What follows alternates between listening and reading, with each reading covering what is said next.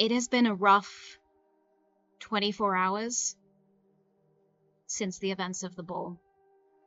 After watching the citizens of Eldron scatter, after witnessing the uniting of Arma and Cerule in what seemed like a frivolous dance, and yet the difference to your own nation, Talmar, things need to change. Or strategies need to be put in place, or something needs to be different, because right now Eldron is divided. I guess that's what happens when you have 12 ruling houses with different opinions, or a nation built on factions and merit. As you stand out in the courtyard of the house that you are residing in, those that are staying with you not currently here in this estate, you feel a fresh breeze float across the garden itself. Floral scents. It reminds you briefly of home, as Lady Ammaya manifests into the space. Candace, how does Lady Ammaya arrive in this moment? I think as that kind of like very fragrant breeze hits you, she just sort of like gets carried in. There is a almost it almost looks like it's made out of like sunlight, but it looks like a Pegasus. And she is riding side saddle, and it kind of alights behind you. If you turn and look, like out of the corner of your eye, you can kind of see the outline of it, like as it rises up into the clouds. But it almost looks invisible, like if you're looking dead at it. Nice. And she just sort of like flounces down, her hair and her skirt and her robes kind of caught up in this sort of ethereal breeze. And the face that they're making is one that is very soft and happy to see you, but also it's clear that she has the understanding things have not been easy. There's like a softness behind her eyes as she looks at you. Talmar? My lady?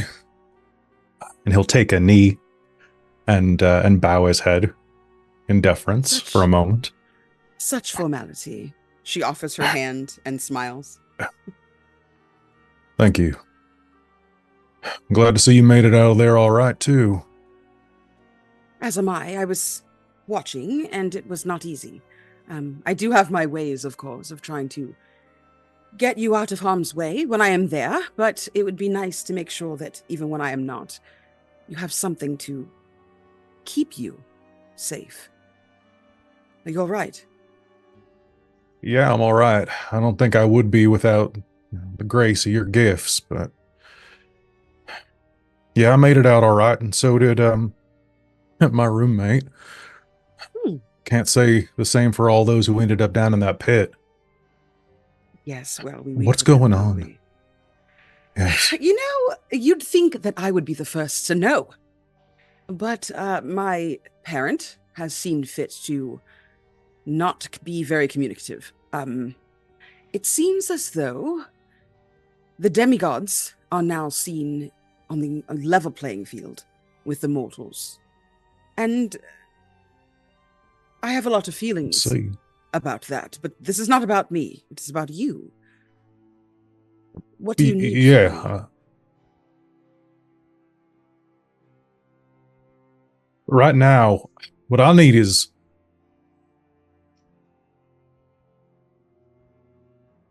I don't know. Honestly, I need options and thoughts. I'm just, respectfully, my lady, I'm mad as hell. To see the ballroom end up like that and them just dance at the end of it, I know that's just saving face, but it pisses me off. Disrespectful. Yes, my lady. I am. Is there anything that you've heard on the inside, on the demigod circle, that could help? Any ideas you have, any links that you have, and what can I do for you? I am working on it. I haven't really heard much. My cousin is embroiled in some kind of love affair, so I haven't been able to get any kind of straight answer about the realities that are affecting others. I've realized something recently, that although I try to be a patron who is a champion of you and cares for you and sponsors you and all of that, I feel as though perhaps I've been a little short-sighted. Your people believe in you. That was one of the first things that drew my eye to you to begin with. And I think that's incredibly powerful, but also incredibly important. And the way that everyone sort of crumbled. I saw your face and heart crumble along with it. There was a lot of pain that I felt on your behalf. I'd like to, if you allow me, to assist in fixing that problem. My people were created as a way to unify all of us rather than separate us. And I don't think it was until the ball that I realized we are more separated than ever. At first it was, I admit, an insult to me as the eldest, as the, not the most powerful, but the original. I thought, why would I have the been, first, yes. Why would I have been left out this way? But I'm not as powerless as I think I might have felt. I can help you, and you can help them. I'll do my best. Have you considered the matching season? I know I have. Dating is, it seems, back burner, but what about maybe considering someone in another kingdom? I mean, crossing lines with some of them. Oh, those frilly debutantes. Yeah, I suppose so. It could. I understand.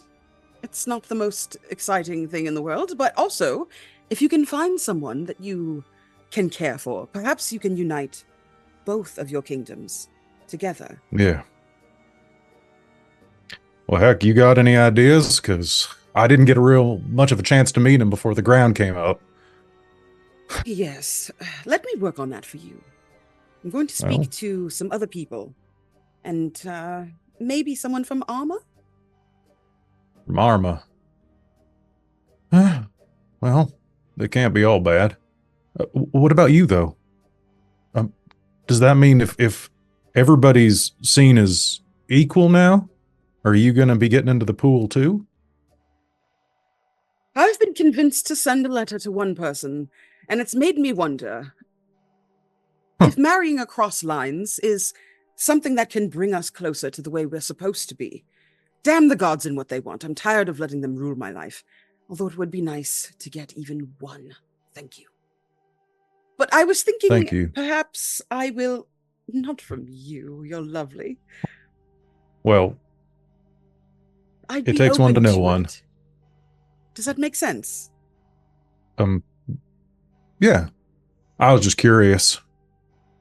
No one's asked me in some time, so it was something I didn't really consider, but I can't really tell you to marry outside if I'm not going to consider all options. That's fair. Ryome, you've been standing at the precipice to this courtyard for a while.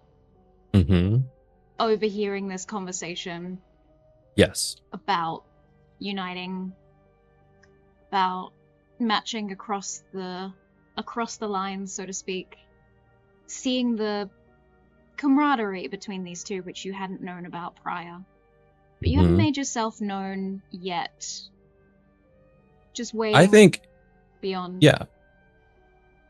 I think I'd wait for this natural pause in the conversation and approach. Do we have...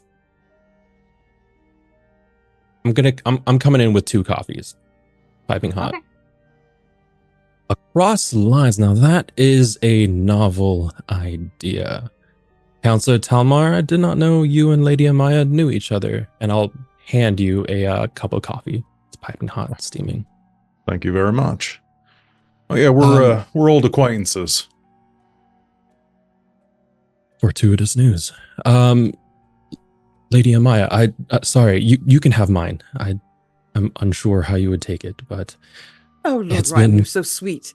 Don't worry about it. And she like waves her hand, and a little cup, like a little golden cup, appears. She takes a sip. Please. You're so kind. Yes, a representative of Eldron must. Talmar, are you okay? It's been quite the night. Yes, it has. To be honest, I'm not doing too well, and I wasn't until Lady Ammaya came and talked me down a bit. I was considering some rash action, to be honest. Penning a strong letter, maybe a little bit of vandalism through a third party. And there is the Cavalier Talmar. There's the reserved Ryome. What do you suggest? Well, Lady Ammaya really had just put it the way I thought we should be approaching this matching season. Listen, Cerule and Arma are united. Our people don't have the leader that they need.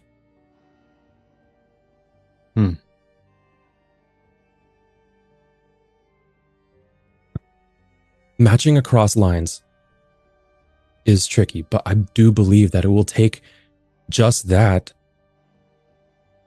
to bring us out of this mess, to unite Eldron. Become strong like we know our people can be. I just have a worry that if we focus so much about united across lines, we're just going to weaken ourselves in the end. Dilute the pool. But, I mean, there's wisdom in it, too. At the very least, if we cross the lines, we can try to break up some of the matches that might already exist between the two of them. Why don't you let me worry about that?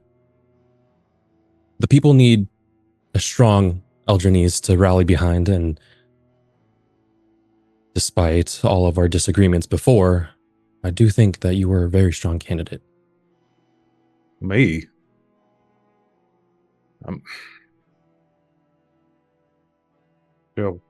I'll take that into consideration.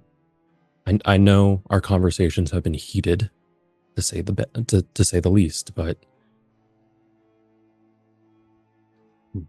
I must be honest. I do think you have the eye of the people on you. They will look to someone. Lord Leopold is one of them, and I think you are another. Yeah, Leo's who I was expecting when you started talking, to be honest, but hell, there's nothing wrong with a two-pronged approach. Besides, if we're being honest, I gotta say I respect the way that you keep your eye on other people. All their eyes are on us. You're clever. You're gonna make a hell of a counselor someday.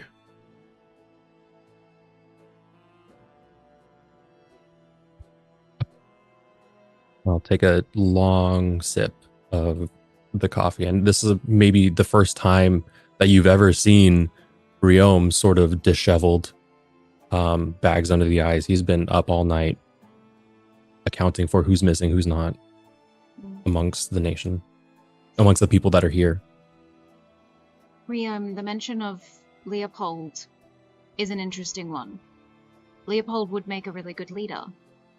However, his mother is currently senator. Her term ends after this matching season, and 2 new senators will be chosen by the council as the next 2 senators for the next 9 years. Talmar could be one of those senators. Yep. But Silversole have already been one of the senators for 9 years, so Leopold wouldn't be able to take that mantle the way that Talmar could.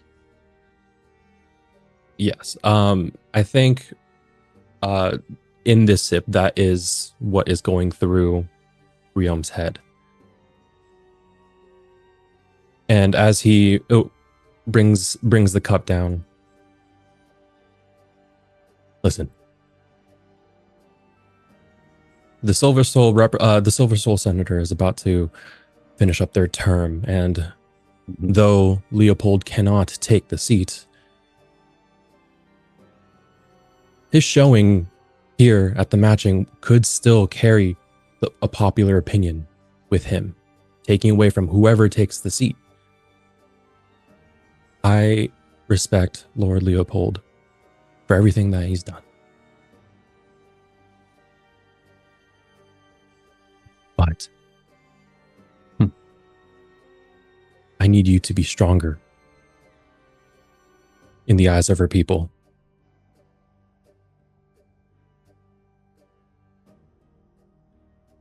Well, I'll do my best.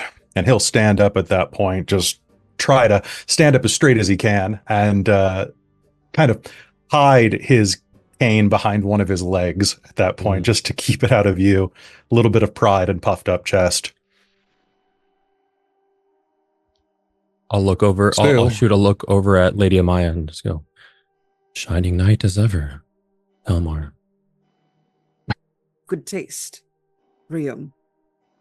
Talmar, I hope that you understand that this is maybe the hint you needed.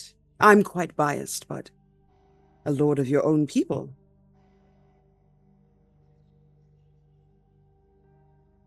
If somebody's got to be nice, front and center, I don't mind it being me. At the very least, make a hell of a target. You would need I don't mind that. Align yourself with Leopold to achieve this. Now we just got to get Leo on board. Exactly. Depending on your opinion of Leopold and or your relationship with him, having him as an ally is better than as a competitor. And Lady Ammaya, you have seen what Leopold can do. In this moment, as you are the demigod of wings, of flight, you could bring Leopold into this conversation. I think hearing that, wherever Leopold is, you have a like a swarm of bumblebees that arrives at your location, and almost like a tornado of them. It looks very inviting. Like, it looks like pretty, and it smells like honeysuckle and lavender, right?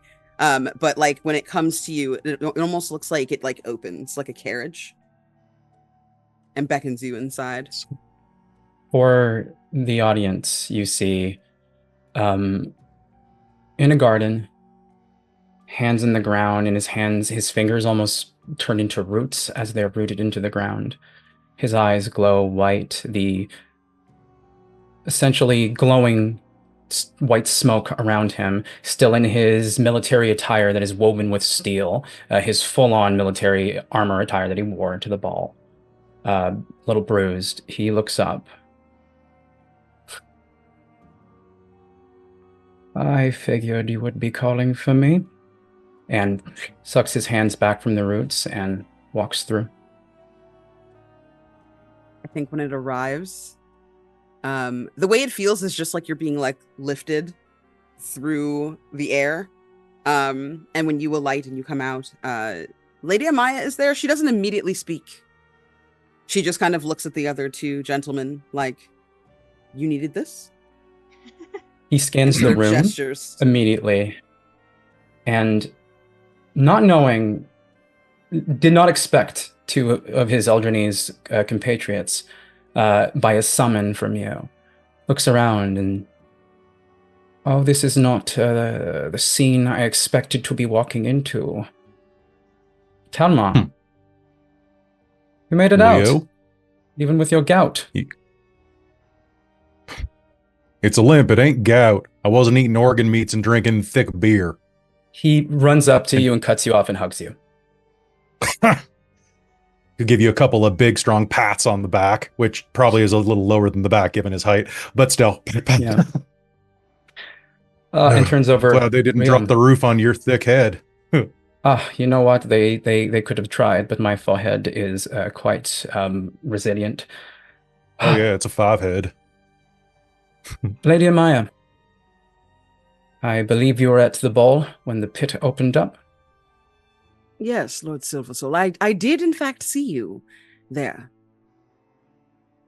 Yes. I had a feeling you would be one of the ones to notice what I had to show there to save lives. I did, and I have some questions. I have some answers. By the way, much appreciated, Lord Silversole. Of course. Of course. Hey, call me Leopold. Don't worry about the formalities. We're among the people here. But I must first ask, why here? Why with the council person and representative?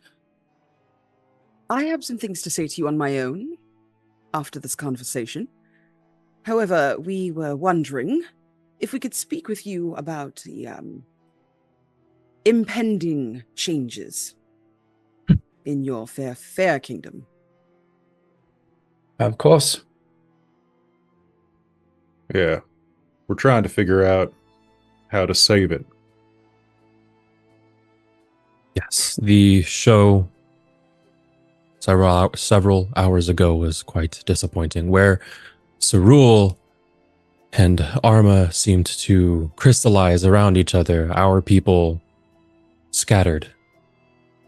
Out of fear, out of self-preservation, out of lack of direction, I don't know, but it's just something that I take issue with. And I'm sure you do too, but your connection, your ties to everything with the matching drove you to quick action elsewhere. I don't want to sugarcoat it. Eldron is a house built on soft sand. I'm aware. The foundations of our nation need to solidify. Indeed they do. I have been away from society for quite some time. Trying to do good where it doesn't matter. Seeing what I saw yesterday, seeing our people scattered, terrified, and it is not their fault. It is not their fault.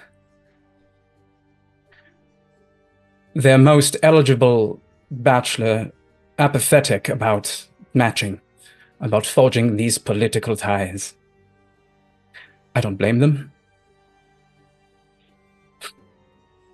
A change needs to be made. And you're right. Leadership needs to be strong and needs to have a good voice and an even better heart. Yes. The matching, it is a game, it is entertainment, it is still bureaucracy that we must cut through. So, what are you Talmar proposing? I feel like you've spoken before I showed up here because you're all looking at me. Oh, it took you a like while to get here on the bumblebees. Bumblebees. I was busy. It matters. I was trying to communicate with a certain someone who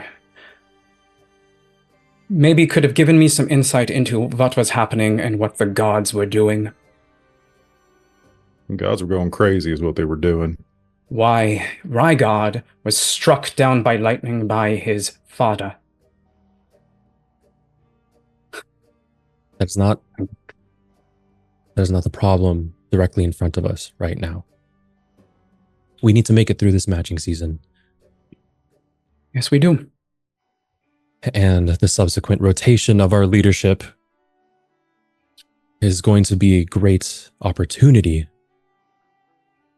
to solidify our people behind strong leadership. Now, What do you imply? The way everything is set up in Eldron, you are unable to ascend to one of the 2 seats. I think Counselor Talmar here, given your blessing and your support, would be a very popular option, would be a option that we need. Someone strong, someone to rally behind. What Ryome's trying to get at is, you got my back?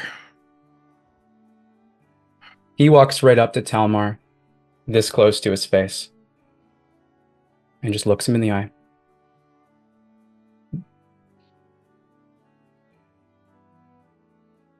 Even if I was eligible to become the next senator, that is not my role in all of this. Eldron needs a man of the people. Eldron needs someone who came from nothing, who has a heart of brass. Not a fighter with a silver tongue. Of course I have your back. I will be your sword and your shield. Thank you, brother. Of course. And you need it because you can't walk. So no dueling. I can walk just fine. All right. You hear what I said? No dueling for you. You almost died last time you dueled, and you didn't even have this. I almost died last time. It's not gout. First of all, it's a deep tissue injury along my. Anyway, I'm fine now. I have some. I've been going through some. We'll just say physical therapy. I'm better than I'll look. I don't know. Counselor Talmar, let's discuss. I just ate your accent for a second. Sorry. Let's discuss what next steps are. I believe Leopold and Lady Ammaya had some words. Yeah, that's fair. Real for quick, a second there, Leo, I thought you were going to propose. You're getting that close. Oh, you wish, my friend. You wish. Like I would be. I could do worse. You know what? Could do worse. You know what? It is what? the matching. Speaking of this, do you intend to match? If you are aiming to become senator, now I may be not my mother, but I've learned a thing or two from her. And I don't think me backing you is the thing she would necessarily want. I have not spoken to her since. That will be another conversation entirely. What are your intentions? If I had my druthers, I would match. But if it's better for Eldron to see others matched, then I'm happy to put others forward. No, you match. If you want to be a senator, you need a good match, and you need to aim high. And I know small talk and flirtation may not be your best thing necessarily, unfortunately. You're quite handsome, very handsome. But once again, feels like you're flirting with me, which you know what? I'm flattered. I'm so sorry. You totally do. And I can flirt just fine. Okay. I got this. I just need to know where to aim. You aim wherever you decide. This is not something for someone else to tell you. Let's just say that right now I didn't get a chance to see who the crop is right now, and being my height, it was kind of hard to see through the crowd. So if you have any ideas about who would be good, I could use, well, given what I saw before, let's just say I could use a wingman. I may be able to help. While you were brooding at the edge of the ballroom, I was talking with people, and some names come to mind. Let's go talk. Okay. The two of you walk back inside the estate, leaving Lady Ammaya and Lord Leopold out in the courtyard. Just the two of you. I think for most of that encounter, Lady Ammaya didn't really speak, gave a lot of glances and was doing a lot of active listening. But Leopold would have felt their eyes flick to them several times, flick to him, over and over. There's like a minute of pause, I think, where we just sort of look at each other, and then Lady Ammaya says, "So, what was that, lunar moth? Those wings?" He just smiles, and you see unfurling large lunar moth wings, the same sort of black and white, but like glowing, with like faint, almost stardust emitting from them. Quite impressive. Indeed. So, there's only one being that could have given this to you. You've been speaking to my mother. Yes, I have. And I was hoping you would notice them in the ballroom. You got to see a little bit more than I intended with the pit of death opening up. But yes, it's more that she speaks to me. More than I can say she does for me. So, I was worried about if you would have ire towards me. It's my first time speaking with you, but I do know that a lot of the demigods tend to have issues with hubris and favor and insecurity. Yes, it is not a good look to have such insecurities, especially at my age. So I've been warring with that. But I feel as though it would be remiss of me to not take notice that your boons and your gifts come from the same place as my own. So I don't hold anything against you. If anything, I think I should like to know how we might work together. The gifts from your mother came a little under 6 years ago and I don't know how or why, but I was just dropped completely from connection from sun and sky. I was a fan. I learnt from Rygard. Brother, soulmate, and thunder. I don't know what words he used, but he gave me his blessing, and seeing him struck down by the same Vater that took my powers away when I didn't want to be part of something so barbaric, when I felt shame and guilt for killing another human being when I did not have to. I was young. I still am. The pressure.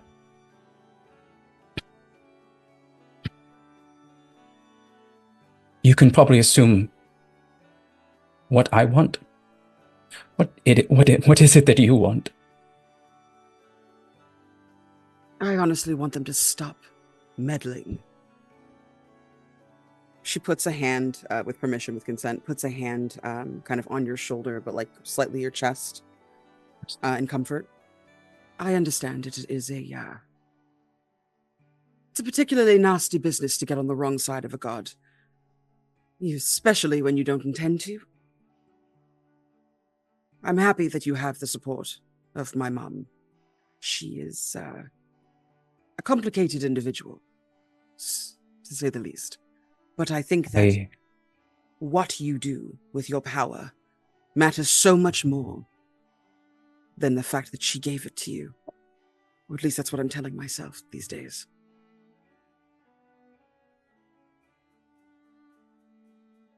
I just want to help my people. Truly. This is all. I don't like these arbitrary hierarchies. These unnatural, and I'm pretty sure you can understand where the sentiment comes from when I say unnatural hierarchies. Choice and freedom are given to those with power. And I have been given power, and a kind of power that I feel more free.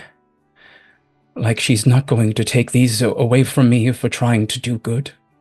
Like I am not just a delivery system for a blade.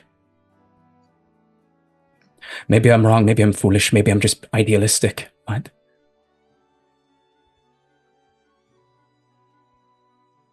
what happened to all of you, the demigods? You get to taste just a piece of what it is to feel powerless. And I am not resentful of you for this. If anything, I think we need your help more than ever. There's like a really long gap of time after you stop speaking before Lady Ammaya answers you. She doesn't cry, but they have a gloss of tears, I think, in their eyes. I understand. Sometimes I think we all need perspective to remind us or to show us what we're supposed to be doing versus what we think we should be doing.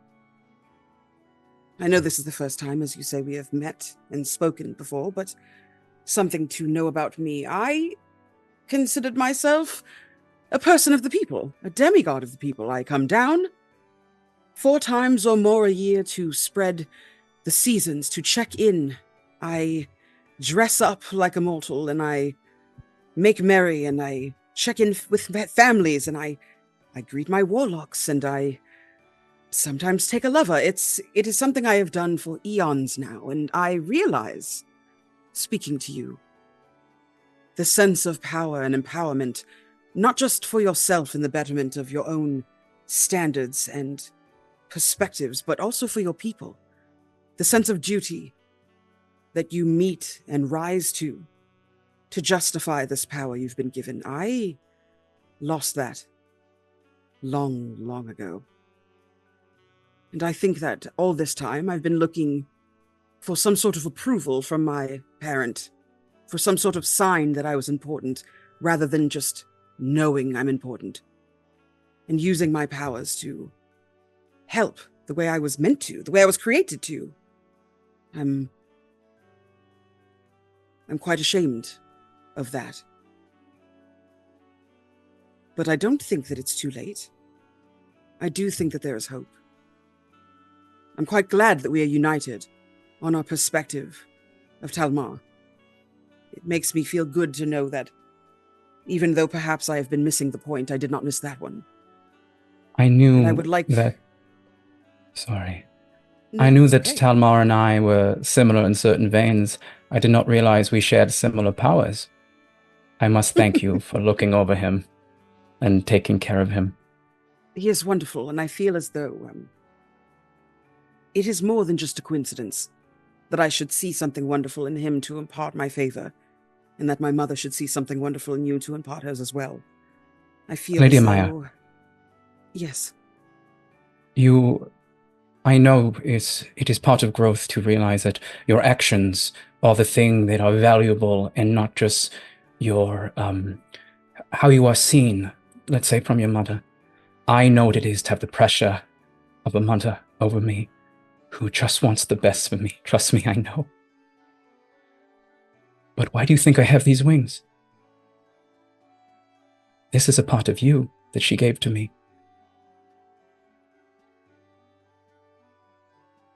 Tears definitely fall. And I think she takes your hand. Long, long ago. To create what we now know as these kingdoms, as this land. My sister, Nadala, gave up her life to live among the people. Her immortality gone in a snap. Everyone is upset that one of us has been made mortal, but my sister chose that. She chose to be among the people. She chose to give up something so great to be among those who deserve it.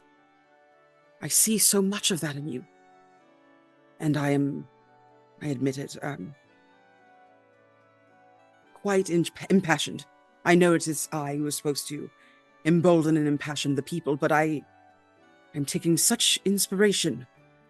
It is almost as if she is here again, with your perspective and your care. I don't think I've seen much of the like of it in some time. I'm not a hero. If anything, I am poised to make myself a martyr. I have done things, and like everyone, it's how you change and the actions that you take. Talmar is going to be a good leader. I want to send shockwaves. Lightning struck down. Soon after is when you hear thunder. I want your blessing on something. Right. If I'm going to match, it is not going to be something frivolous. And it may put me in danger, and I don't care about that. I want to be alive as long as I can to help my people, help the other people, help Amma, help Sarul. Who cares? They're all people. I wanted to make sure that Talmar held no ill, and please, if you see him before me, let him know there is no ill to have against the Sarul. Even though there was some dirty fighting in the previous matching season, they were only doing what pressures were put upon them. We are to unite people. I want to send a shockwave. I am going to request a visit and/or send something to Daddy's Thunder's favorite daughter.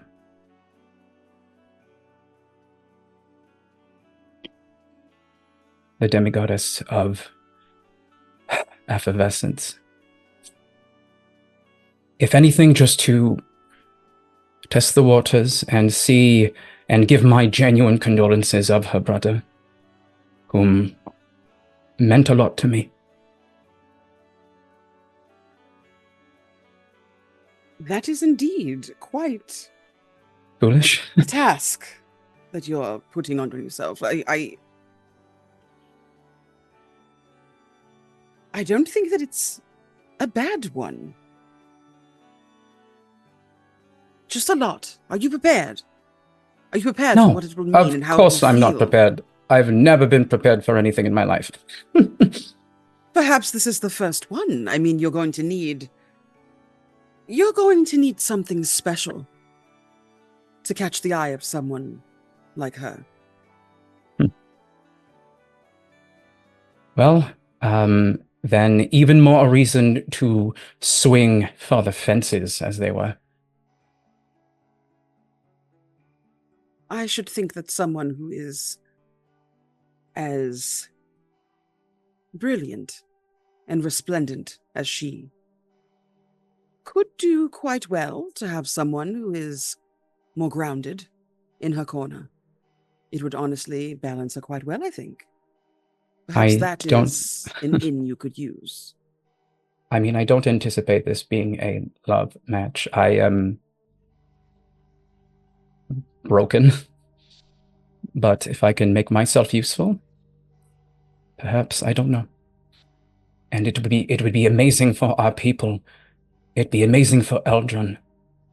It would take Aya off of Talmar. But if Talmar had a good match as well, it would see him as a sensible leader, backed by someone who doesn't care for hierarchy. At the end of the day, that's what our people want. We choose our representatives. I hear you. Saying you're broken. You are not broken. You are a survivor. And I think that survival is something you're trying to bestow upon your people in the kingdom at large. She touches the place right above your heart. And I would like to cast Enhance Ability, even if this is just for like glamorous purposes and story purposes. I don't know how this is going to, but I want to give you Eagle's Splendor, which means you have advantage on charisma checks for writing your love letter. Brilliant. Anri, it has been a day. Things have escalated and changed rather rapidly. But as you sit in your room before heading down to breakfast, before confronting the new realities of your life, of your plans with your sister and your cousin, There are 3 letters. 4, but one of them is addressed to both you and Soar. But 3 letters to yourself that sit on a silver tray beside you. One is from Estella.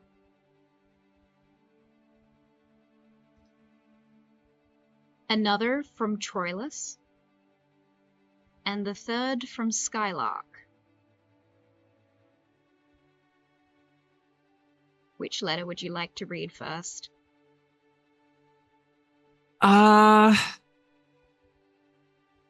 Sifting through them all. The Troyllus and the Skylark ones just kind of catch her off guard because it's like you're in the house, like what? But the Estella one, that's even stranger somehow. Because it's been God knows how long since I've actually like talked to her. So I guess it must be important in some way. So that one. Okay. This comes to you in 3 parts. Oh God.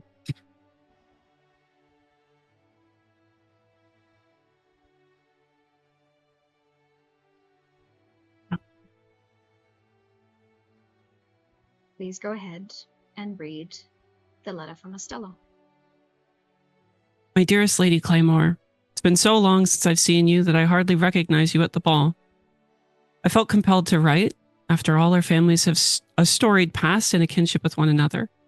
I consider it a privilege to have watched you and your sister grow into such stunning and confident members of Arma, and I hope that your parents are also well. I've watched you grow up with such pride and admiration as a family friend. In fact, if I had ever been lucky enough to bear daughters of my own, I would have been grateful if they had been if they had even half of your grace, talent, beauty, and dedication and loyalty. Please forgive me if the remainder of this letter is too forward, but having known you since you were but a child, I cannot sit idly by while you tread a path of potential heartbreak, considering the knowledge I have of the person in question. It feels the least that I can do, considering the friendship I have with your family, to inform you that I know the Dowager Duke is a comely gentleman, and I can understand that one might even find him attractive. Were I in my youth, as you are, I might even be tempted. But alas, time ravages us all. I wish I had a better way of telling you this, but Lord Troyllus does not seek a love match. He's merely seeking the first person willing to say yes to his suit to stay in Arma. In fact, he's been a shadow of himself since his late lady wife's passing, consumed only by thoughts of her, and spoke openly about wanting someone who could keep her alive in his heart.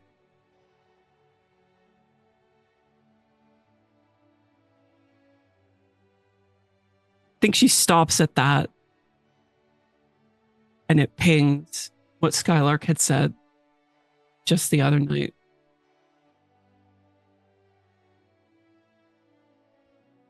I watched them fall in love during the matching season, and it was a uniquely beautiful bond, one that I have not seen since my late husband. I know you, Anri. I've known you your whole life. You're strong, deserve so much more than to be someone's second choice. You deserve the true love and affection of a true love match, not someone looking for visual replacement.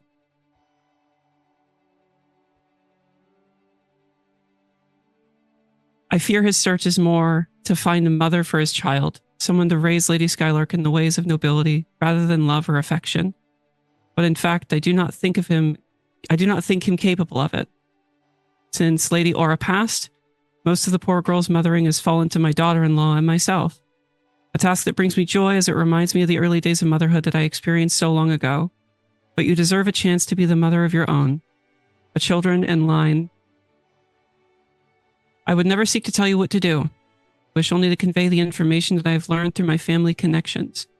This letter comes from a dear old family friend who has nothing less than the utmost care and affection for you and your sister that a grandmother would hold for her own. Yours in warmth and love, Estella Glaive, Dowager Lady of House Glaive.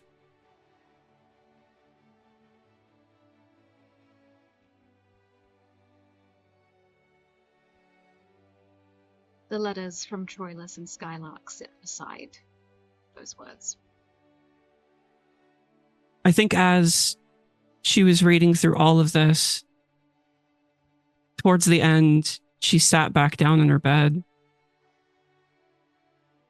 And it makes sense. The words that Estella's written, they make sense. But at the same time, she also has this pang inside of her that's... She didn't really ever come to the matching season for love. She kind of knows that these games are, well, the matching season isn't... It's about connection. It's about power. It's about trying to maintain your household and all of these things. And while the sentiment that's there is sweet, it is also a very bitter one. Because that's not something that she's ever really thought of herself ever finding. It's never really been in her cards, in her mind. And while she would love that, and she would love for her sister to have that, this isn't the reality of the world that we live in. The matching season is very short. The likelihood of finding love is very slim. So while it resonates to a degree, it's almost a somber thing of like, well, isn't that what the matching season is anyway? Just people trying to survive, get by, make the connections they can to secure the family and the people that they love.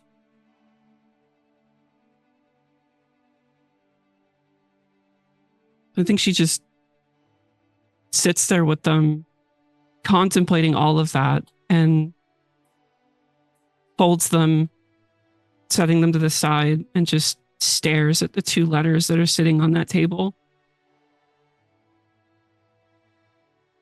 And is equal parts curious and terrified of what they might contain.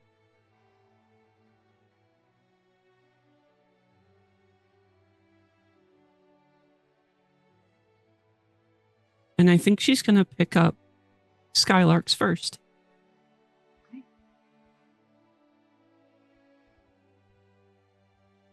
You pick up the letter from Skylark, clearly written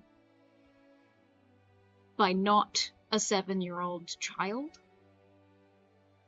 However, the words itself directly from Skylark. Lady Anri Claymore.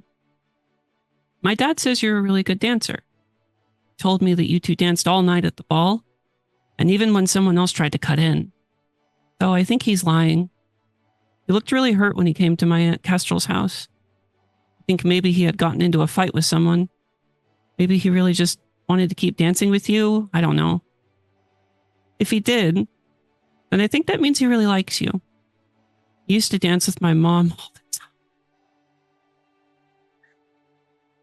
And that really made him happy. Maybe you could dance with him again? I think that would make him happy. I'll help him practice. He hasn't had a lot of practice since he steps on my feet when we dance. I think you're really pretty. And I like that you have a twin. Do you two ever switch places to trick people? They definitely have at points in their life.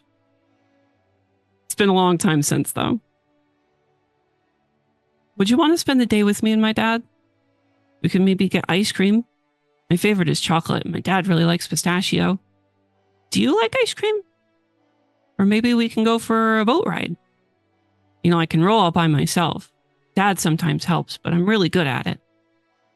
I hope Dad will I'll let you join. Oh my gosh. And I hope Dad will let me join you too. I'd really like that. Excitedly. Skylark Gladius, Duchess of House Gladius. P.S. Skylark wanted me to write that. I only wrote the words as she said that. These are all her words. Troyllus.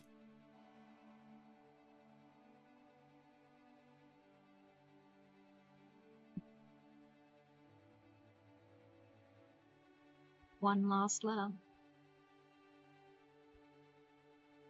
sitting on that, everything that Estella has said has gone out the window. It has gone completely out the window.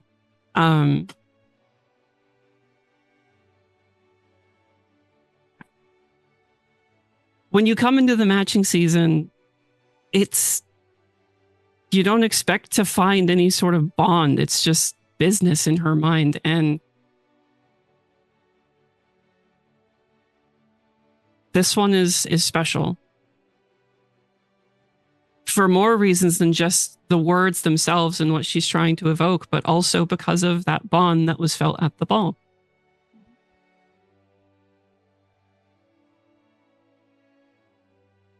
So she folds it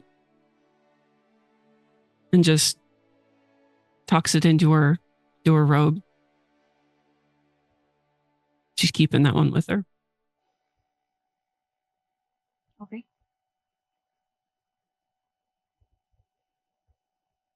And you open the letter from Troyllus. Yeah.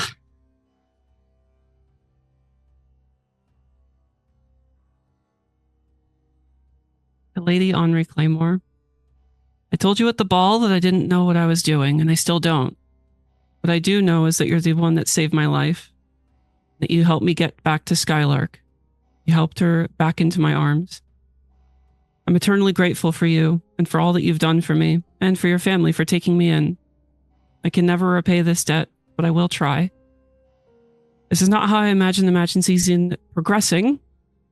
I'm not certain this is how you anticipated your matching season going. But I have to believe that you did not think you would have a man and his daughter that you met mere hours prior on the royal airship residing within your estate. I suppose in this, we're both venturing into new territory. I wish I could say there is an air of excitement to this novelty, however. I am terrified of what is to come. That is, except for when you're by my side. You make me feel safe, feeling I've not felt for some time. I apologize if I'm being too forward. I know I made a right fool of myself, dwelling on the past at our meeting at the ball, and I fear I may be making myself to be the fool yet again. I would not dare to presume your aspirations and intentions for this matching season, especially concerning this widower and his daughter. But I would never forgive myself if I didn't at least inquire. I know what I'm about to ask is insignificant in comparison. You saved my life, kept your bond to help me escape that carnage and return to my daughter. You're a true woman of honor and grace, and I would consider myself lucky if I might escort you through the castle this season. I do not know what this matching season will look like, especially with everything surrounding my sister, her family, and my daughter's apparent connection with Skrios. But I do know that I would be honored to further acquaint myself with you. I patiently await your reply. Humbly, Dowager Duke Troyllus. Is it Ilex? It looks like Hex. Ilex. Dowager Duke Troyllus Ilex Gladius.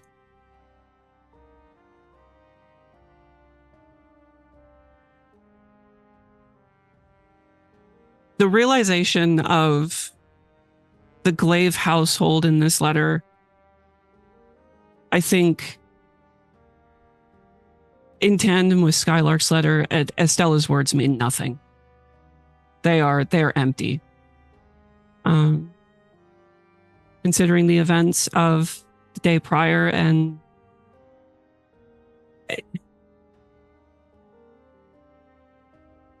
I feel like because of her history with her family,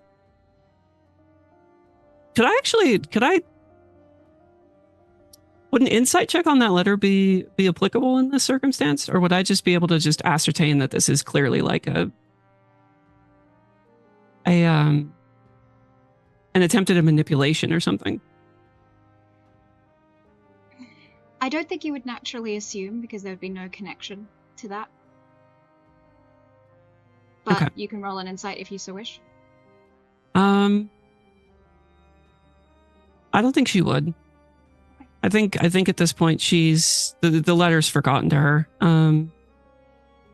And the words in Troylus's letter, however, reminding you of the connection both you and Skylark share to Skrios is something that you've been thinking about since inviting Troyllus and Skylark into your home. Something that you still have yet to discuss with your sister and cousin.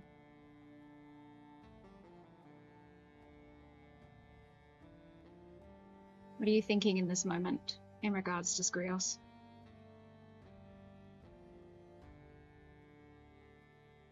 She doesn't know. She needs to talk to him.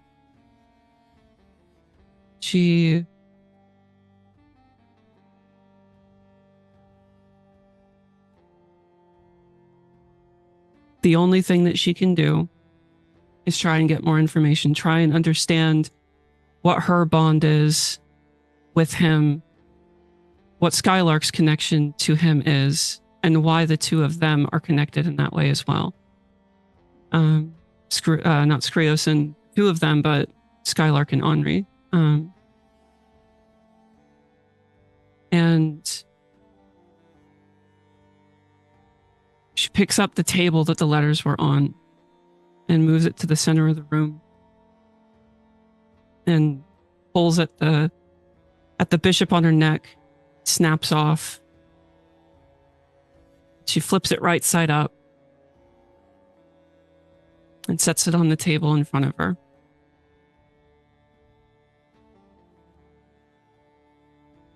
And with a measure of hesitancy, says, "Ash of my cup, fill and peer into the mirror of eternity."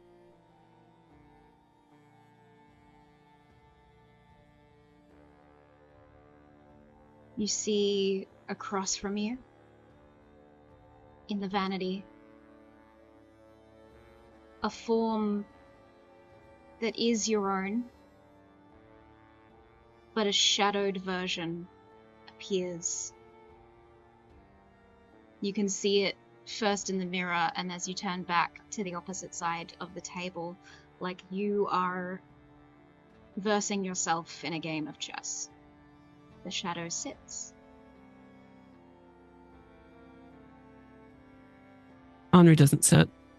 She just stands over the table.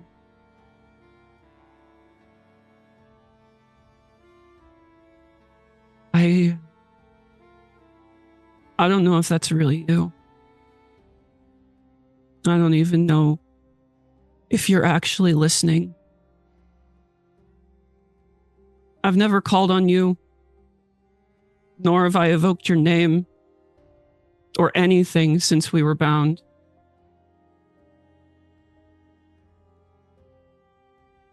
You saved me from potential ruin a long time ago, something I haven't forgotten. But on that day, our silent agreement was not one that I understood. I mean, how could I? I was a teenager, and over her head, I was scared. I was alone. But I never questioned it. I was just grateful for your intervention.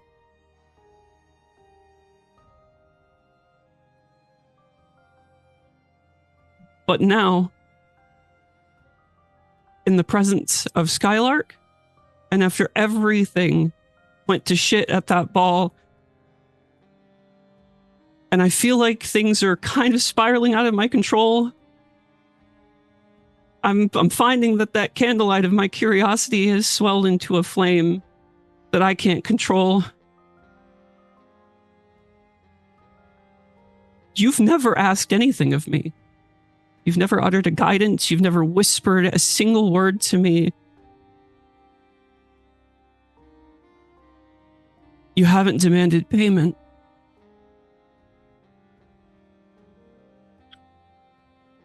She kind of straightens herself. So here I am, breaking our decade-long silence of our slow dance in the dark. Why? Why the child? Why Skylark? Why me? To what end? Why did you give us this power? You sit there in the shadow of my own form twice now, either unwilling to show your face or unable, boring into my own soul as if I'm my own judge, jury, and executioner. What am I to glean from the silence? These past 10 years, how can I ask the questions if I don't know which ones to ask? How can I know what's beyond myself? Have I done something wrong? Do I not deserve an answer? Am I unworthy? Do I not deserve a scrap of your wisdom? What the fuck is it all for? She smashes the chess board and the table in front of her, punching straight down into it and destroying it completely. How can I operate in a world in which I know nothing? I don't want power. I just need to protect those that are close to me. And for that, I need your answers. Whatever I have earned, whatever I need to do to deserve them, please. Just answer me. She slumps down onto the floor. Are you using your boon? I am. Then you receive a reply. My dear Anri,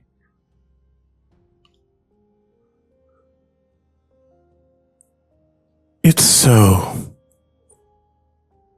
intriguing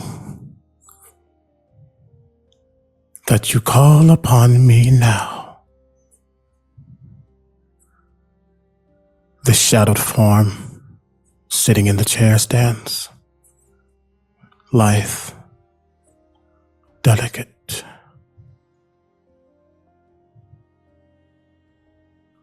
It's been so long. You have used the power I have given you without a single thought. You have used the power I have given you to do all that you have wished. And you never asked why. Until now. Until all is falling down around you.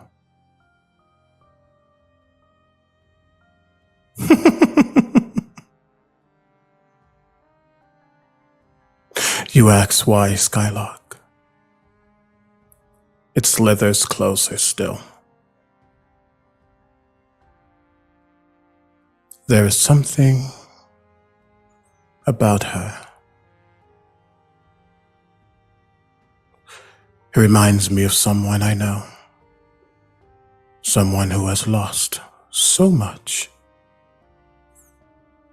and still has the tenacity of 1,000 nations. Perhaps I was a little sentimental.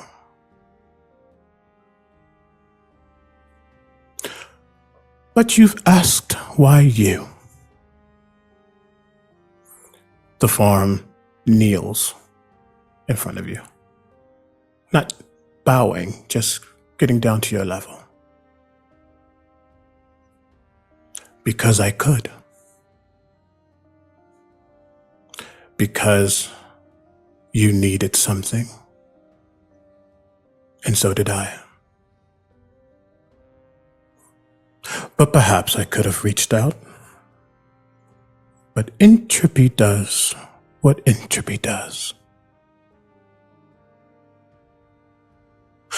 You want to know how to help the little bird.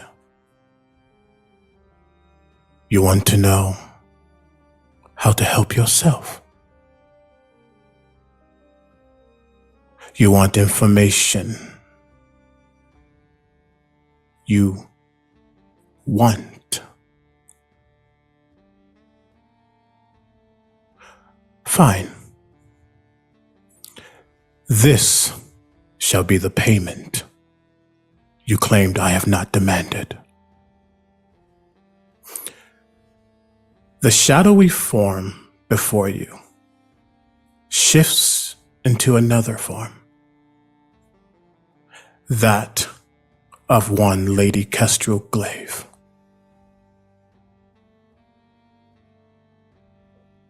If you want to help the little bird, you'll take out the one that's seeking to harm her. That is what you must do. As I said, entropy is as entropy is. But do not fret. The form shifts back into you. Allow me to help you.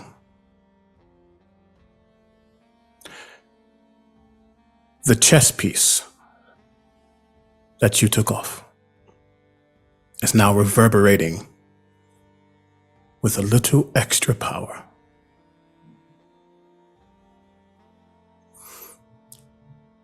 Call it a gift.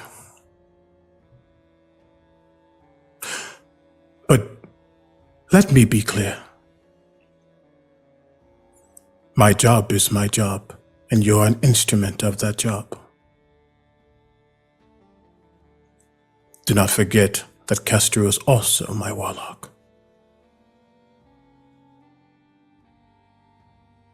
Have fun. The form floats back into that vanity, that mirror, and then the mirror shatters, and the form is gone.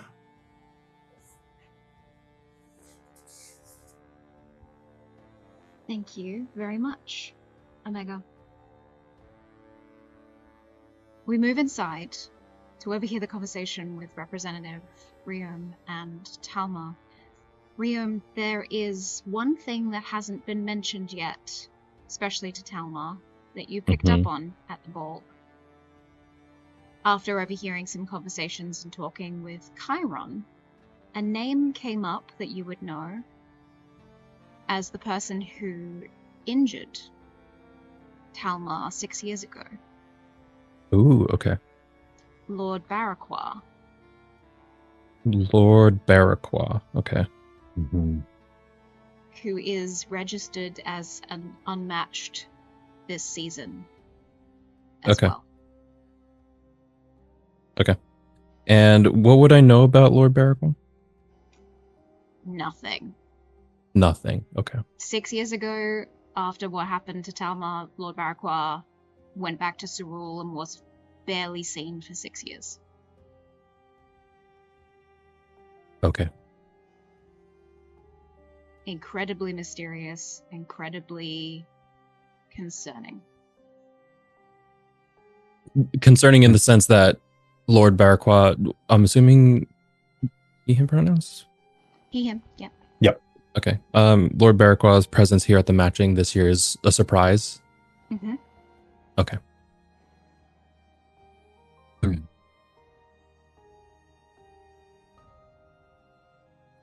I imagine...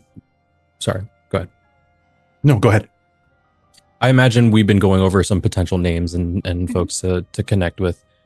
And I will, as we're walking and talking and, drinking coffee, I'll stop. Well, you run out of ink? No. There is one thing that I almost forgot over all the commotion and chaos and recovery over the past several hours.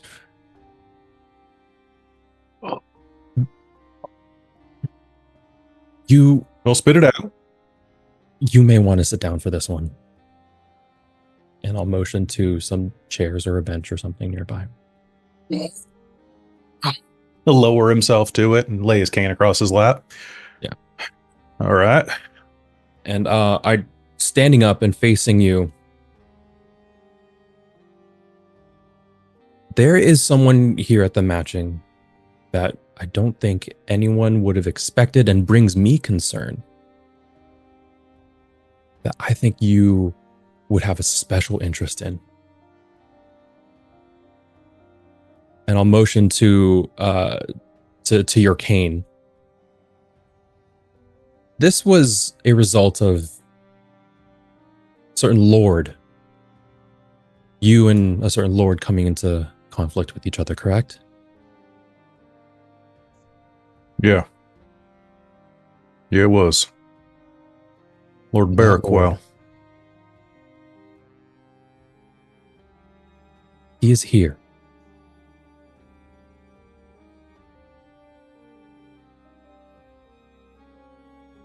As an unmatched? As far as I could tell, yes. Son of... I need you to tell me just how deep this conflict goes.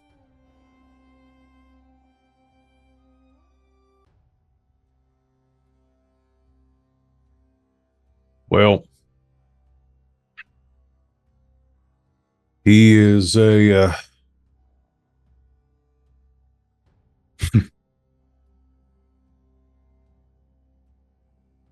Look, Talmar. It goes as deep as it needs to go, or as shallow as it needs to go for Eldron to win. That's good. That's good, but I need to know exactly why, in case it can be used against you, against us, against Eldron. No one does what Barraquel did to you without a specific amount of hate. Kill someone, sure, but to attack you and leave you to... I should have won that fight. By all accounts, I should have won. I've been practicing with sword and axe since I was 7 years old. Mm-hmm, mm-hmm. Dirty trickery like that. And to just have it. Just fly right under the noses. Fall them on high. Yeah, it bothers me a lot. It rattled you.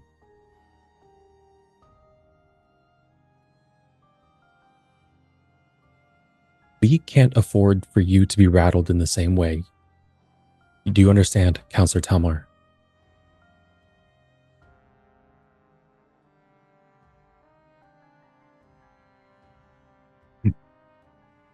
Well, let's rattle him then. Love to see the look on his face when that bastard sees me walking in. Bet he never thought I'd do that again.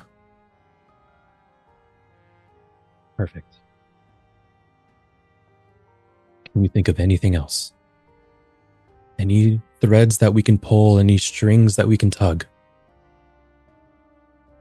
He's pretty mysterious. Someone isn't that mysterious without something to hide.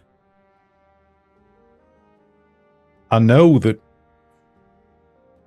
he's really connected with the Church of Solstice and Stars. Maybe there's some strings there. Okay. I find that the more pious someone pretends to be, the more skeletons they got in their closet. Too true.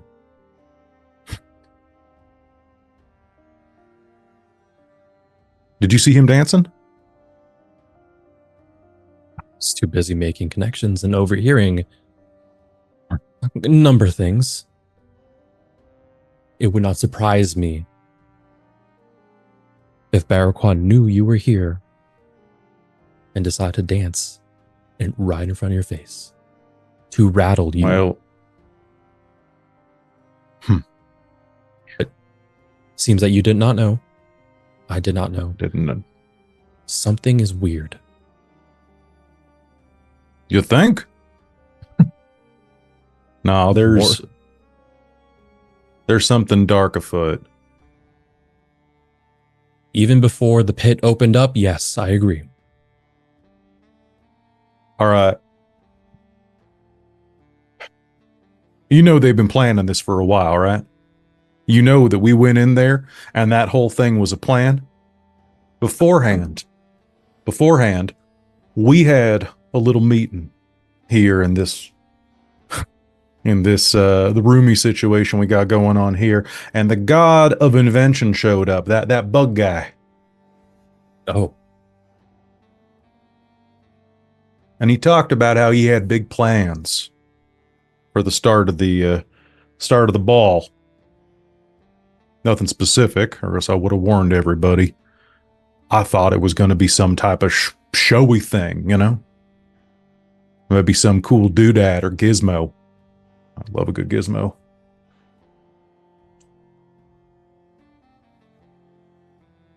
You know, it's hard to tell when your face is an insect, but he was grinning like mad when it all went down.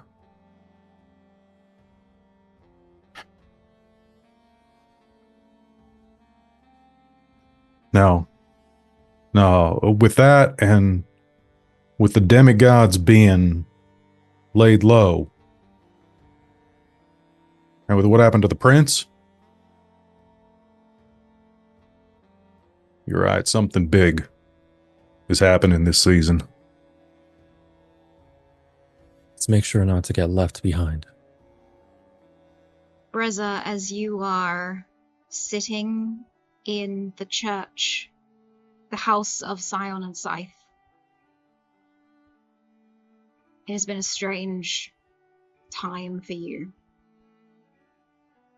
But with a moment of clarity and a moment of protection, you've been able to sift through your thoughts as a letter arrived, addressed to you. First a concerning thought, until remembering that the demigod city can send letters to the embodiment of the individual it is addressed to, regardless of where they are. So, no one may know of where you are currently located, but the letter will still find you. You look down to the words, cross the page. You could read them for us, please. Brezza nervously looks at the letter that's sitting beside him on this pew right now that just seemingly apparated there, and he pulls it up and he pulls out Archibald and puts Archibald on his little lap there and unfurls the letter and says, reads, "Brother-in-law, I have a pressing need to meet with you. Meet with me where you and I discussed your future and worth all of those years ago, at the same hour as the past rendezvous. If you care for my daughter as much as she loves and adores you, you will tell no one of this. T." He puts the letter.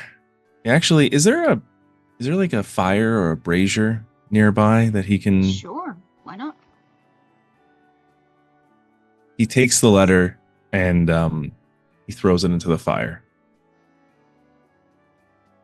And during your matching season, Troyllus chaperoned your wife. Before he was matched later, you both sat for tea to discuss the future that Kestrel would have if she married you and moved to Armor. It seems like a very long time ago now, but you do know the exact location and the exact time that you first met Troyllus. Do you accept the meeting? of course I do. Okay. Then you make your way to the tea house, just as Anri makes her way downstairs to breakfast. Troyllus and Skylark left early so that they were out of the house and so that you could have a conversation with your sister and cousin. Soar, Amina, you are already at the breakfast table as Anri comes down the stairs and into the parlor. I have a quick logistical question. Is this before or after my dates?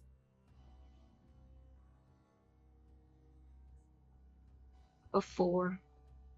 Okay. Yikes. Okay. Silently eating my breakfast, and I don't look up. Yeah. I think Amina is also just lost in thought, eating. As Anri makes her way to the table, she's not wearing the piece. It's just tightly palmed in her hand. And she's not really hiding. She hasn't wiped away any of the tears or anything. She's not attempting to hide the way that she's feeling at the moment. Morning. Yep. Anri, are you all right? What happened?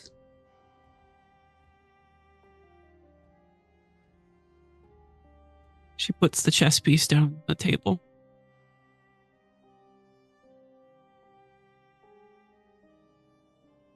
Are you going to tell us what that means now? I suppose it's time, yeah. Okay. You know how I used to sneak out when we were kids? Yeah. And you would cover for my ass? Yep. In case mom and dad went looking for Never me. got caught. Yeah.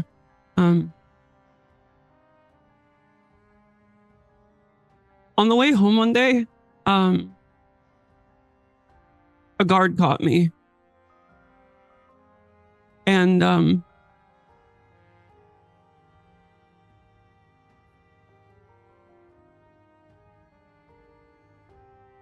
he intervened. Who's he? Skrios? Anri. Fuck. He killed him right in front of me.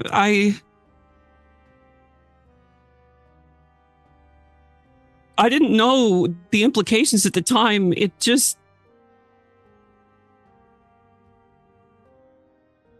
was me, but it wasn't. It looked like me. But it was like a void.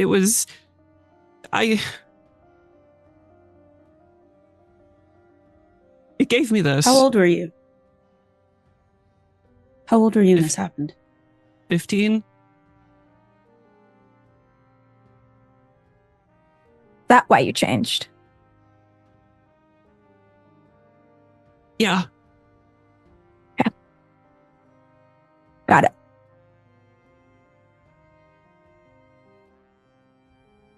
Got it. I'm sorry that I panicked and I didn't know what to do. I'm sorry I brought them here. They couldn't go back to their own estate and I didn't know what to do. I didn't know what to do. I couldn't leave them out there. I couldn't leave them alone. No, you could not. Anri, it's not your job. It's not your duty to watch out for other people like that. What would you have had me do differently? Let him die? No, I'm not upset that you saved them. I'm not upset that they're here. I'm upset you even had to do it in the first place. It's my job. Not yours. Clarify that for me? I am head of house. I am your older sister. I take the risks. You don't. When I said no risks, I didn't mean me.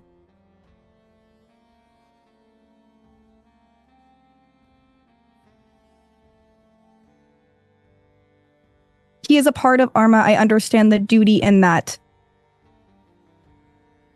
You're here for love even though you don't want to be. That is not your job. Duty is my job. You've already done so much.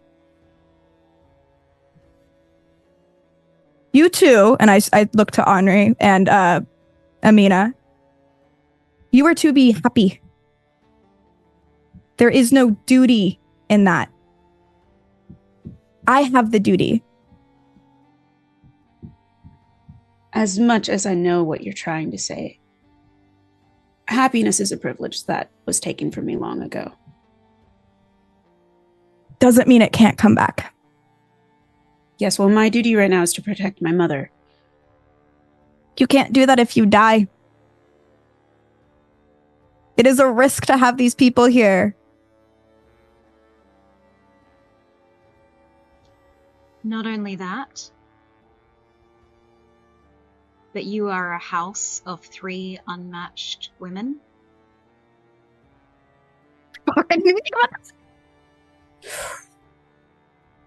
And you have let an unmatched man stay the night.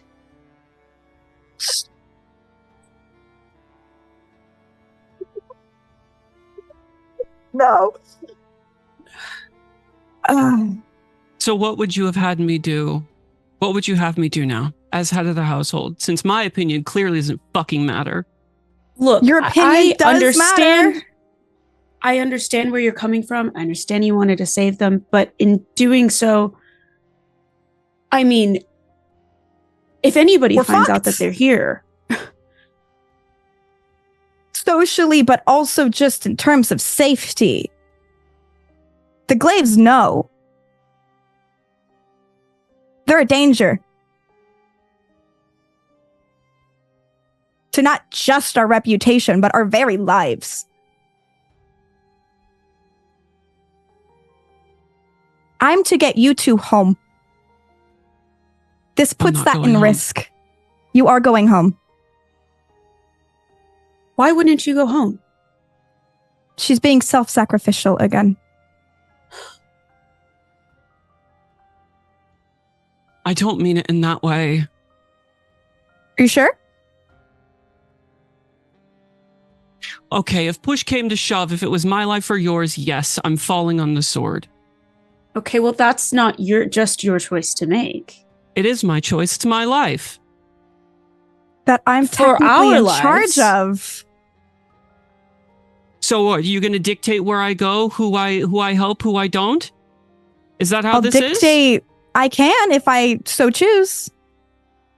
If it means protecting you, I will do what I have to do. Okay, can we just think logically here? Because we can go back and forth and fight about this for as long as we can, and I'm sure it would last a very long time. Probably like but at the end of the day, what has happened has already happened, and we need to figure out how to save our asses. We can contact a church. It's a place for people to stay. You know what? No. I have an idea. Since I'm such an issue for you, apparently. You're not the issue, Anri. Was to leave the house. That would fix your problems, wouldn't it? Anri, I'd be taken care of. You wouldn't have to deal with me anymore. I could do my own thing. If I was to match with Duke Troyllus, that would elevate me to what? Duchess? Right? Not if I say no. I could live my own life. Okay, well then think about it pragmatically. I have nothing to my name. You get everything. You say that happiness is the thing that I should be going for, but I don't even know what the fuck that looks like. Do you think... Find out without these parameters. Just let go. For once. Stop taking on all the duty that you never needed to. I was right there to burden it with you. But now you're taking all of it. It's my turn.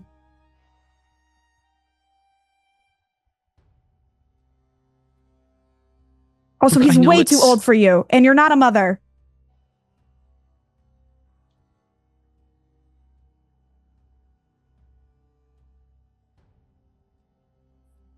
I'm not saying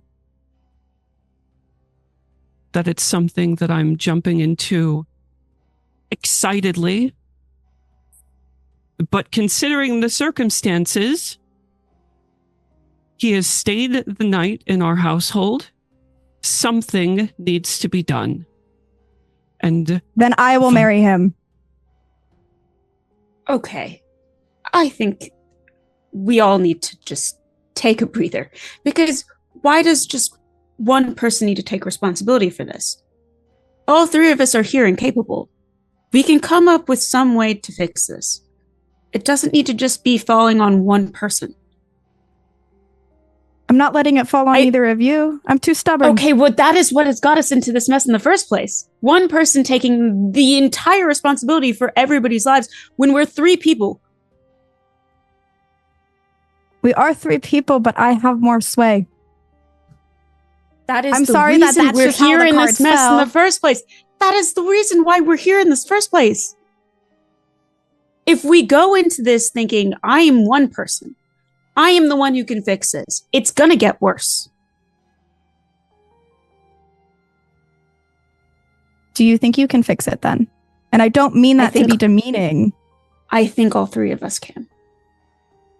We just need to talk about it. Without trying to sacrifice ourselves. It's not a sacrifice. Only if you see it that way, I guess. Don't look at me like that. Drink your juice. Soar, you have so many things that you want to do and that you can do. It is a sacrifice. If you choose to marry somebody that you are not in love with. And Anri has already taken so many sacrifices leading up to this point.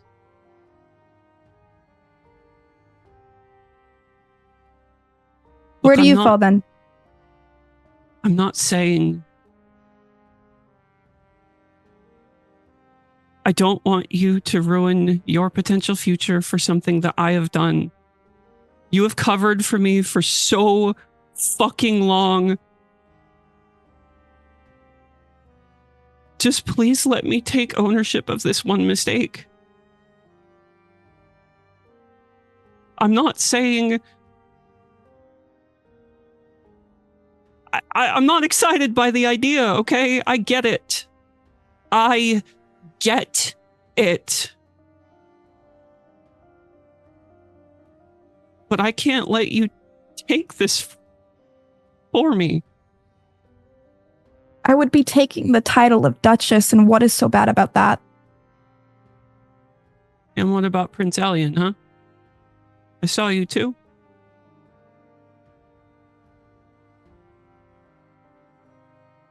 It's a powerful bond when it comes to the politics of it all, right? It's a safe Not play. my nation.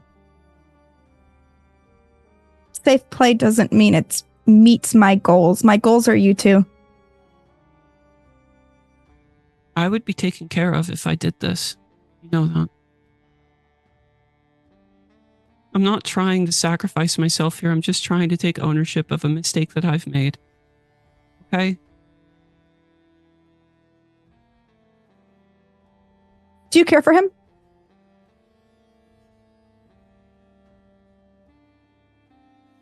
Is this what you truly, truly want? There was an air of chemistry when we talked.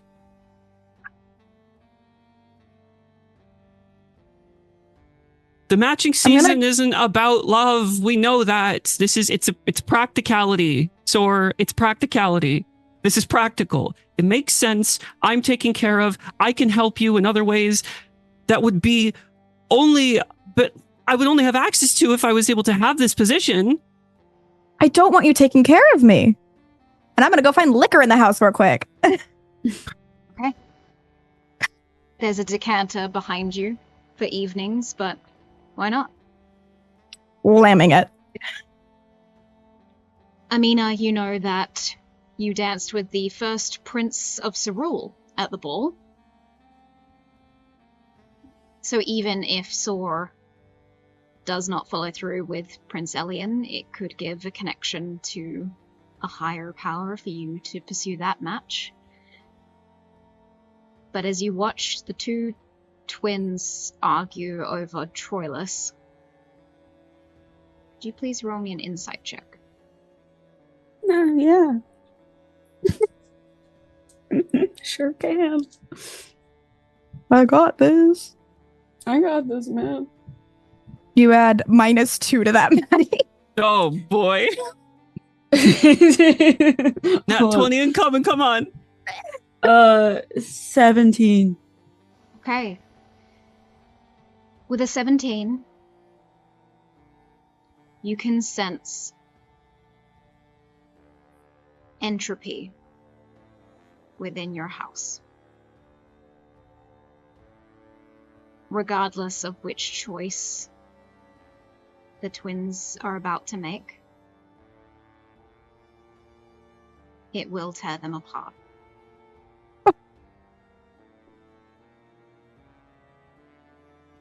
Either Soar declares a match with Troyllus, which, regardless of Anri's words, will break her heart. Or Anri will disobey Soar's orders as head of house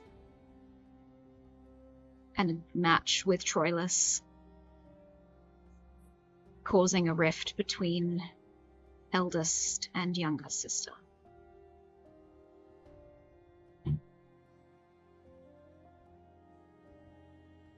It is up to you to decide which one you think would be of better benefit to the house, or which pathway you think that they could recover from easier. It's up to me? No. Either way will happen, but Amina has a moment to weigh in, or not, in which direction you think is best.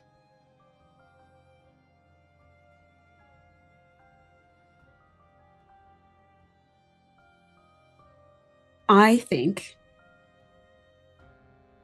from what I have observed,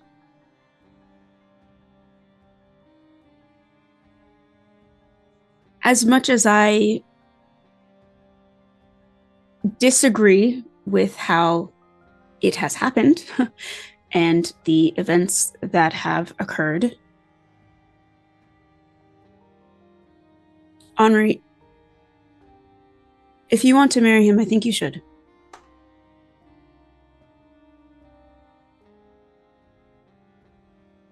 I grew up in a household full of so much love.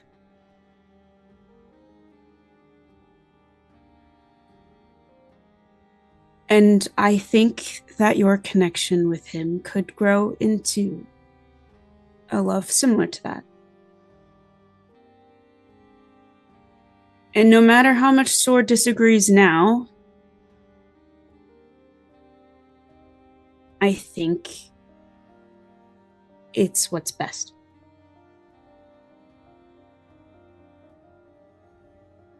Anri has not broken eye contact with Soar. Well, attempted to anyway. Sora's gonna pull out the letter she got from Troyllus earlier that she read that morning. He asked me, by the way. I don't know what he's told you, but he asked me. What you want does matter. And if this is what you truly want, I know I cannot stop you. But I do not think this is wise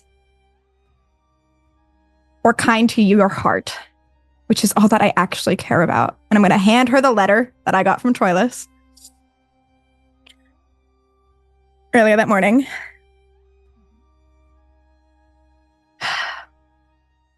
Gonna sigh, take another big drink.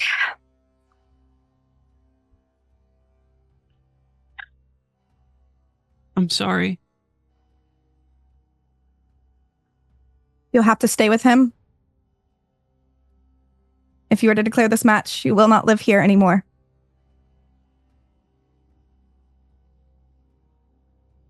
And we're gonna have to kill the Glaives. I think I can get that done. No. I will not compromise on this. On this, I will not compromise. We go at that together, or you do not go there. Okay. And if he hurts you, I will stab him. So many times. He won't see it coming. He is a weak man. You must know I think he is a weak man, and that's why I think this is a mistake. Anyway, she keeps drinking. What? Weak? I might join in In what way? The scene of you arguing over Troyllus's competency to a very different scene in a tea shop where Skylark has made a friend with a gnomish individual with pink hair, as Troyllus and Brezza sit for a very serious conversation. Keen, you get many a story from Skylark. That's very interesting. As you discuss Something in particular? all the wonderful things that she has experienced at House Claymore. Hmm? There are these two twin sisters, and they are so pretty. And they have a cousin, called Amina, and they have all these little cakes that they serve that have frosting on them. And my dad really, really likes their cakes. Oh, how wonderful. So your dad likes the 3 women cakes. That's interesting. So he stays there all the time. Oh, just last night. But hopefully forever. Hopefully forever. Oh, I've heard about this kind of arrangement. It's quite common in some places I've been. That's very interesting. So you are going to have 3 mothers. That is so cool. I'm so happy for you. I didn't think of it considering like that. all you're telling me. Huh. I didn't realize I would have 3 mothers. Yes. But Aren't you happy about it? Yeah. Yeah, that's reason to celebrate. We should get some biscuits. Oh, common, so uncommon sometimes. Cookies. We should get some cookies. Okay. And you lead the little child over to the counter for more cookies as you get more stories out of Skylark. Troyllus, you sit with Brezza.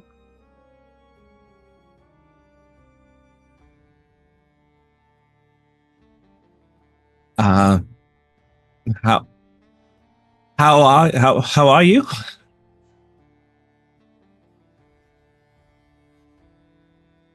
Tell me, brother-in-law.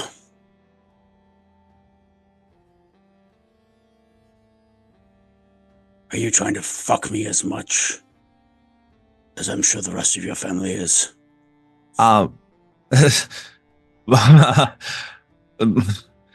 I mean, I came here to ask you the same question. Actually, I believe, I don't know if you knew that, but your sister literally tried to kill me. I think. So how do I know this is a little bit more of a what's the word? Are we on the same page? Troyllus, you notice for the first time you were distracted upon entering, but Brezza is sporting a new scar on one side, and his pocket frog is blackened on some of the edging. I'm sure you have a lot on your mind right now, but clearly a lot has happened. Are you familiar with the Gilgamesh von March the Third? Oh yes, he's sleeping with my wife. I'm sorry. Say that again. I'm sorry too. Oh, I'm surprised. I'm sorry. This is the first time I've been, well, this. You weren't aware of your, sister's plans or sort of, the trysts with, Mr. Gilgamesh? No, my first encounter with him, and my hand goes to where he had stabbed me. That is still scarred over slightly, not being able to fully heal, even with my abilities. I had my first encounter with him at the ball, in which he notated your wife's name, igniting a sword in flame, and stabbed me through my gut. So no, I am not familiar with the boy.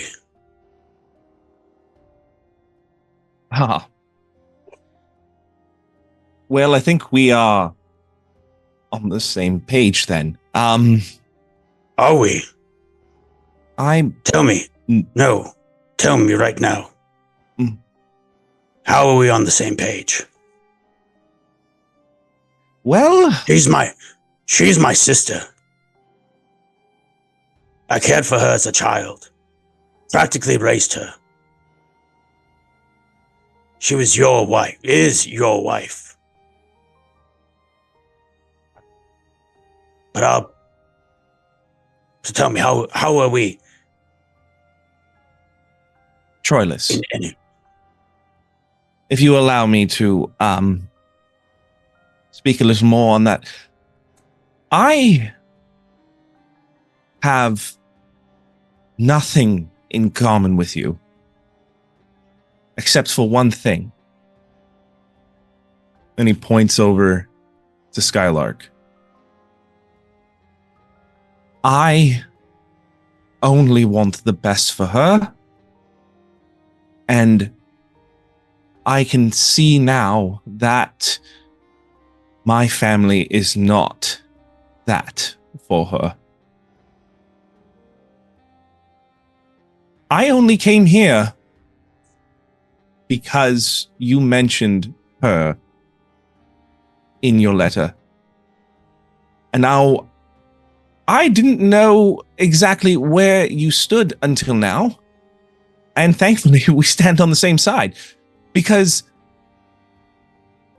I've never fought before in my life. And I've run, I've hid, I've said yes, I've stayed quiet. I'm tired of running and I'm tired of hiding. You, we, whomever, we need to get out of here. And we need to make sure Skylark is safe.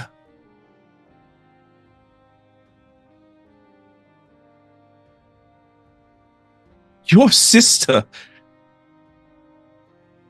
I loved her. I would still bleed for her now. I know. I have nothing except my niece. And I lost a father. I cannot see her lose you. I know that pain more than anyone. He kind of sits back and he just takes out Archibald and he just kind of like tinkering with him. He's kind of retreating back into himself now. You remember what I said to you the last time that we sat here? Drinking tea together. Yes. I told you you did not deserve my sister. You are not worthy of her.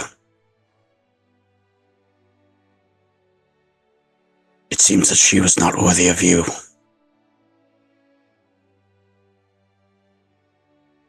I am nothing. I thought I was... Don't know how to... I thought I was a gear in my family that was integral to the bond. But now I see myself as, well, just an extra spring they put in the box when you come in to make something new. They just, in case you lose an extra part, I've just replaced. And I have been replaced. I've been replaced by Gilgamesh.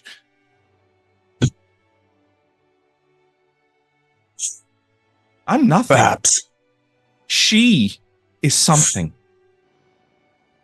She, whatever is going on with her, my mother wants her.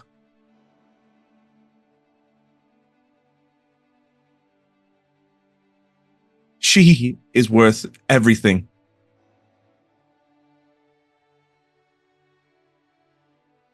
Hey, Dad, meet my new friend. Keen, this is my dad, Troyllus, and my uncle Brezza. Hello, little lark. And who are you? Would I know the name Keen or have any recollection of said name potentially? Roll me a history check. Probably not. You get hand in hand brought over to this table to meet these two people. 6. No. Yeah, no, that's fair. Keen, unique name, but pleasure to meet you. Tell me, what's... I see you have cookies. Yeah, yes, I do, Mr. Lord Duke Lady. Please. Troyllus? Just call me Troyllus. A friend of Skylark's is a friend of mine.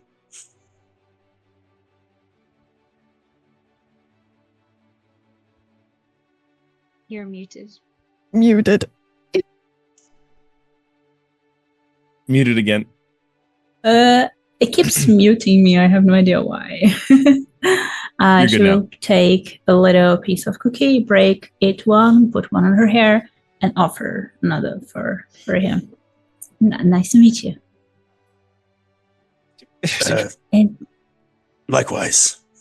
And you are? And it will point at Brezza.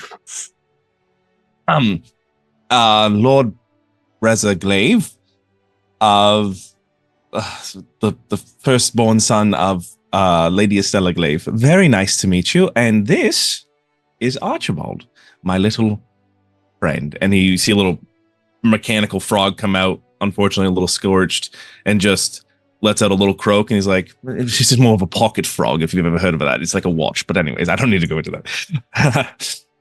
Keen, could you please so roll it's not me shy. a Sure. wisdom saving throw?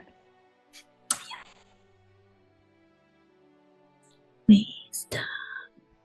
Where is my wisdom? I have no wisdom. Ever, never had any wisdom. I'm sorry, I'm not muted. Am I? No, I'm not muted. It was a 12. You recognize the name Glaive. You can't quite pinpoint where you heard it, but you do remember that there was an announcement in the Ton Talk that he's pregnant. Oh, now that's interesting. She will look at Mr. Brezza Glaive, and will look down at his belly and say, "Oh, congratulations for your pregnancy." I'm sorry, Keen. The what? Oh, wasn't that what I read? I don't recall very well right now, but yeah, you were something. You were dead, or you were pregnant, or you were engaged. One of those things. But clearly you're not dead. Okay. Keen, Melody? Yes, sometimes. Where did you read this? Oh, there is a little thing called the tongue talk. It's so weird to say it. I mean, you sound like tongue. But anyways, and yeah, there was something about you there. But I can't remember exactly what it was. But it was something. Oh, storyteller, is there a newspaper of the Ton Talk anywhere around here? There is indeed. There are many copies of the Ton Talk around the space. I go over to the next table and I'm like, "So, pardon me, sorry, I'm just going to take this for a second." Of course. At the back of the Ton Talk, there is a formal word declaration that was submitted to the Ton Talk by the Glaive household.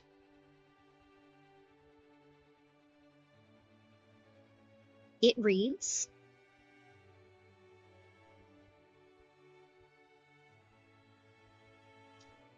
"Last night, after the tragic festivities of the opening ball, upon returning to Lavender Lane, fellow residents might have noticed an alteration between the Lord and Lady of House Glaive that we would like to take a moment to address. The Lady Kestrel Glaive did receive injuries from an altercation with Lord Brezza Glaive. She is currently recovering well, but is deeply saddened by this tragic development. We also wish to thank Lord Gilgamesh von March III for his assistance in the horrible incident. On his journey home, he saw the altercation and came to the aid of Lady Kestrel, protecting her from further harm. This assault on the titled lady of our house breaks our hearts, and we ask for your privacy in this time as we take this moment to heal and grow closer as a family. While our family traverses this difficult time, there is still reason to celebrate in the Glaive household. The Dowager Lady Acilla Glaive is pleased to announce the pregnancy of Lady Kestrel Glaive. There is much joy and anticipation in the household in the long-awaited arrival of the future generation joining the family." Tell me everything that happened. So not dead then. No, Keen. Not dead. But, and I turn the paper over to Troyllus to kind of reveal the announcement. I told you, I am a useless spring to this family. And they are lying. That is not my child. Or if she is even pregnant, I don't know. Now, Troyllus, I don't know if you understood, knew what happened at the home. But I made an escape for my life. My mother. Why? Oh, well, let's just say I overheard a few things that shouldn't have been said at home. I mean, if mother was here right now, she would tell me to shut my mouth. But. And I'm telling you to open it. What did you hear? Well, the long and short of it is they want. Is Skylark around? Skylark is around. Currently playing. To keep things a little quiet, says, they want, and he pulls out I'm imagining a little bit broken Lark toy that he gave Lark, and he pushes it over to the table. And towards Troyllus. And they don't care if you or I come out of this. I think they were really wanting you to not make it out of that ball at all.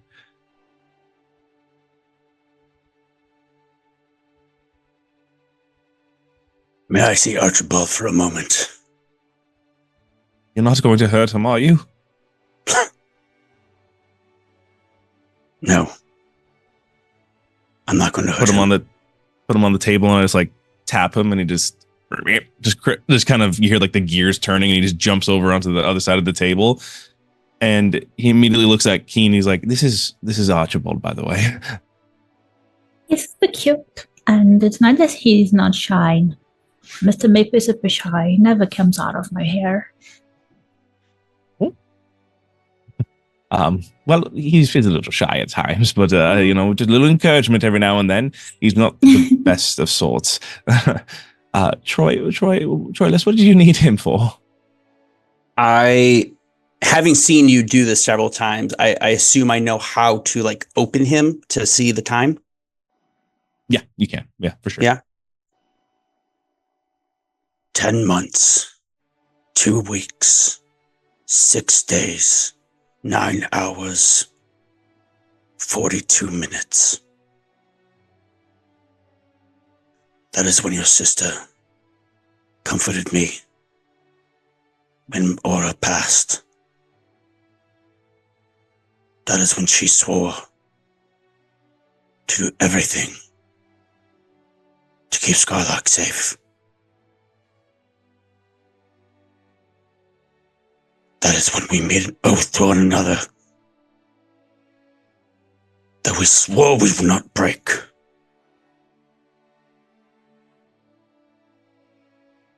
Well, my dear boy, I apologize. It's broken. And I do know the inner workings of an airship and how it flies, how it moves, how it goes up and down. And I might not be up to date on the reproductive system, but I do not think that child is mine whatsoever, unless there's some sort of acceleration that has taken place. Nor do I. Again, the pup, the Von March boy, said her name to ignite that fucking sword. By the way, how did you get out of there? I had some assistance from the Lady Anri Claymore. She was paramount in our expediency and honestly me clinging to life. Without her, I would be...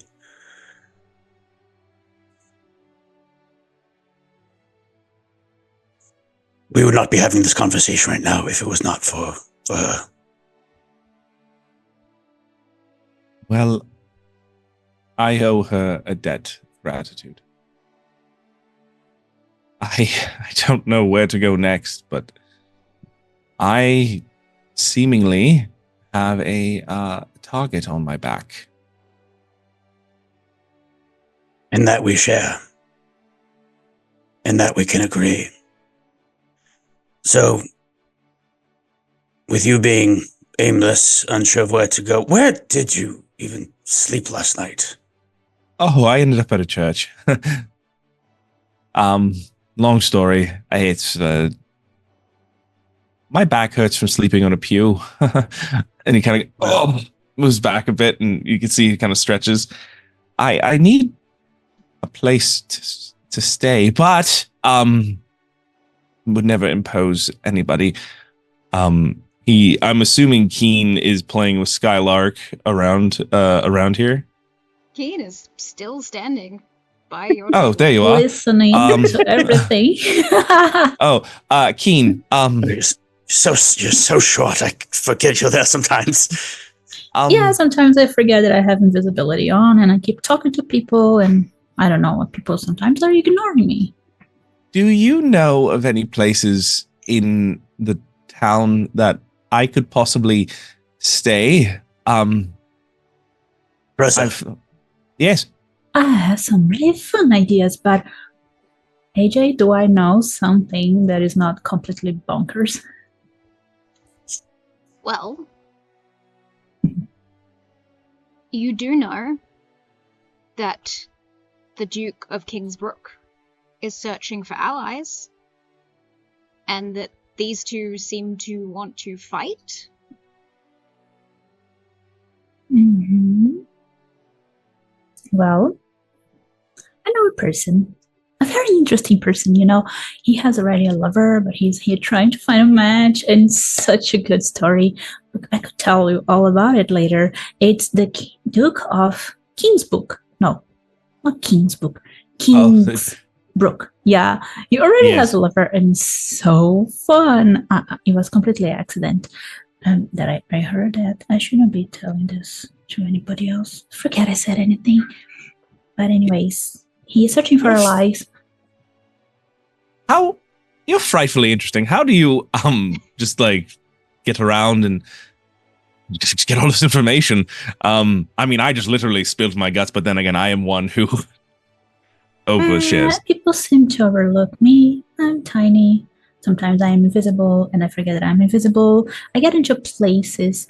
I have a lot of friends and stuff. You see, I stay in the kitchen quite a lot, and we chat a lot about the nobles and everybody else, the demigods. The kitchen is a good place to be. You get a lot of information there. Not that I'm there for information per se. I'm there for the sweet rolls. But information just comes my way. Brezza, something occurs to you in this moment. Your mother and your wife have gotten information out quickly. They've made a statement. And the person in front of you knows how to get information out quickly as well. It's time for you to tell your own story.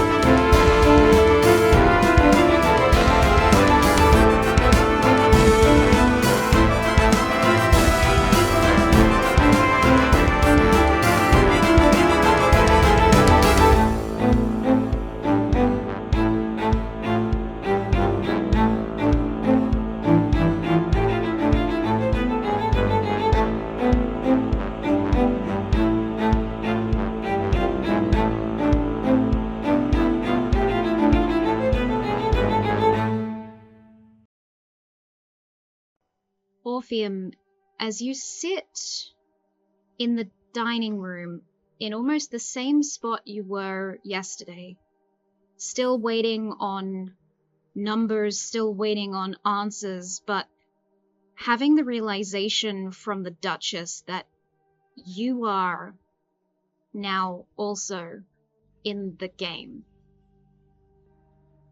You look down at a letter that was sent to you by Phemius. Well, that's one more thing. All right. It's going to take the letter, peel back the wax seal, remove it from the envelope, unfurl it. Dearest Orpheum, well, this is certainly a plot twist worthy of matching season itself, is it not? I'm obliged to commend your flair for the dramatic, but I must say, your nonchalant re-entrance into my life after 21 years of abrupt silence is troubling, to say the least. The fates once gifted you and I with something so special, so private, and it was exclusively ours. Your soul became a lighthouse in the abyss of the ordinary and mundane, one whose light shined brighter than all of the lights in 3 kingdoms combined. You shattered my heart, Orpheum. You took everything from me, from us. I need to know why. Written in concealed magic ink, do not respond to this missive. We will meet in person and speak face to face. You know where. I'll see you soon, matchmaker. Phemius Revelborn. Now's not the time, Phemius. Goodness sakes. And he's gonna get up and actually immediately go. Okay. We move across to a different part of the city. In the slightly residential district, but more so moving into shops and corner crevices where people are selling items of grandiose demigod make. We see 2 individuals taking a stroll together, old friends, Sir Miles and Lady Quake. As you observe the string lights up in the town, nearby the central garden of the demigod city, what are you wearing? What vibe are you presenting to this meeting between the 2 of you? We'll start with Lady Quake. I am in very dark garb. It is deep purples and blacks. Slightly funereal, but still fashion forward. Like, she knows she looks good, but also appropriate. And she's sort of muted the lights on her chair, although there is a little bit there at the bottom so that when they are moving through, especially in an outdoor place, that she can check on the ground in front of her to see if there's any obstacles so she can maneuver around it. Wonderful. And Sir Miles, Duke of Kingsbrook, what are you wearing? Sir Miles today is dressed somewhat less formally than he was last seen. He's still wearing a long coat, but it's not split. It's not a frock coat. He's not wearing lace at the throat. He's in darker blue with a simpler lace-up shirt on. Very simple blue riding pants and the same style of riding boots as before, but again, in blue today. But always that same very old curved elven longsword on his left hip.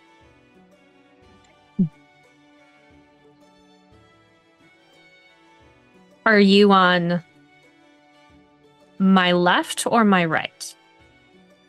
That depends. Which one is your dominant side? Yes. I'm just wondering if you have put your weapon between us or on the outside. Generally speaking, the weapon would be between us if I would not be blocking your right hand if you fight with your right hand. I can fight with either. Then he would put it between us. Perfect. If I would block your right hand, he would be on the other side. All right. Excellent. Okay. You're over there.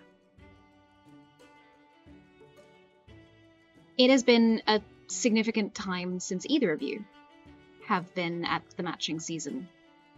Mm-hmm. And your meetings in the past have always been in the capital of Cerule, or at the palace, or at a function event, a ball, a charity showcase. Never in the demigod city. What do you talk about?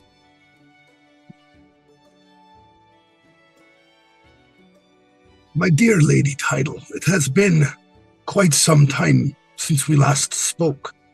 How goes it in your life these days? Well, I'd like to say that I'm having a wonderful matching season. Both of my children are here. It's very exciting. But we did just get news from the estate that my husband, Kareth, has passed. Oh no. We knew it was coming. It's actually why we were late. We were all saying our goodbyes, but it's probably a good thing with everything that's happening here in the city. I can't imagine him trying to guide our children through it. It probably would have been better that this is how it worked out. Well, I should have told you before we left. Now I am unchaperoned, alone with a gentleman during date week. That feels improper.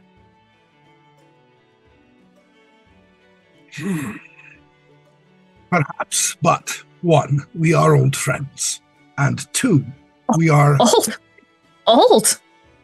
I'm old. Not a good start, Miles. Truly, if this is wooing, you're doing it wrong. Are you rusty? What's happening? I am extraordinarily rusty, first of all. Second of all, I wasn't planning to woo you. Sorry, did that slip out? Because for one thing, I didn't know you were officially available. So this was just a walk. A meeting between friends. Now, I'm more than willing to, how shall we say, adjust my approach and final aim. But it is to be understood that I'm not in the demigod city entirely of my own will. No. It has not been so long since I lost my own wife. So I must say I certainly understand and offer you my condolences at your loss. It's an interesting thing to be a woman, titled woman, even in Cerule. We don't really have anything. And so while I should be grieving the loss of truly my best friend for years and my partner, I have to think about what will happen to me and my children in the middle of all of this chaos. So please don't think me too forward if I maybe throw a few compliments your way. I would never. I understand better than you can know. As I said, I'm not entirely here of my own will. The king has said to me, Miles, you must go to the matching. It's been 6 years. I'll let you skip the last one.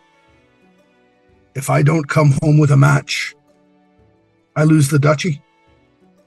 I lose my council position. So perhaps, unlike most men, I am finding myself in a position similar to your own. Well, perhaps if things between us go well, you can show off that splendidly curved sword of yours.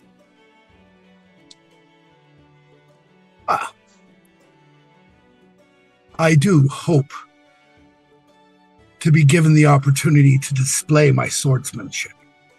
I would hate to come all this way for it to remain sheathed. Be a pity. As you continue your stroll, you see up ahead a restaurant.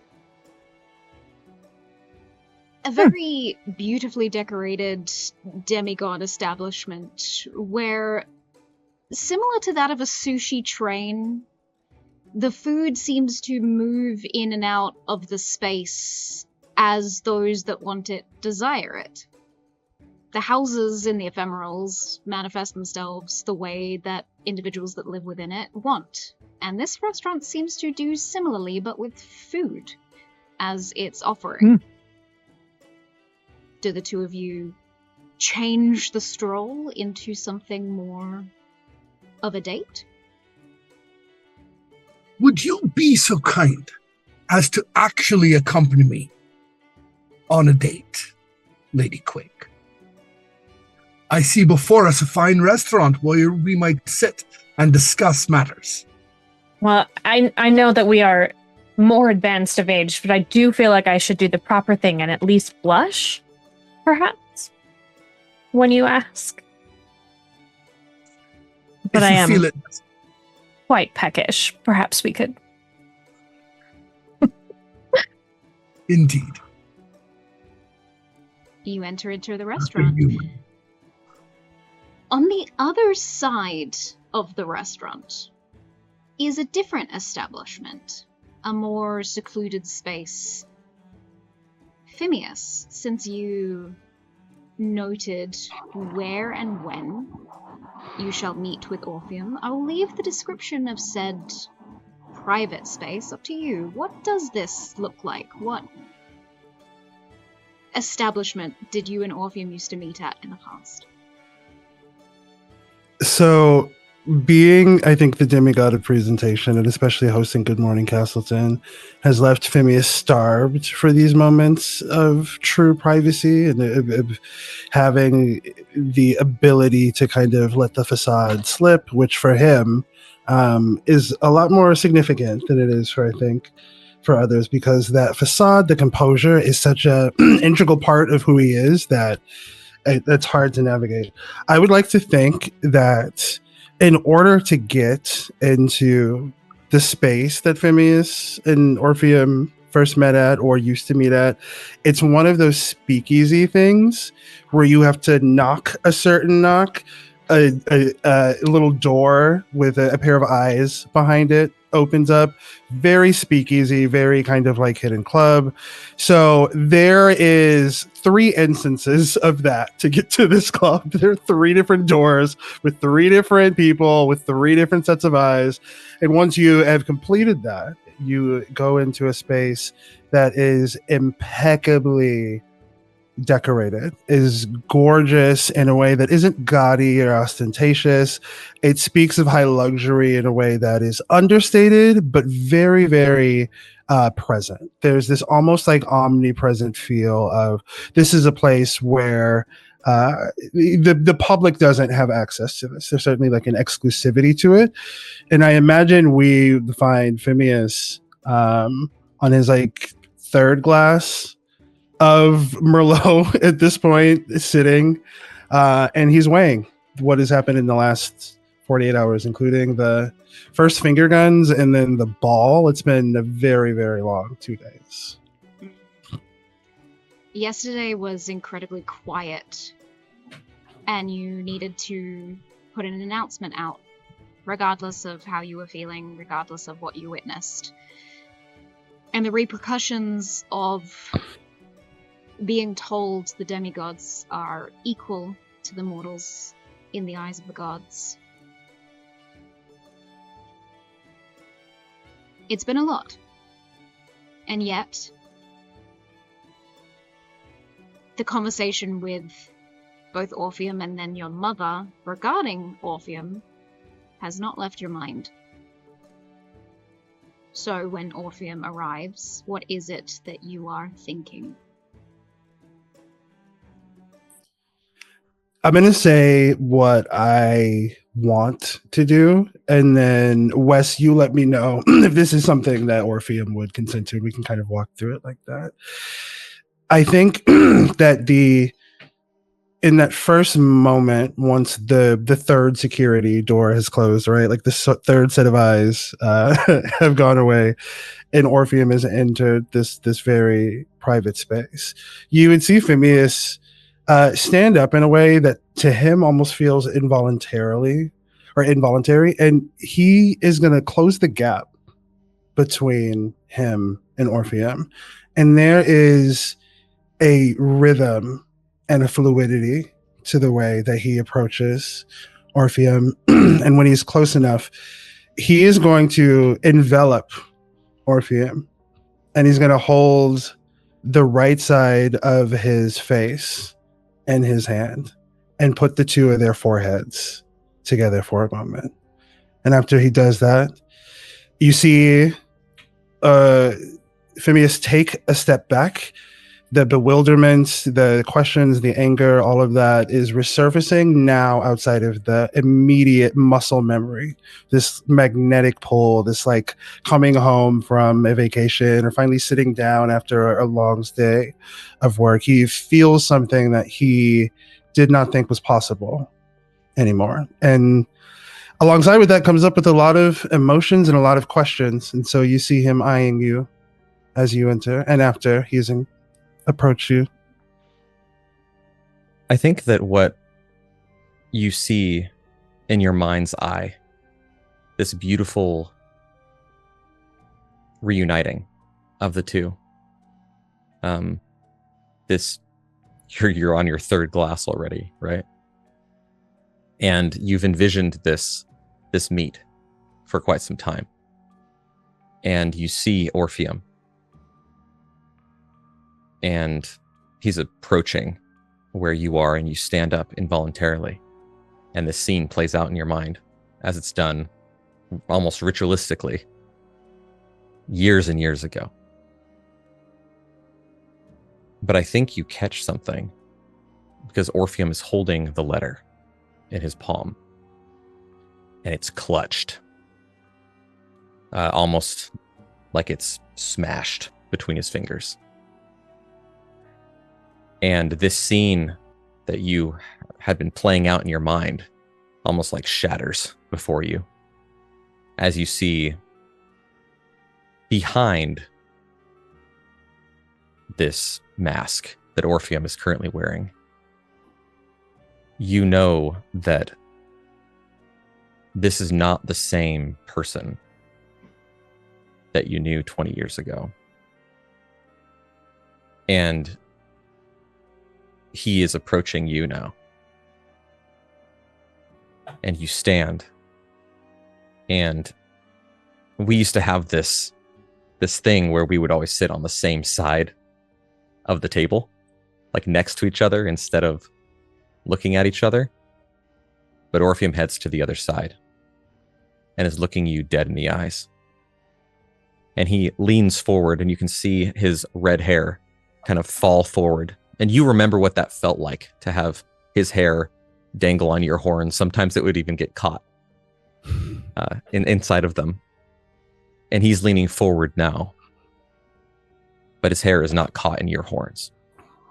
And he's gripping this paper, and he puts it down in front of you, and he says,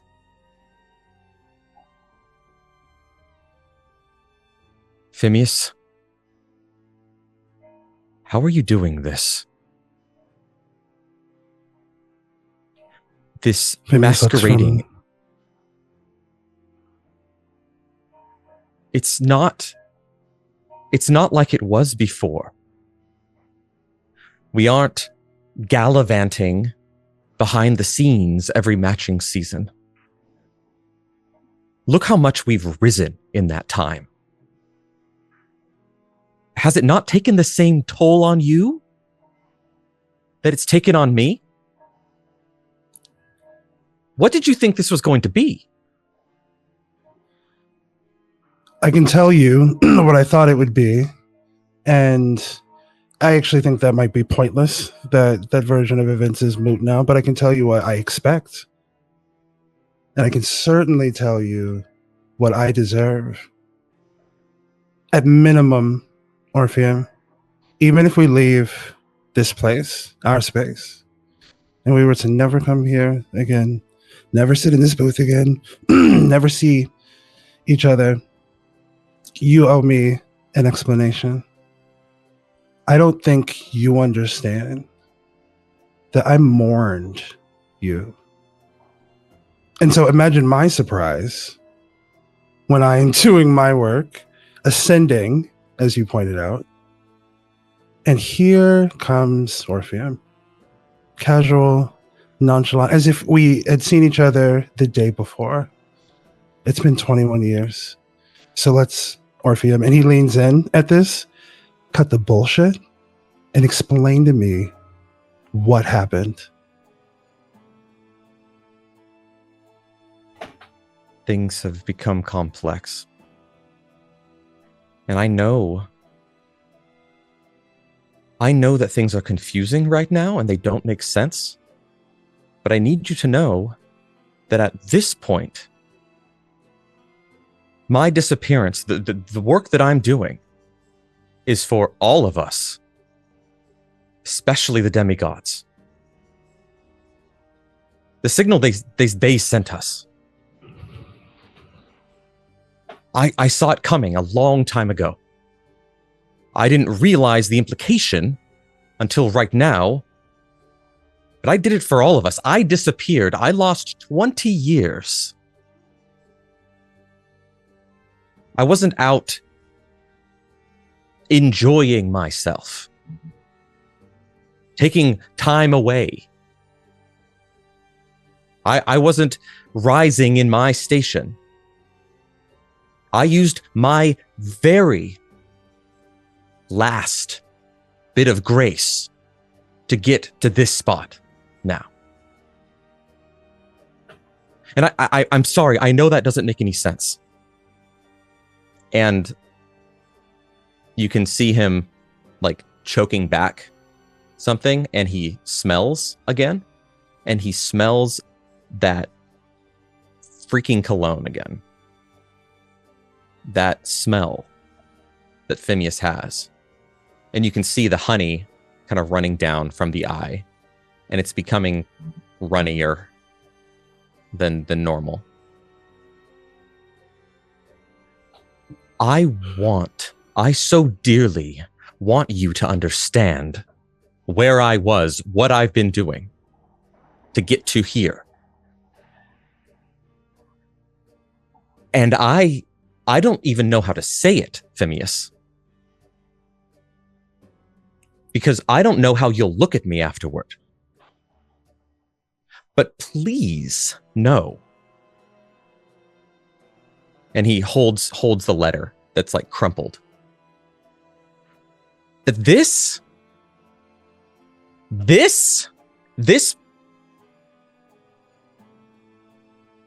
I'm not going to let go of this.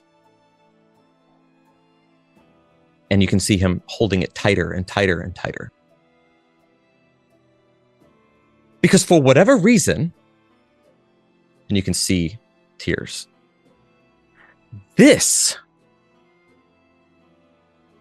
it means too much to me, Phemius. We mean too much to me. And I know what you've been through. I know the heartache you felt. And I know that once everything happens, that you might go through that again. So I'm keeping this, and I'm keeping my secrets for now. And I hope that you will give me just one last bit of grace. And know that I'm fighting for us. I'm fighting for our future, all of our future here. Because our future is tied with those who we could have sworn were below us before. And Phemius, they aren't below us. They aren't below us.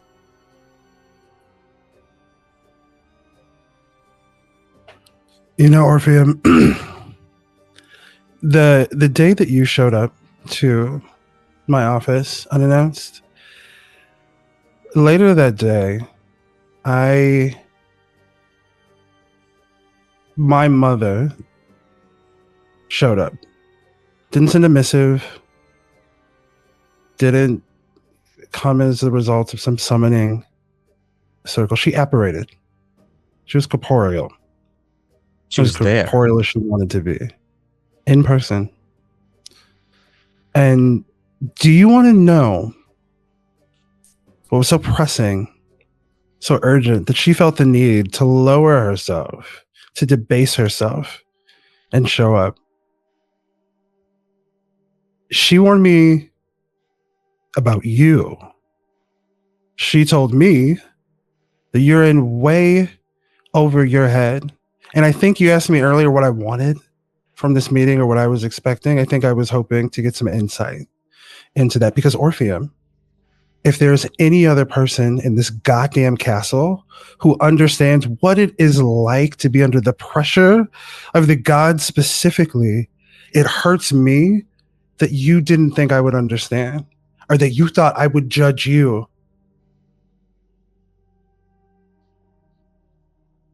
I don't know what you're involved with. Keep your secret. I don't need to know. I think I trusted you once. I may get there again, but until I know what happened, until I have the full suite of information and the context necessary to understand what you have been through, until you trust me enough to bring that to me, we are in stasis, obviously.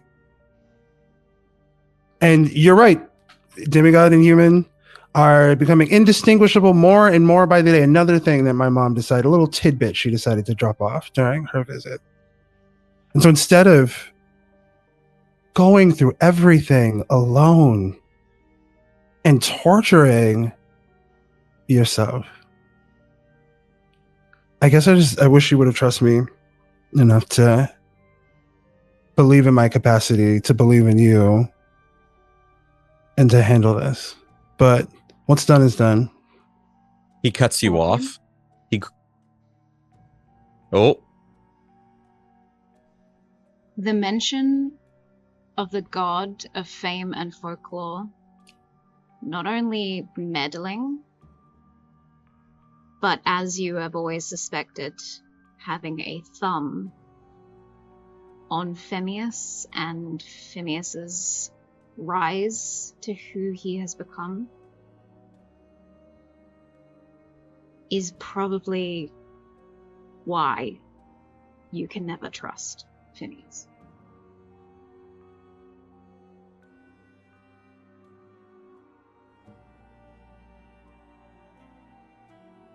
Orpheum grabs you by your shirt, Phemius.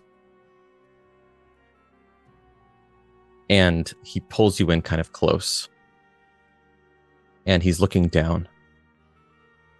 And looking down, he says, "What is it? What do you want more than anything, Phemius?" And he looks you in the eyes. "What do you want more than anything, Phemius?" Phemius looks down and with a small beat looks back up. before, less maybe 20 minutes, I would have said this. I would have chosen this. Now, I don't know. And I have watched this chessboard for some centuries. And I have an instinct that someone's about to tip it over. My instinct? To be selective, strategic, about those that I align myself with, and about who I am with when the chips fall. So I would have said this, Orpheum, is what I want the most. Now, you left me with infinitely more questions than answers. Phemius puts his head down. Orpheum, let's go.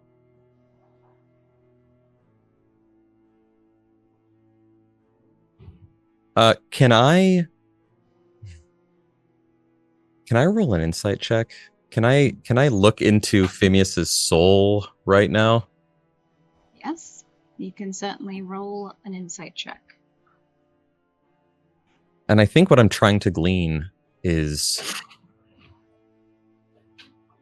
when I ask that question, because I have seen romances rise and fall. I have seen what love can do for and against people. And Orpheum needs to know what side of love Phemius is on. If Phemius is currently out for revenge, or if Phemius is someone who will truly understand. I think that's what I'm rolling for here.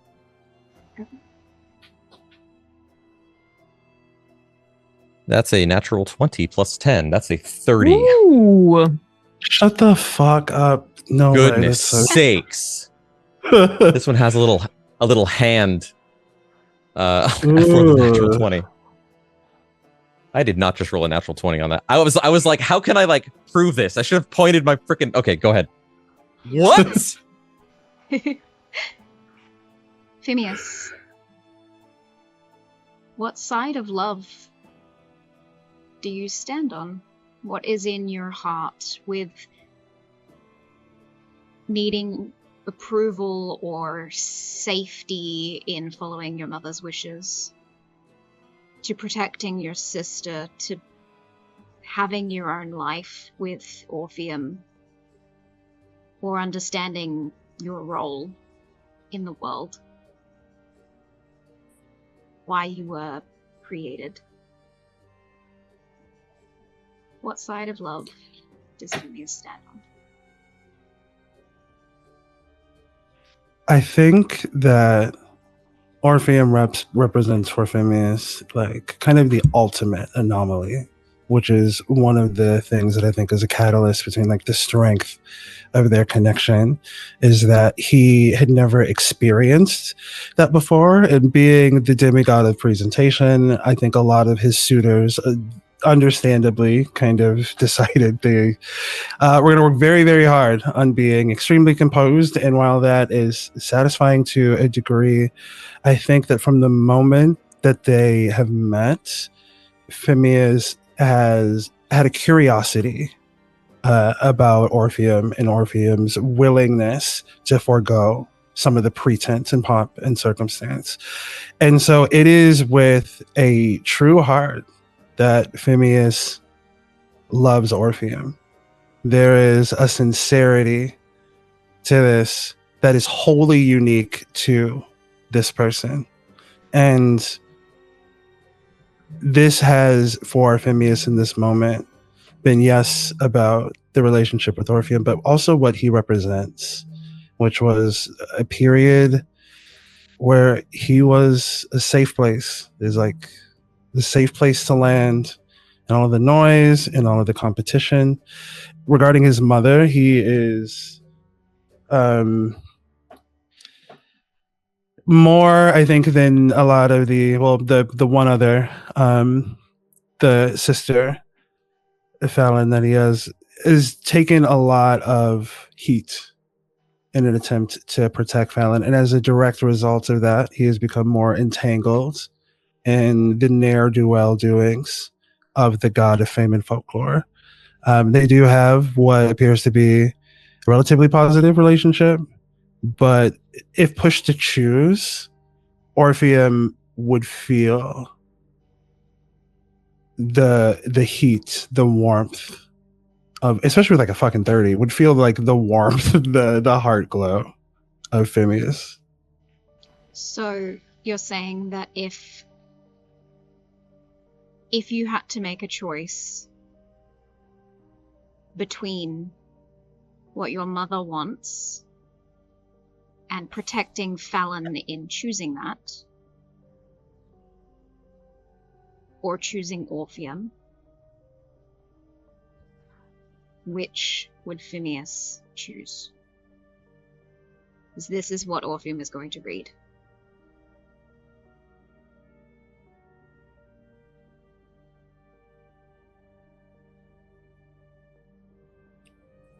Man, this is difficult. It's not easy. Choosing Orpheum means freedom, and it means something to you. Choosing your mother is choosing the city and saving Fallon. Oh boy, fucking shit. It's like, oh, fuck me. I'm sorry, swearing a lot, but this is like emotionally devastating, and I'm navigating and processing all of this in real time. Right now, the last time that I saw Fallon, she was in the ballroom battlefield. I'm assuming she's fine. Everything is kosher on that end. And I have given up so much of my life protecting my sister, taking every arrow aimed in her direction in the back and never saying anything about it, never telling her, never wanting to burden her with the weight of all of the protection that she has gotten unknowingly over the years. And Phemius, you would feel him weigh this. If it was color-based, you would see it vacillate between two colors. But Phemius is going to look to Orpheum, and he's going to place both hands on either side of Orpheum's face. And he's going to say, it's time for my happy ending. And Phemius is going to choose Orpheum. Fascinating. And Orpheum? Your face there, horrifying. Nightmare fuel. I'm so... Orpheum tells Phemius everything. Fascinating. Okay. We move back to the dinner date.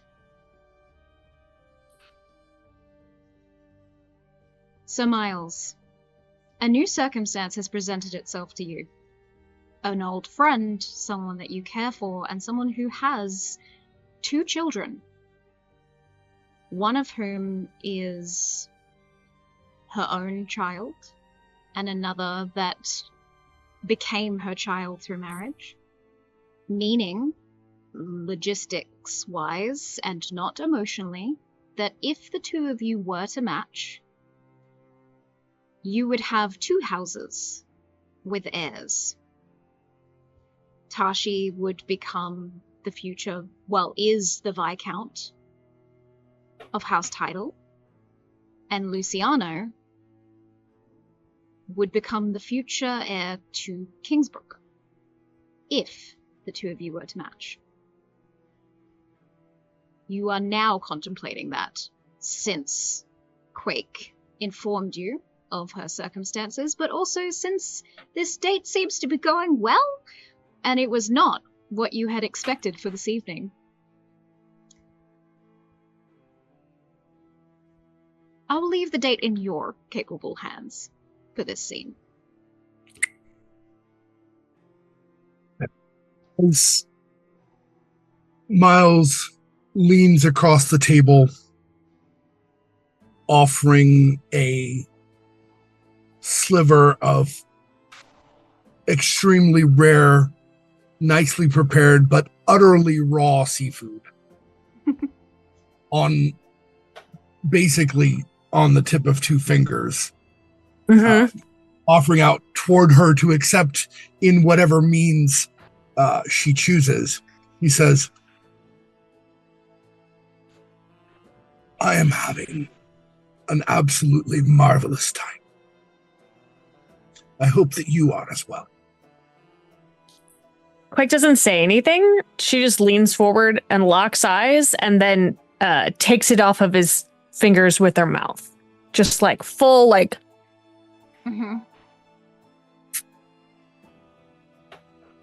Oh my, perhaps we should have a chaperone or three.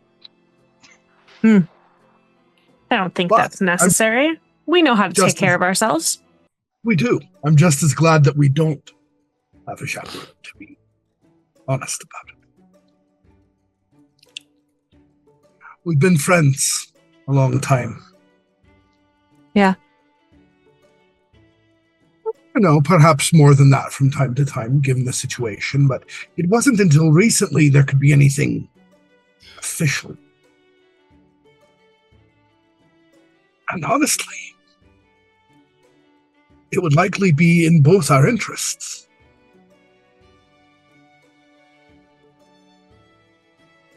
It's a very smart match, were we to decide to do it. It is. All of the factors align. The politics, the heirs, more importantly, our compatibility. We already know that we're friends. We already know we get along and enjoy each other's company, shall we say.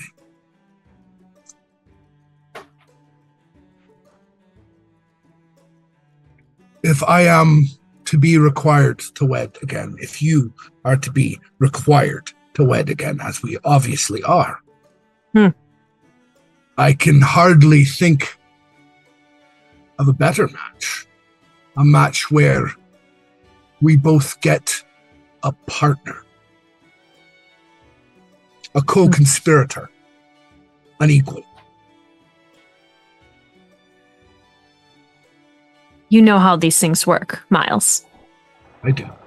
I am not necessarily in my position with everything being so fresh. Would not be proper for me to be the one who makes the official proposal. That's true. Indeed, the two of you would need to go through the matching season together. But if you were to officially announce that you intend to match, the two of you will be put through challenges over the next 3 months the way that everyone else will. And you have both been through this before, which means you have the upper hand. But if you were to declare an intent to match, there is a likelihood that the two of you could thrive. Lady Quake, it does make matching Luciano so much more important. Especially that he survives. Because he would be the heir to Kingsbrook. Yep. Well, Quake was prepared to go full mother bear to get him through regardless. So I think I'm in.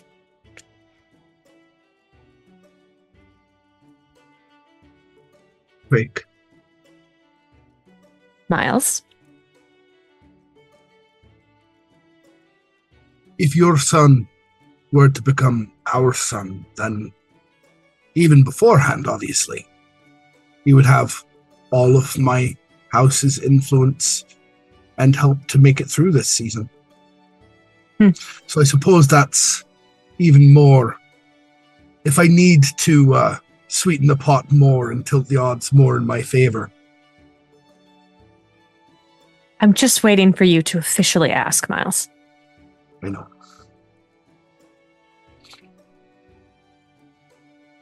As wonderful as this is, and I'm getting there, I promise. Still, I miss her, you know?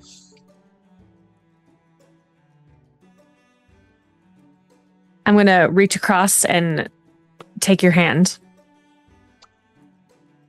We'll never, ever try to replace her. She's going to be a part of you forever. And you know I respect that.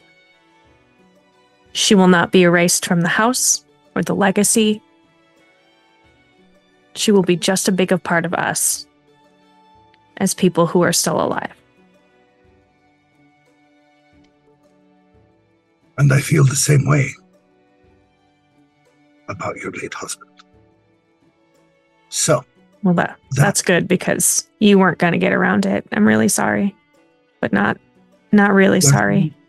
There's obviously no need to be sorry. Was that cleared up officially?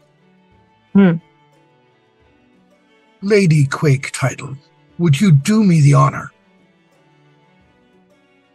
of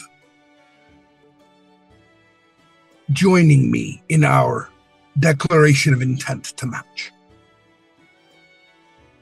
Sir Miles, Kingsbrook, I would be honored to go through this matching season at your side. The honor is all mine. Do you think we should celebrate over another one of those cakes? Possibly 3. Delightful.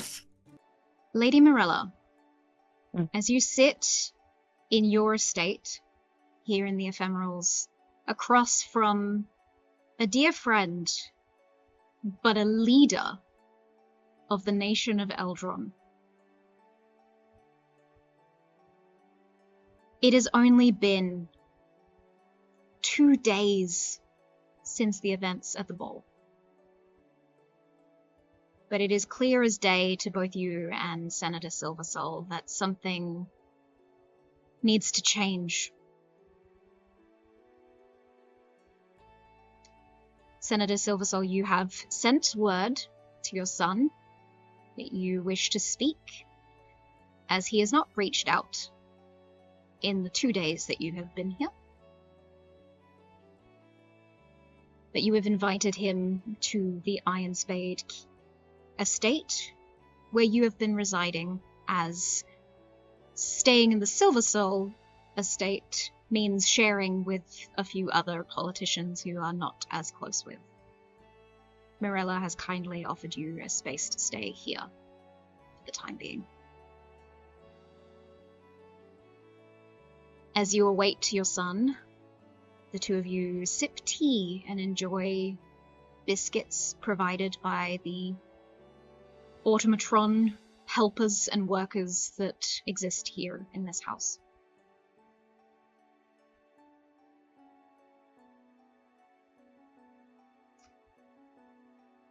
I leave the scene to the two of you.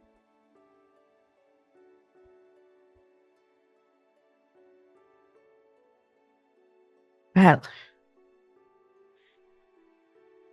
it's been some time since I've been outright flabbergasted.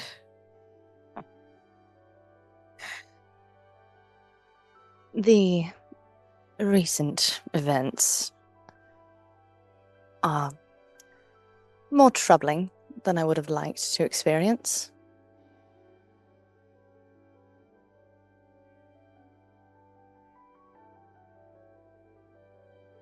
Quite telling.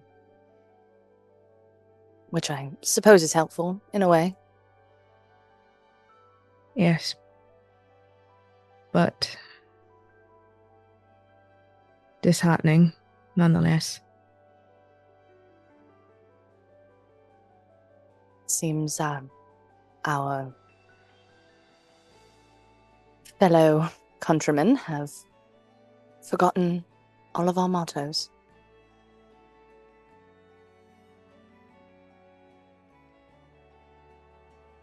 I digress.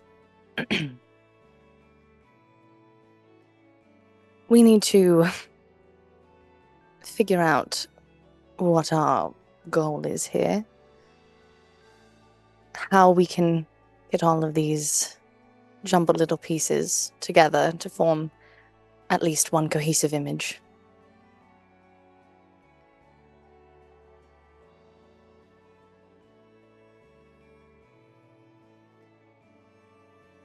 We are supposed to be able to work together. We're supposed to be some semblance of a community. Gods be damned. And they just...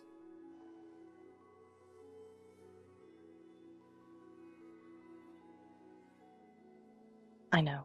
And Morella kind of like, I think puts her hand like across the table and just kind of like grabs your hand and just kind of looks into your eyes and stays there for a second and then kind of pulls back and takes a sip of her tea.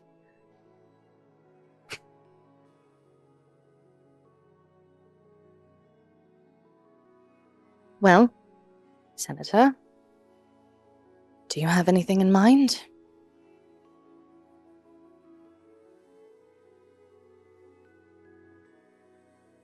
First and foremost, I would like to make sure that anyone we have who may have been involved in that catastrophe, make sure that all of our people are hale and healthy. Only one member of Eldron was announced as fallen from the ball. A Mr. Artemendius Lark.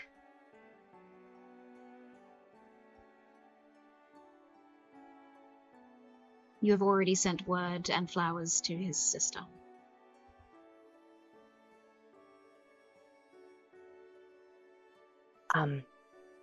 Perhaps in the name of unity, I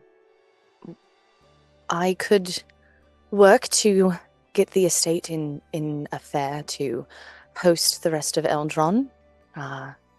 We could all gather together and discuss recent events and how we all plan to go forward in a place that is specifically set aside for us, which is difficult to come by up here. Yes. Yes, you're right. First and foremost, we need to gather together. We need to make sure that we all know what we want while we're here. And I understand, besides the trade agreements, besides all of that, as a nation, we need to be able to come together. I think it will be important to show that as reigning members of a noble class of sorts, we value the input and presence of all of the Eldron competitors, and that we are not only all on the same side, but view one another as equal. Of course. I will... Part of what makes us great, isn't it? I mean, weep as one, work as one, grow as one. No? I will set to planning, see what I can do. Alistair, it has been 2 days since the events at the ball. You helped a lot of the politicians escape through Solar Circle. And then were confronted with the reality that even you were not informed about plans. Plans of the ball itself, and the plans of the gods. This message they send with the tattoo on Rygard's back that the demigods are seen as equal to the mortals in the eyes of the gods.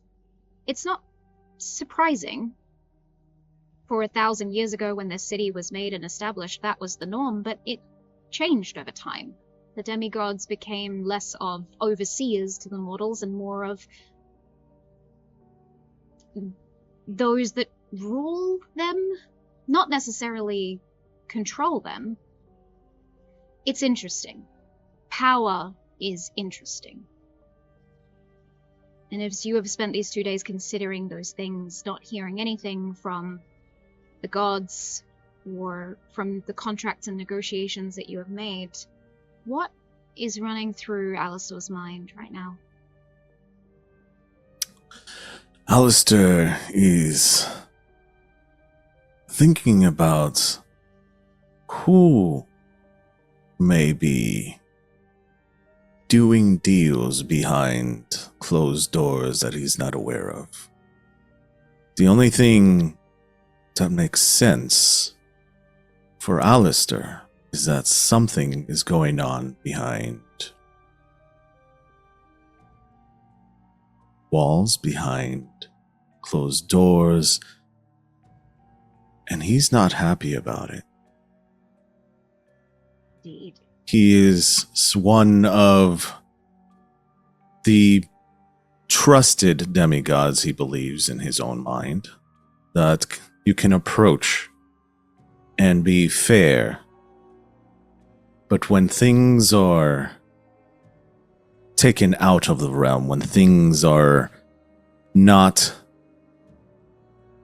negotiated, then things may go sideways. And when things go sideways, there are repercussions and consequences to those actions. And he is doing everything possible to try to find those answers. Okay.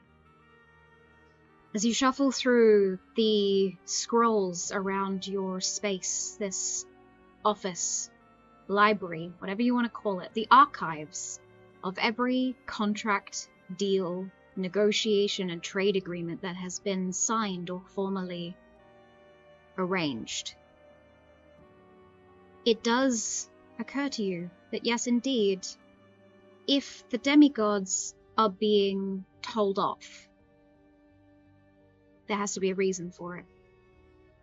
There has to be a reason that the demigods need a message.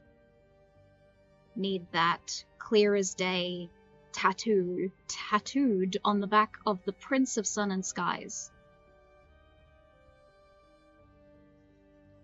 There are people in this demigod city that are making power moves that are not registering or formally submitting their contracts. That is clear. As you are piling through these glowing scrolls, signed with names of demigods, mortals alike, warlock pacts, past trade agreements, trying to sort through anything that would make sense, your assistant, Jetta, enters into the space.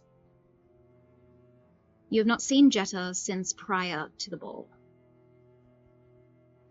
Cynthia, could you please introduce us to your character? What do we see as Jetta enters?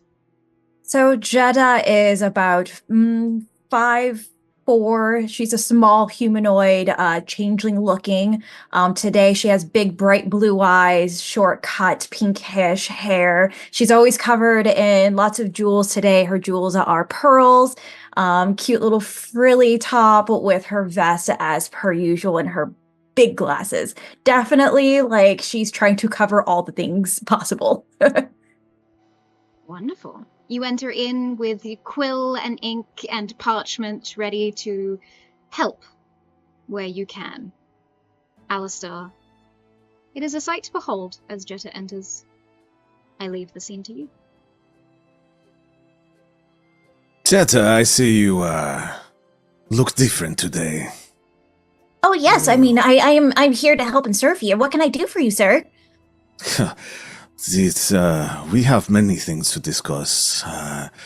What do you know that has happened in the last 2 days? Oh, I was. Actually, I was out on vacation. Could you catch me up, please? Okay. Fine. Well, where do we start? 1. There was an angel that looking person fell to the middle of the dance floor. The floors were above the ceiling. People were screaming. There was chaos. Not the usual of these balls.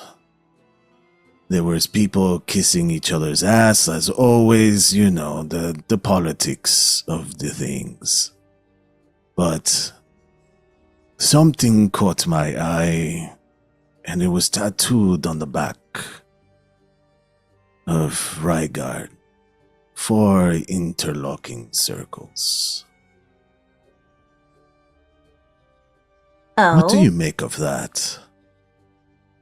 4 interlocking circles, and she takes note of like what she thinks it looks like and holds it up. Is it something like this? Yes, that looks right. Yes.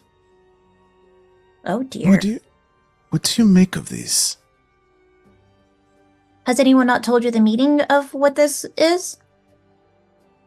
I have my suspicions. Oh, do tell. What are your suspicions? Seems that some people are not very happy with the work that we are doing here. And they want to say that the demigods and the mortals are one in the same. No, but that's not true. It shouldn't be true. No, I think Like, so. that's not how I feel. Well, tell me, how do you feel? Speak freely. Speak freely. Speak Yes. freely. Are you sure? Yes. Is there anybody else around here? Not that I can tell. Can I do a perception check just to make sure? You can, of course. Sure. There's always one person that I have my eye on. And that is, what is my thing? That is an 18 plus 11, 29. There is not a single soul that you can sense outside of the halls around the archives. Sometimes spies like to try and overhear. Small whisperings, trying to collect data for the Ton Talk, for the media team, for anyone. But right now, you are alone. Doesn't look like anyone else is here.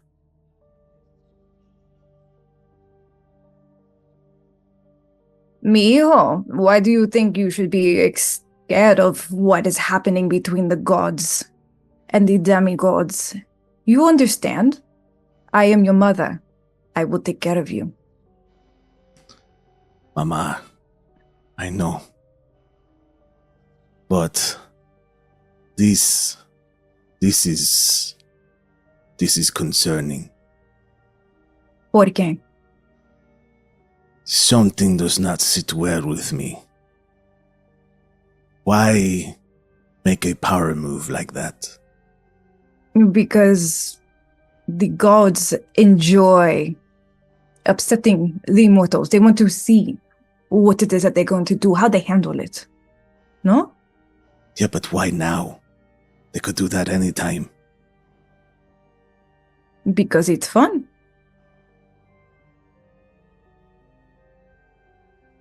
Yeah. Pero I don't agree with what they are doing. At all. You should understand that. Lo sé, pero this something just not fit right, Mama. I understand. Something is wrong. There are deals that go through us. These deals are always signed and sealed, and we make it as fair as possible in the eyes of us, but we still make them fair. There are consequences to those people who make pacts, who make deals. And this is just not right. I don't know what it is. Call it a feeling, call it a hunch. I don't know. I understand. I believe that the council has made the decision. Unfortunately, I am not on the council, so I don't know when or why these decisions were made. However, I need to go have a conversation perhaps with a friend, Kisana. Have you heard of Kisana? Yes, I have. But why I will go talk to them. Huh? Because I believe that she and I share a common idea about how this is being handled. See. The thing that I like to do, Mama, is I like to do my own investigations. I like to see a primo, a cousin. I want to have a friendly chat with a older demigod. What were you thinking? What is your feeling on Skrios? Skrios. No, it doesn't ring a bell.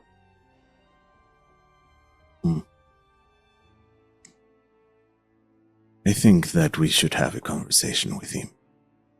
Am I supposed to remember him? Oh yes, he's a little older, Mama.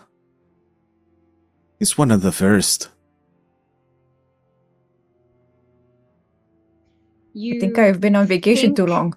Back as far as you can to the beginning of the demigods, their era, before mortals were really even investing in their existences.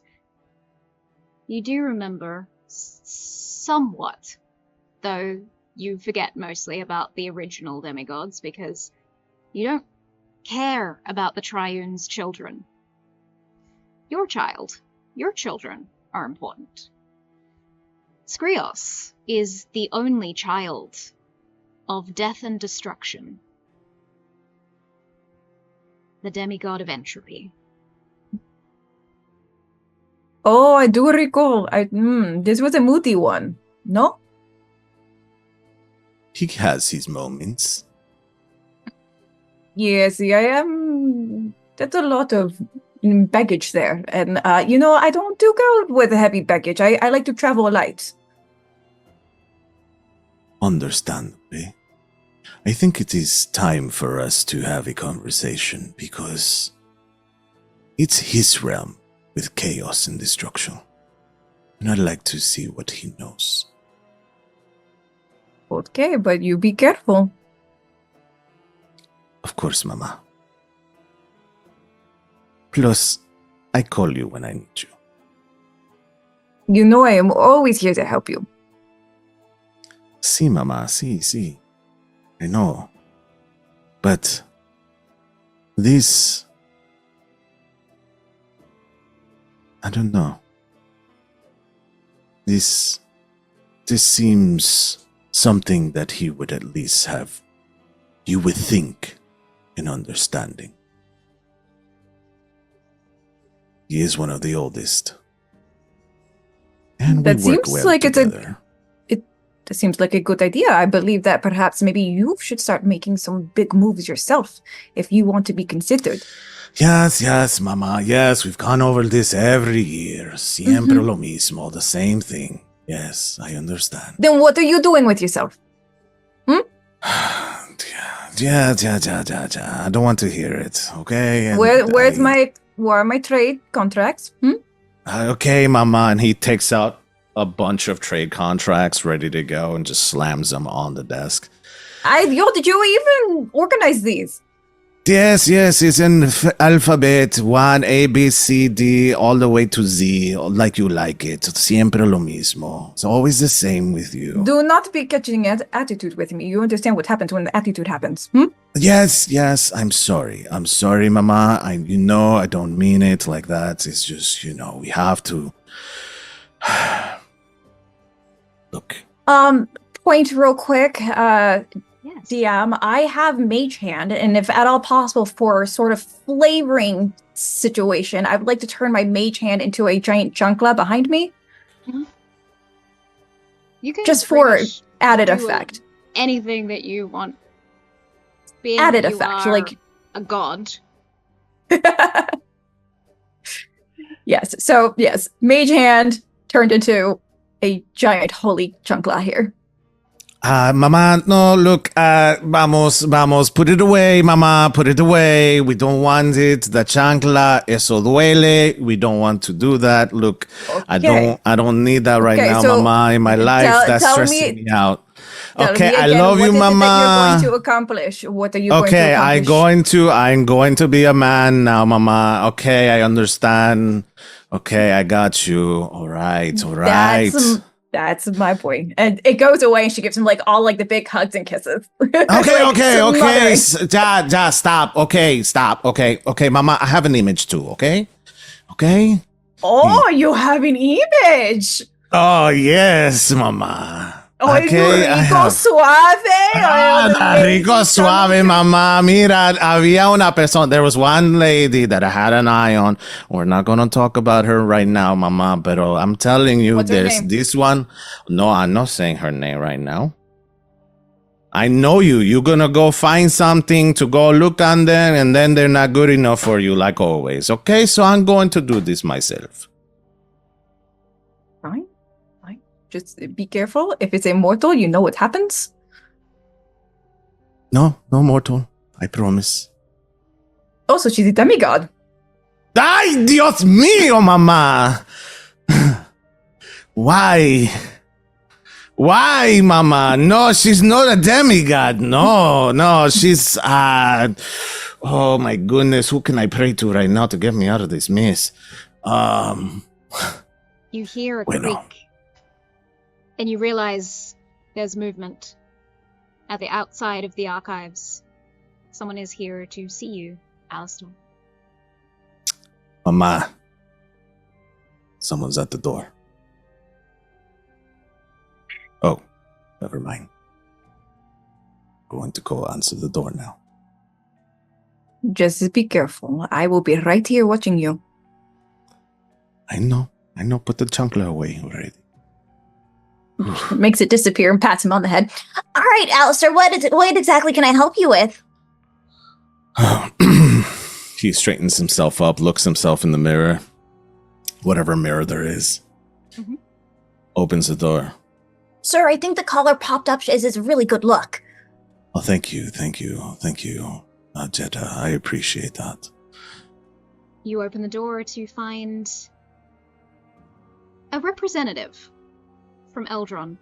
Not a councilman, not yet. But you do know of them. Representative Ryome of House Quilton, the House of Merit from Eldron, standing outside the archives. Representative Ryome. What can I do the pleasure? Really quick, what is the honorific that I should be using with all the demigods? The demigods are always addressed by their name. They don't have formal titles. The only one that does is the Duchess for royal leadership reasons. She's addressed as your divinity.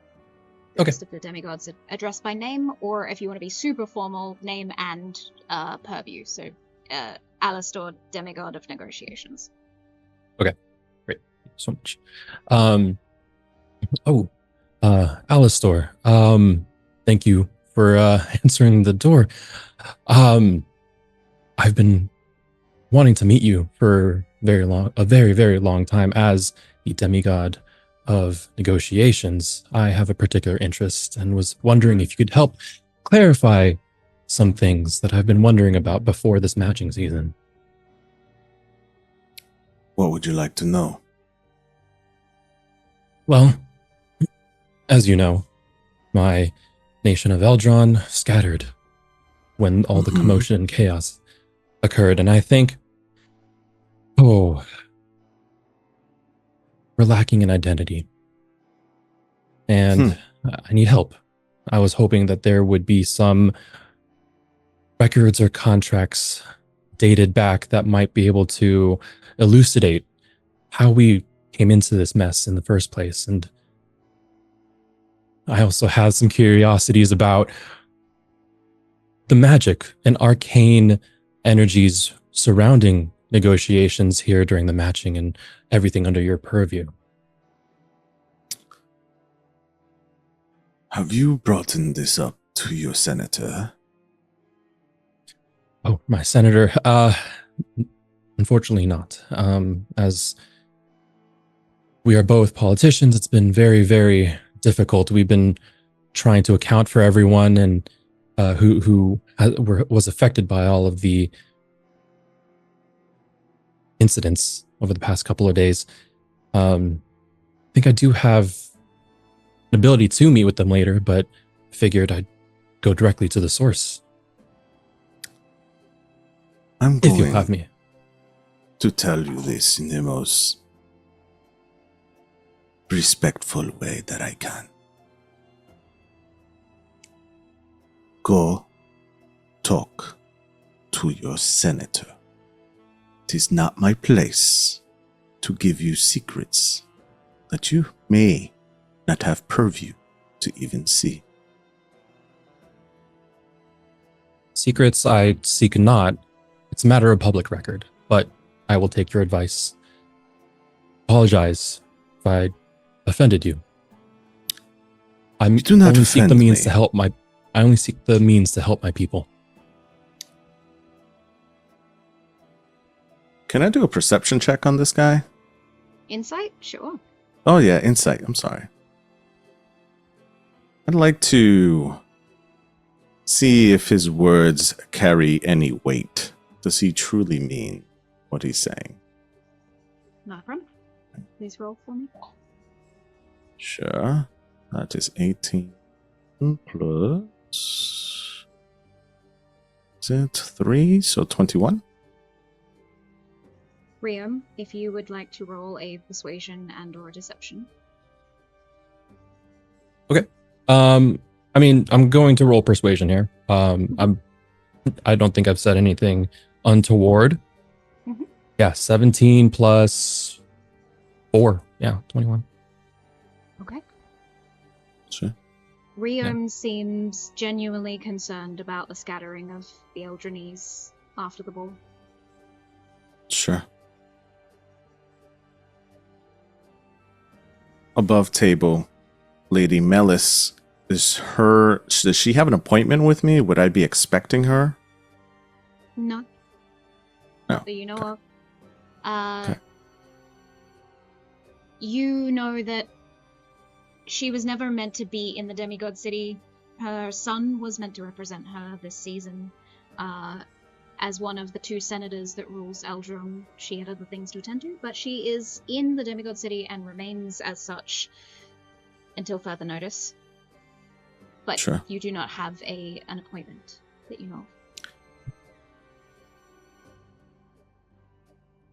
Representative, I strongly advise that you speak to your senator. However, I do have my assistant here, Jetta. Greetings. Hello. She can assist you with what you need. Thank you very much. This is quite the relief. This is my first time in this matching, and I was not instructed on proper mechanisms. Thank you. Thank you so much. And I'll address Jetta. Jetta, my name is Representative Asa Ryome of House Quilton and Eldron. So many words. Quite the pleasure. Yes. The bureaucracy is an acquired taste. Noted. I guess I should give you my formal title. I am Jetta Cruz demi-goddess of contracts. Contracts and negotiations. Wow. Please forgive me. I relish in all of this as a politician. I find that there is a sort of joy to be had to see the inner workings of how we rule our societies. So forgive me. I came here with a very specific set of questions and just thank you. Of course. Anytime. I love helping people. Thank you, Morella. As always, your presence is a comfort. Yours as well. It has been a harrowing few days.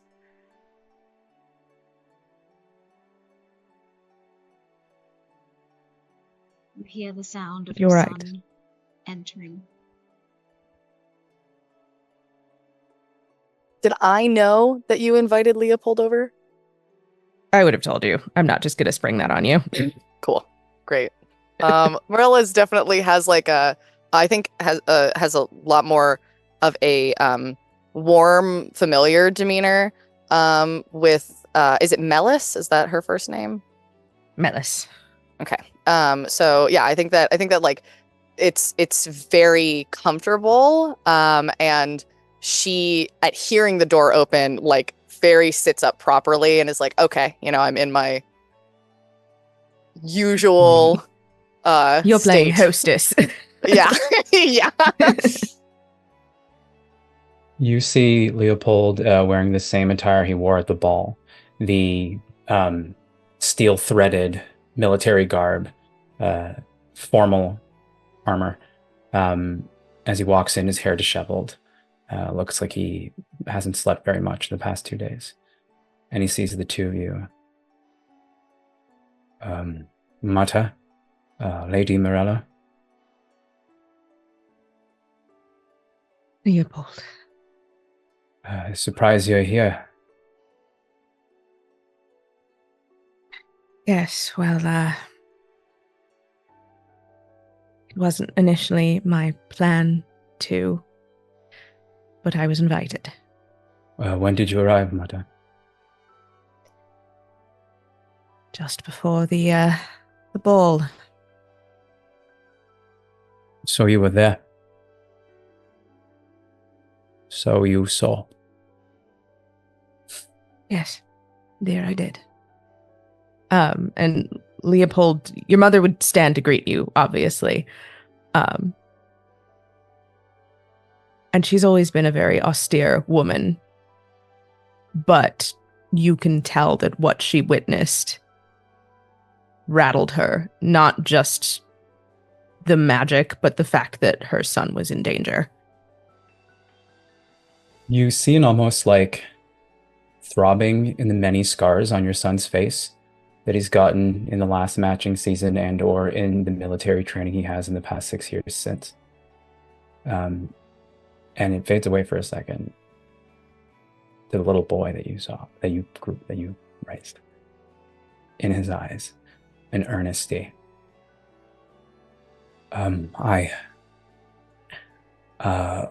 Perhaps a drink? It's been a long couple of days. Of course. Morella would get up, and I think that she would have already poured him a cup of tea, but would be like, hold on. I think she's gonna get drinks for everyone. Okay. Not a problem. I expect the same treatment. Of course. Come on. Consummate host. My girl knows what she's doing. She's mixing drink.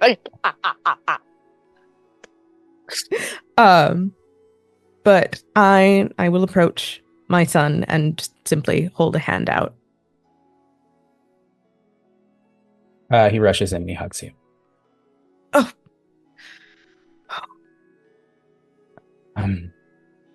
Like I said, I don't know where to begin. Darling, first and foremost, are you all right? Yes. It's fucked up to say, but if anything, I'm more alright than I've been in the past 6 years. Language.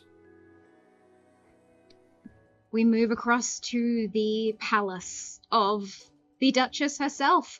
As Duchess and Fitzwilliam, you are preparing a space, a sitting room for whatever this is going to be. What do mortals, do they need to eat like every 5? I don't like when do we water them? They need to be hydrated. There needs to be water. And she's in her riding leathers because she's been so stressed out. She has never had a mortal send a letter, nor has she ever met one-on-one with a mortal. So her hair is wind-swept and all in a mess. Her riding goggles are pushed up on her forehead as she's gesturing wildly around just at her brother. Fitzwilliam approaches the Duchess and just puts his hand on her shoulder, if she'll allow. Yes. And he says, "Sister, please, would you mind sitting down? Your frantic mood and pacing right now is giving me a slight fit." I'm sorry, but this is the time. I've never wanted to be a child of love and longing or sense and self, but now, in this moment, I would like to have, I don't know, feelings of some sort, because what do I do with them? What do I do with the... And she's just like, she goes and she sits down in a huff, turns her chair to one side, turns it back, turns it to face the window. Should I sit like this? And so that her back and that the light is shining on, and then turn around, and then she's choreographing, "Princess, the castle, fuck!" And she sits back down and tries to choreograph her entrance. I think they drink tea. I'm fairly certain they drink tea. Yes, tea. Tea. All right. Okay, we must have tea. Every 5 minutes, the cup must be filled. And I remember reading somewhere something about cucumber sandwiches. Cucumber sandwiches. We'll have a variety of we'll have a sandwich platter. Sandwiches. All right. They eat sandwiches. Okay. Sandwiches, tea. What else? What else do mortals? What do they like?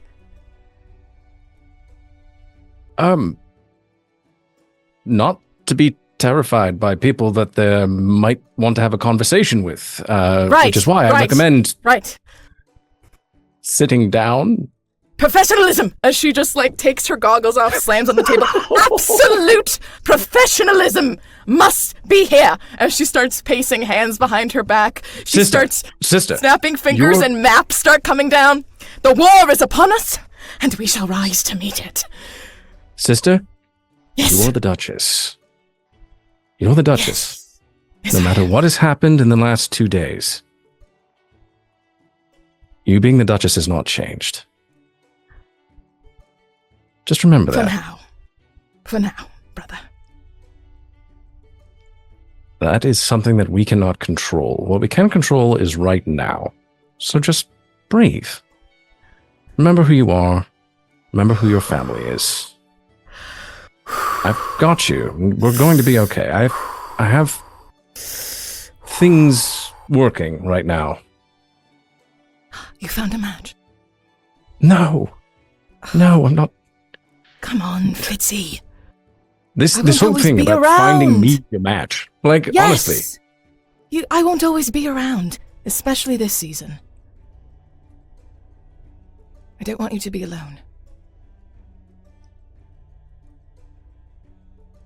Fitz pauses. It almost as if it's the first time that he's actually considered that idea that his sister might go away.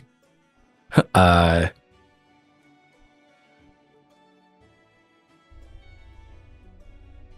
say we take this meeting and we try to keep our heads. We'll keep our cool here. Yes, we are war and wisdom children, after all. Indeed. And, what would our brother do? He... Oh, Shall I pretend to be Draxian? I can do that. He's always very, orderly in how he approaches. Just don't attack the person the moment they enter the room. Whips out her rapier. On guard, princess! And she starts, shadow fighting.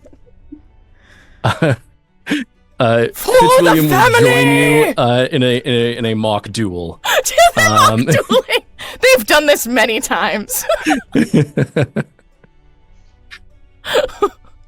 You hear that's how a slight little bell sound as a very slender, beautiful attendant steps into the space. Similar to that of Fitzwilliam, not quite humanoid looking, slightly more angled, with very delicate gold seams where the cheekbones are. Beautiful, almost a cherry wood coloring to their skin, and metallic plating for where their fingers meet their hands underneath the robe that they wear. Sorry to interrupt. Your guest has arrived. Yes. Yes. And she puts her sword awkwardly away. Would you mind just very quickly, before showing them in, would you mind just procuring for us some breakfast tea of some kind? Tea and sandwiches with cucumbers. Sandwiches with cucumbers. Only cucumbers. Yes. Of course. Thank you. She gives Thank you. very You're a deep darling. curtsy. And retreats out of the space. Duchess goes, all right, soldiers, assume the formation and position. And she goes and sits in her chair with her back facing the door, the sunlight hitting her. Fitzwilliam will take his spot slightly to the right-hand side of her, slightly behind, and just placing his hand on her chair. Desta, what are you wearing to the palace of the castle? She is... The same dress. The same! The very same! No. She's wearing something a bit less scary and intimidating. I think she's wearing sort of if you can imagine the Bridgerton dresses, where it's an empire waist dress. Very humble for her, because she's never met a demigod, maybe. And she basically wanted to be very presentable for this meeting. And maybe she wasn't wearing naked. How do you wear naked? I don't know. So she walks in wearing a black with gold trimmed empire waist dress. Okay. Your wings are starting to heal, but they're definitely not at their full prime. As you enter into the space, Duchess Fitzwilliam, you see Desta Armadium, the heir to the throne of Armor, and the descendant of one demigod who sacrificed her life for the mortals to stop fighting each other. Demigod of perseverance. I think the Duchess would see Desta enter in the reflection of the window she's looking out. Mm-hmm. As her chair is faced towards the window in her little dramatic reveal. So she doesn't see Desta face to face. She just sees the back of this, tousled hair. Looks like a little almost, leather jockey, like horse rider. And as you see the figure snap their fingers, a stiff tumbler of scotch swirls in their hand, and you hear a voice call out to you, "Princess, you do honor me by grace." And she turns around to continue the sentence. And as she stands, she realizes she doesn't have to look up, as she mainly does, in the House of the Gods and Demis because they all tower over her. And she doesn't have to look down. But canonically, the Duchess and Desta are the same height. Both 5'3". So you see, the moment she clocks this, the tumbler vanishes from her hands. And she slowly approaches you, almost curious. Desta will meet the Duchess's eyes and curtsy and say, "Your divinity, thank you for meeting with me today." From her curtsy, if she'll allow it, Desta will feel two gloved fingers, gently under her chin, raise her up so that they're back at eye level again. No need for such formalities, Princess. We are on an equal playing field. Please, sit. And she will go to the table and gently slide out her chair for Desta to sit. And she'll tuck her dress under her butt neatly still and sit down. The attendant arrives with a tray of tea, sandwiches, and whole cucumbers. Duchess is smug. The cucumber. She's so proud, like, God damn it, that's right. We've done it. By God, Fitz, we've done it. Perfect. Desta's like smiling like, oh my God, what? Whole As you see, cucumber? the Duchess extends her hand as she sits across from you. Yes, tea, sandwich, cucumbers. Would you like a cucumber? Yes. And Desta picks one up and just, thank you.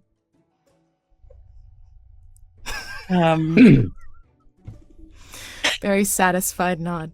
So, I must reward you for coming all this way just to merely have a chat, and I admit, and she turns to her brother, have I ever had a mortal write me a letter, brother? You have not, no. Well then. And from her gloved hand, she'll flip it over, and in her palm you will see this rose made of stained glass, and each petal refracts different colors. It's almost opalescent in the way it shines as it looks in the light. And she extends it towards you and says, Thank you for listening to my speech. Dull and boring, I'm sure. She accepts. She will accept this rose, and say thank you. And a lot of what you said stuck with me, and there was just, it was specifically the parts about everyone being whole and everyone that would show their true colors would basically, not in this way, but be exposed. And just, there was so much that happened in so little time. And I felt like I had to write to you, especially after, she's just going to look around at Fitzwilliam as well, and just like hope that it's okay for her to talk about this in front of everyone, and just say, while I was dancing with Prince Tristan, I looked up and I saw you smiling at me. And with everything you said, I just feel like there's something that I'm missing. And that's why I wrote to you. A lot of this stuff is horrible and scary, and I don't know. And I care very deeply about my family and the people of Arma, and I guess I'm just looking for answers.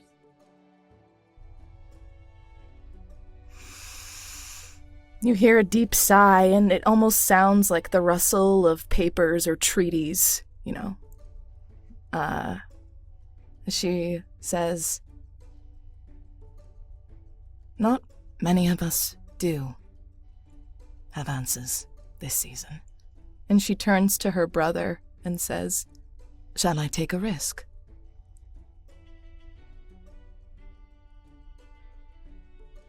Yes. But before you do, just a show of good faith.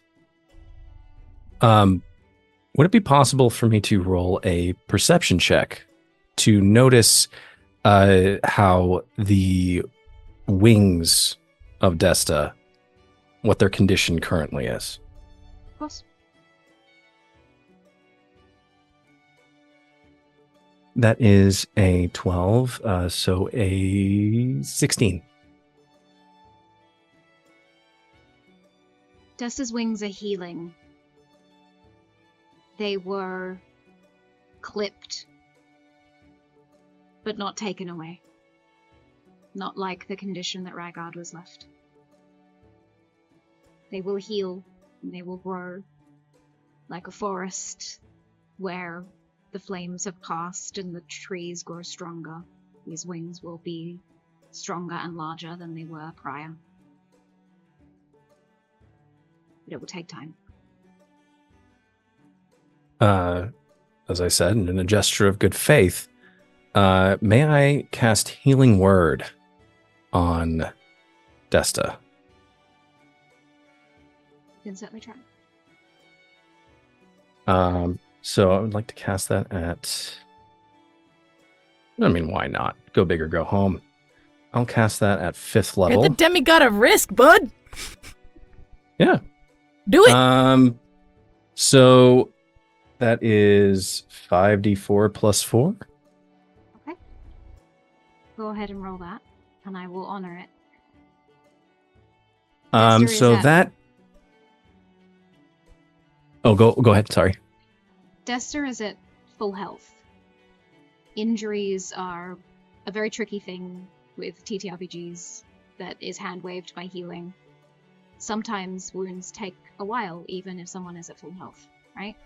However, I would not dishonor this choice. And so, as you cast this, specifically aiming to heal her wings, they do indeed begin to grow feathers back from where they were missing. Not complete, but certainly a lot stronger than before. Okay.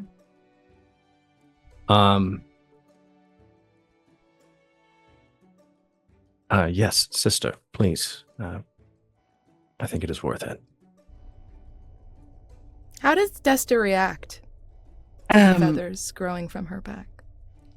I think she's taken aback by it because she's been on this entire time.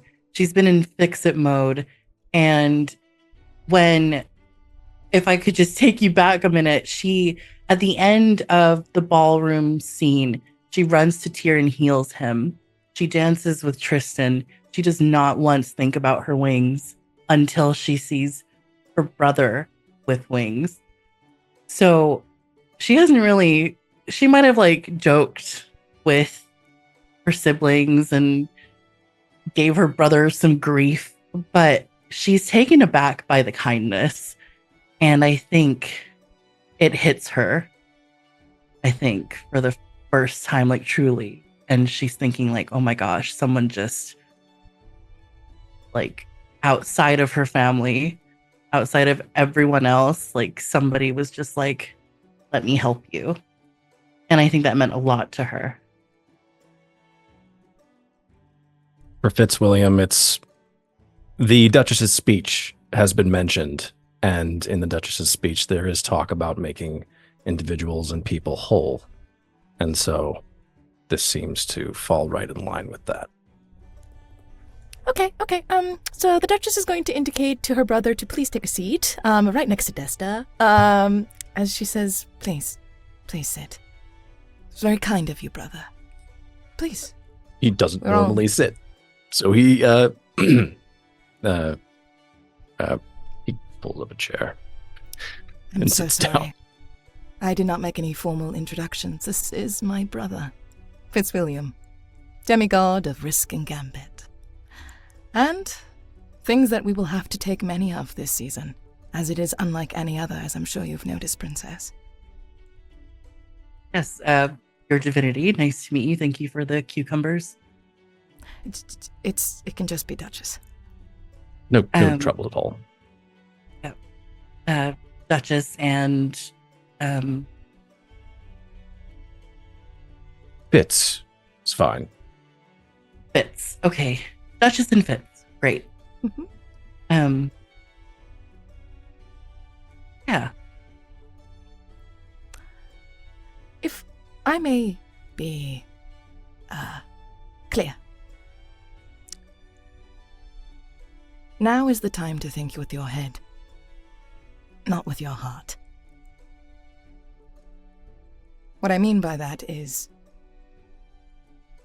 alliances are forming all around us, in many different capacities. And wars are brewing, especially, and her eyes look up, overhead. Princess, this may be the last marching season. Oh. I think Dessa is very confused. I think you might be able to read on her face that there might be some relief in hearing this. Especially after everyone being bamboozled at the ball. I think you'll be able to read it on her face that she's sort of like, that's really interesting to hear. Why? And then she'll just ask, outright, what makes you say that? I'm not the demigod of prophecy. I merely see patterns. What happened at the ball was not orchestrated. Well, who knows? But of the usual was not orchestrated.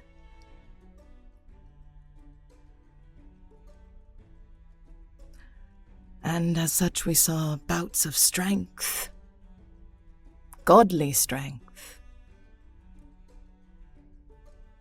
on the battlefield. What I mean to say is, I am someone, and I'm sure you are someone, who follows rules. Yes? Correct. I smiled at you because I saw myself in you. Keeping calm and carrying on as the world falls to pieces. I am not sure if rules are needed this season. I think, and she looks to her brother, risks are essential. Be careful. There's another small bell. Oh. Anyway, thank you so much. Oh. I'm sorry to interrupt. There is a missive for you, Duchess. Oh, please do come in. The letter is May I handed read? to you. You may. It is nothing you ever expected to have to announce. Oh, Jesus. The missive is written by the Empire of Armor. It informs that the Empress has fallen, and that Desta Armadium is officially the Empire leader. Empress Desta Armadium. Sorry, above table. Does Gloria, do you already know this? No! Okay. I'm just a I was just like- princess!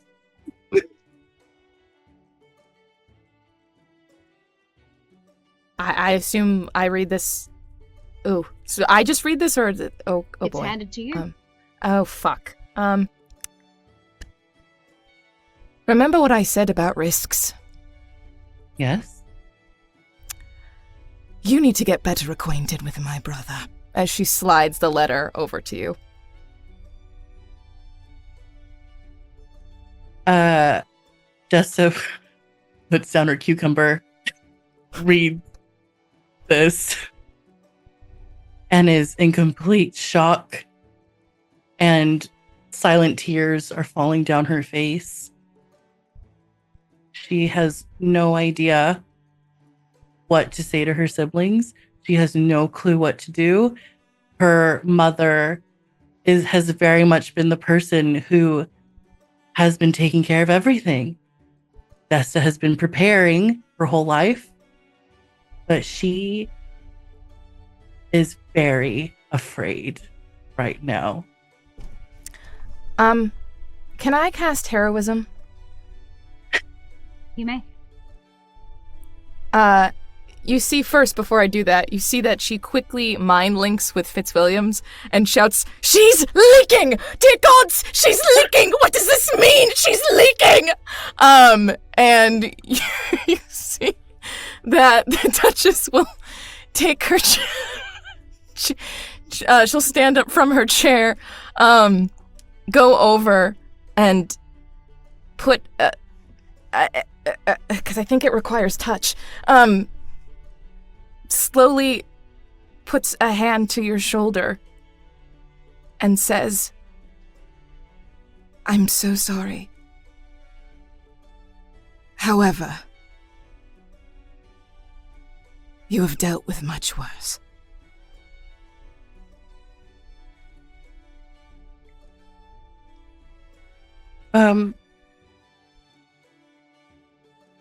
Okay, what, and she's like, I think her brain and my brain are malfunctioning at the moment. So I think she's just like trying to think, going back into fix-it mode. What do I do next? What's the first step? And I think she's saying all this to you, like, what do I do? How do I do this? I need to tell my family. Empress, if I may, Duchess. Please, brother. In this situation, you don't need to do anything. You're the Empress. People move to your step now. There are still people who are employed within your family who their job is to guide you and to give advice and to perhaps wait on you and your needs. Look to them. But be wary. There are, of course, daggers in the dark. There's always another side to an alliance. Something clicks for you in this moment. You are in the Demigod City. The events of the mortal nations below don't always reach the Demigod City unless formally announced. This missive came to you, the Duchess, and as your purview is the one of secrets, perhaps for Desta's safety, no one needs to know that she is the Duchess, that she is the Empress.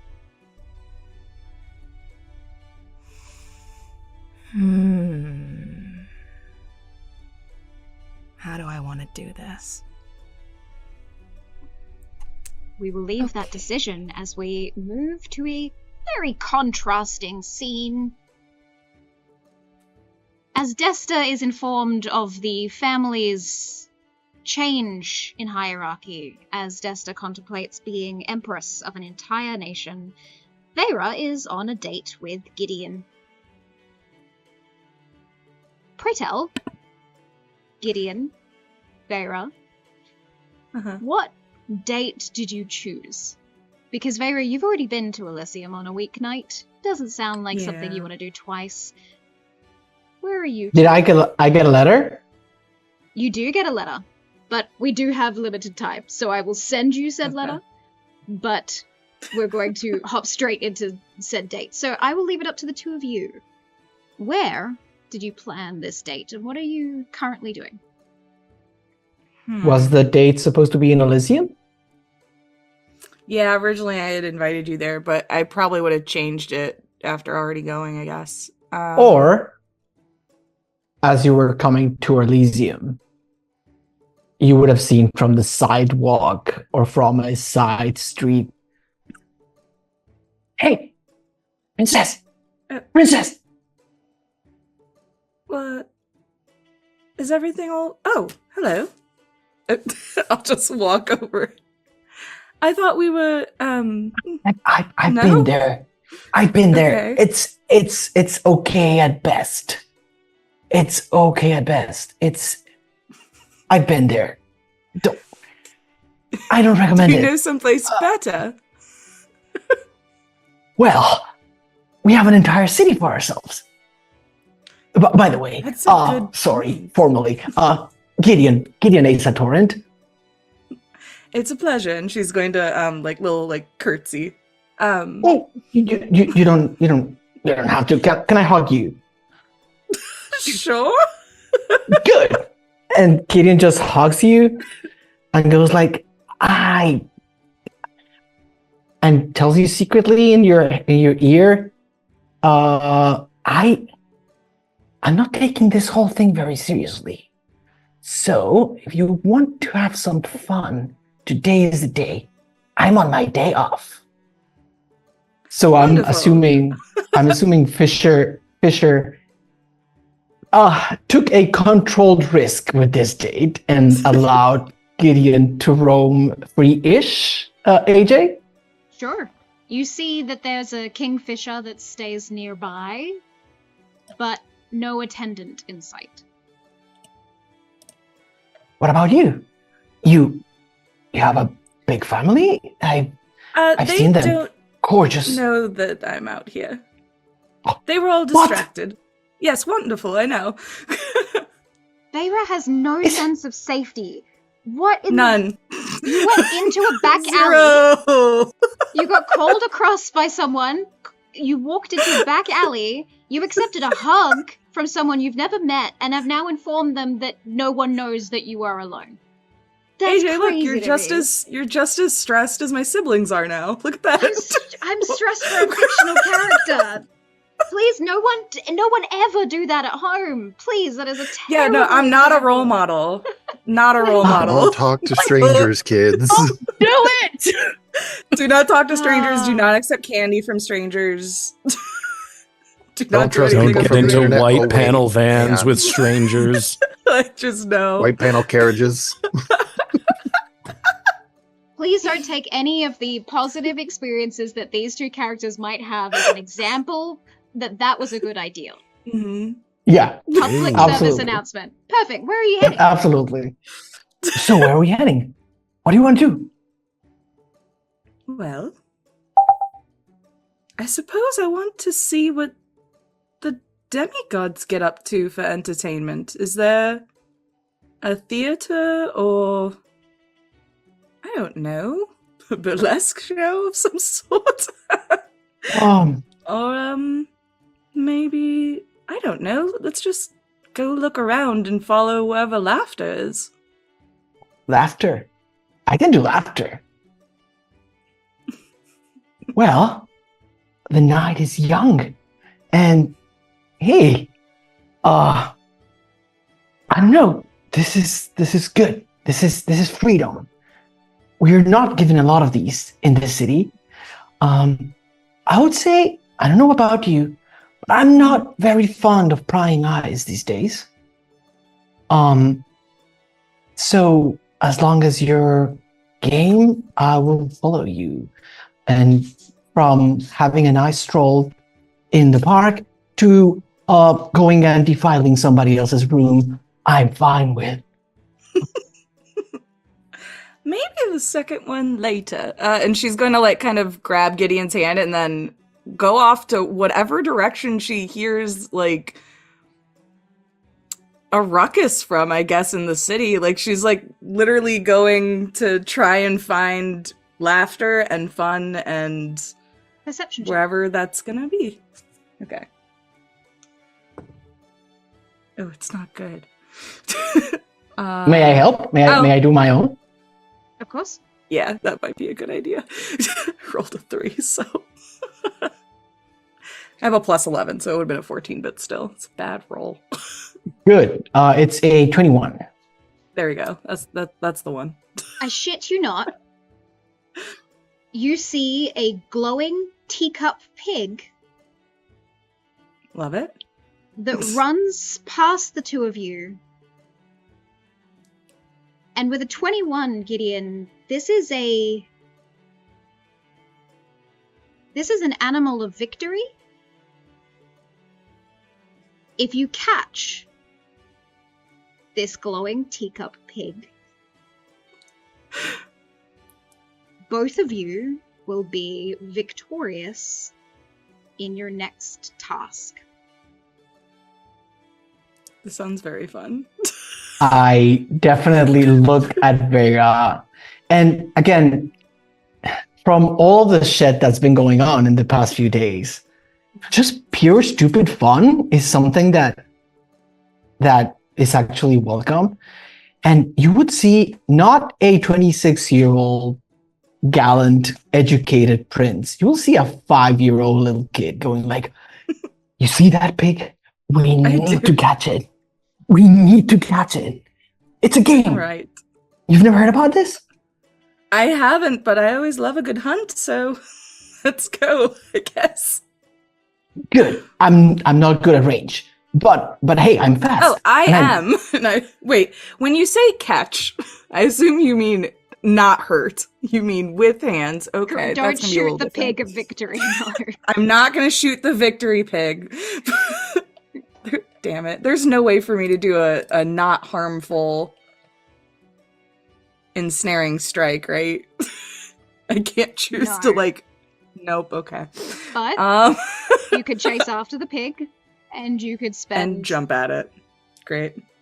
The two of you spend the rest of the day chasing this golden pig around the city, filled with laughter, hilarity, moments of setting up traps, tracking down this pig, using the ranger skills of Vera and the cunning of Gideon to try and catch this victory pig. I would like the two of you to please roll for me a straight d20 okay. each. Please be good. 13. Okay. We're terrible at this. Neither of you catch the victory pig. However, you spent an incredible day laughing, playing, being free.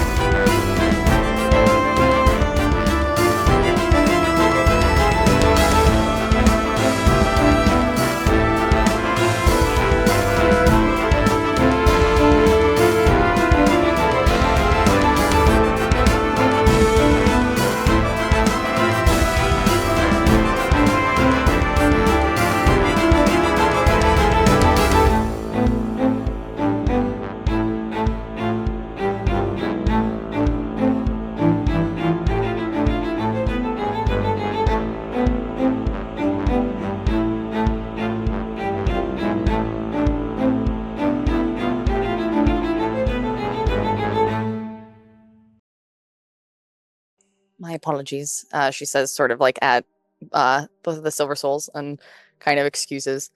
And goes to talk somewhere where it's just kind of like, just quieter. As you've mentioned, Othello and I have been acquainted with one another for quite some time. And yes, something that was apparent to me very early on was how particularly they chose their words. You seem far more open, but I would be it would be unwise of me to think that such a tendency does not run in the family. It does. They get it from our father. My question to you then is this. Yeah. Is there more to what you're asking, what you're offering from the three of you? Like I said, we have power we can give. If you would like more.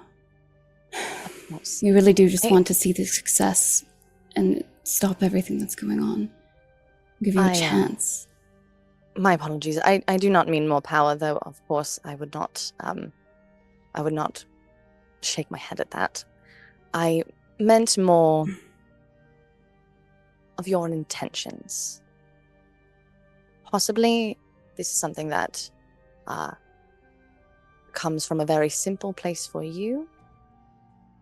But knowing your sister, I understand. Beliefs. Yes. So I would like to make it clear that as long as the end goal for whatever you're planning, or whatever she is planning, is the health and prosperity of Eldron, I am on board and would like to help support that in the ways that I can, but I cannot do that if I am uninformed. What I can tell you... Oh, you have a letter for Lady Morella from your sister. Okay. I was like, is it the one I'm giving, or...? No. And so as you're speaking, she just does a flick of her hand, and there's a letter. You might want to read this first. It could give you potentially some answers. Thank you. Lady Morella, the letter is in chat for you. Oh!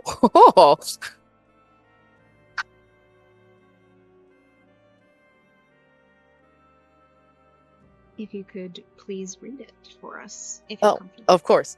Of course, yeah. I'll read it in Morella's voice. Yes, good. Okay. My dear, I propose a change of plans. Turn all your intentions inwards, and those of Quinn. Our one true aim now is to strengthen Eldron, and only Eldron. Watching the councilmen scatter and scarper at the games like children shrank my soul. I have tried for so many years to strengthen Eldron by any means possible. But seeing you stand strong and stay in the games reminded me of that spark I first saw in your eyes, that defiance. The kind that only a woman with a backbone of iron can have. Forget the Cerulean princes. Forget Arman royalty. You are the key to strengthening Eldron from the inside. I am gifting you 2 new, potential matching game winners, Fallon and Valvaris, representing Eldron on the condition that if they win, lands and titles will be bestowed to them. Eldron's government will need to agree to this. I am aware they are deeply flawed. They are also deeply in love, and very little can match that. The crowd demands a match, and there is no greater match than that of not just 1 but 2 underdogs. Display your strength, be unafraid, and show those bumbling councilmen what a real ruler looks like. Enjoy the gift enclosed. Use it wisely. OD. You were immediately fueled from the letter with more power than before. as ether almost drips off of the page into you. You know and recognize those two names, as Fallon was the demigod that was struck mortal on the dance floor, therefore is kicked out of the demigod existence and is now without home. Velvaris used to be a marquis in Cerule, but was also removed of title about a year ago. What Othella and their siblings are proposing is that Eldron gift them a house, titles and land in Eldron, for the story of two lovers to reunite and defy the gods. Would be a brilliant thing to back. The letters and messages that get sent in this demigod city automatically arrive due to the god of trade and travel. It's instantaneous. Sure. You could also summon a solar circle and have Lady Miller's arrive immediately if you so wished.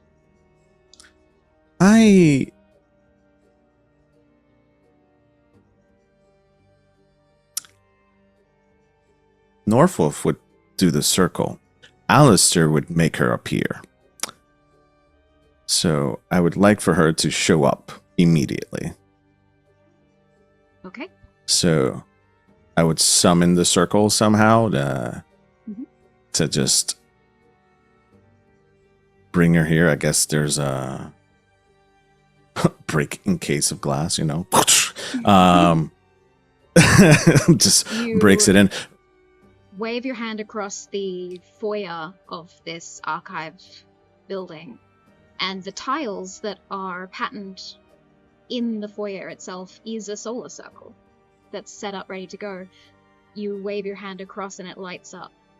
On your end, Lady Melis, in the middle of the lounge room inside of the Iron Spade estate, where you have finished a long and lengthy conversation with those that you were speaking to, you were able to register a calling card from a friend, acquaintance here in the Demigod City, as the distinct magic that seems to thrum from this is distinctly one of Alistor's.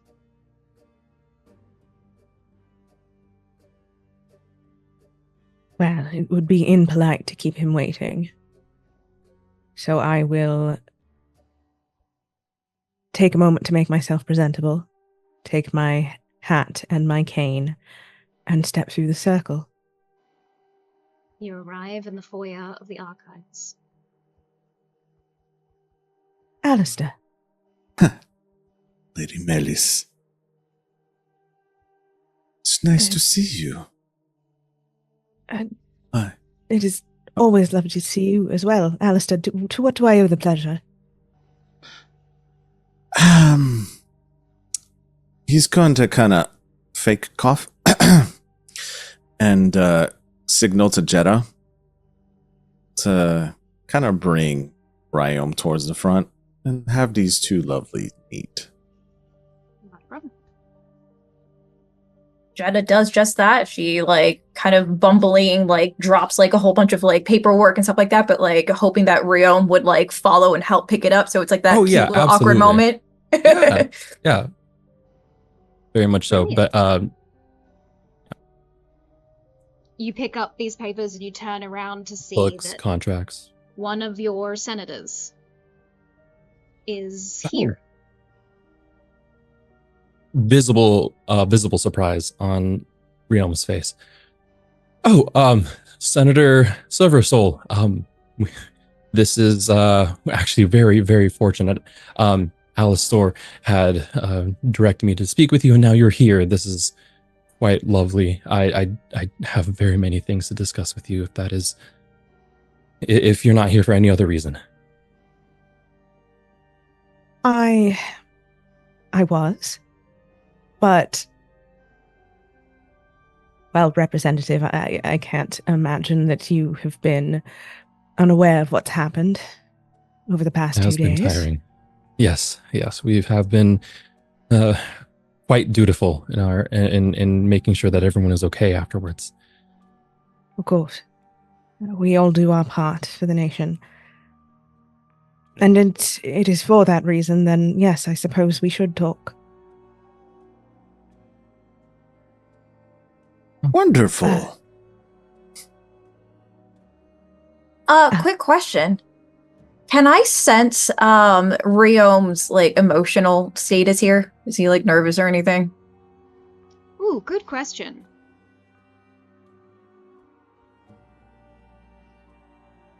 I think you would be able to sense your divine nature, what you are able to glean.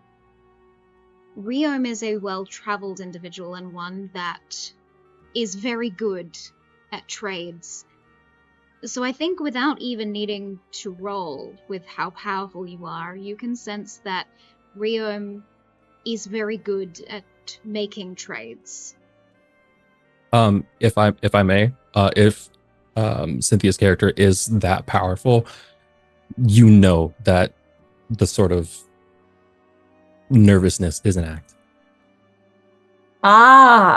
He is at good home. to know. Because so the original idea is I wanted to cast Calm Emotions to bring out the like more powerful machismo person, but being that it's an act, she's gonna do, I call it the Disney nudge, you know, when you see two like romantic characters and you see the support character do like the whoop, like kind of like push him closer. She kind of does that, but also drops a whole bunch of other like books, so it's like not as obvious.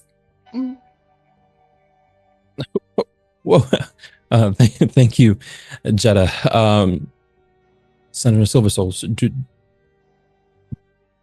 should we retire to someplace? I don't want to. I'll look over to Alistair. I don't want to bore you with anything. Oh, no bother. Here. And he pulls up a seat and scoots it right underneath his knees and has him take a seat. And I'd like to cast Zone of Truth as I do that. Interesting. Okay. I do want to flag. Sure. Or I want to check in with you, Northwolf, about what Sure. Alistair is thinking. He has a gut instinct. He doesn't trust this guy to have him. You justify it for me, otherwise it Sure, Sure, absolutely. I feel that he's already distrusting with the fact that the gods are already saying, "Hey, look, we're in the same playing field as the demigods." Mm-hmm. He is looking for answers.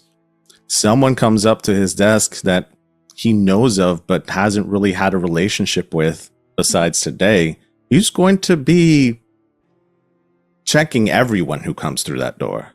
Okay. He's had a relationship with Lady Melis. Yeah. So I think it's So he brings her in. Suspicious of everyone until proven innocent. Correct. Okay, good to know. Then in that case, the lounge room that opens up beside the foyer is immediately aglow with this zone of truth encompassing the space. It makes sense for the demigod of negotiations for this to be the case. And both of you have had training in this. You may roll to try and defy it. It will register to Alistair. Or you can choose your words carefully. I'm failing this roll. Okay. Yeah. Lady Melis will choose her words carefully. Brilliant. You fail your roll as well. In that case, you all sit in a very tense lounge room. Yes, Jetta? I step out of the zone of truth. Okay. Because there are things I am making sure that I do not say. Not a problem at all. You busy yourself as the assistant of Alistair with putting those paperworks that you had spilled across the floor back into place and stay out of the lounge room, but within earshot. You also reach out to Kasana if you do indeed want to have a conversation with. Oh, yes, absolutely. Perfect. Then you busy yourself with making arrangements for that conversation as the three of you sit in the lounge room and discuss. Yeah, so as the zone of truth goes off, actually, the familiar feeling washing over Ryome kind of stands up straighter, adjusts, rebuttons the shirt, adjusts the tie. Demigod of negotiations, your thoroughness and discretion is as legendary as described. I would expect nothing less.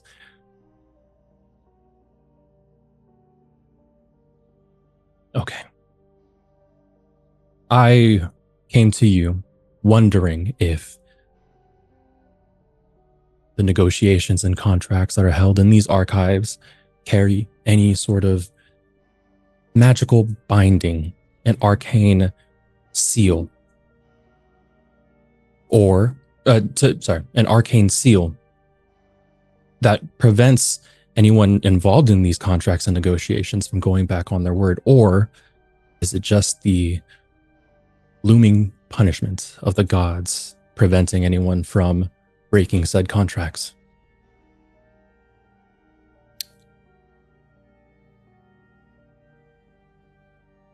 There are consequences to breaking the contracts. Myself and my assistant put wards on them if they're broken.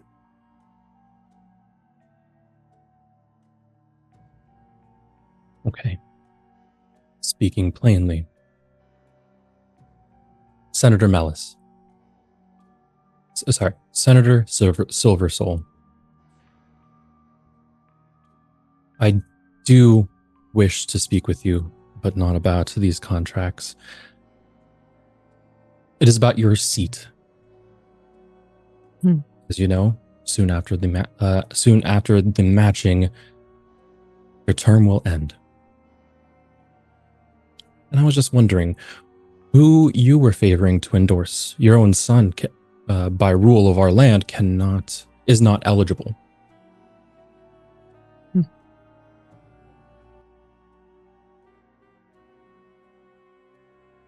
Let me assure you, Representative, the impending end of my term has been something that has been on my mind for years. When you are technically as long-lived as I am, this stretch of time means little.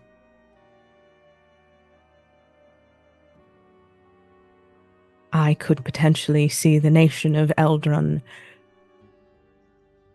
fall to pieces entirely and still live another century past it.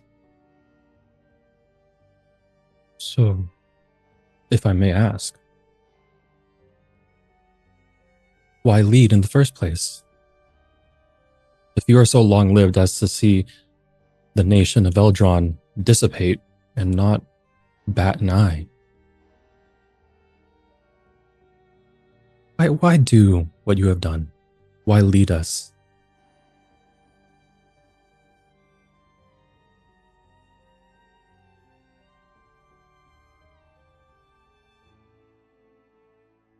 Because that is how it is done. That is how it is done. Eldron is meant to be a nation united, where anyone can make their way from a simple beginning to holding the greatest title that we have. You, Representative, are proof of that. I've heard many things about your quick rise. It's most impressive. I appreciate the notion, but I am just one story amongst a sea of people who struggle in our nation. Yes. I will look over at Alistair.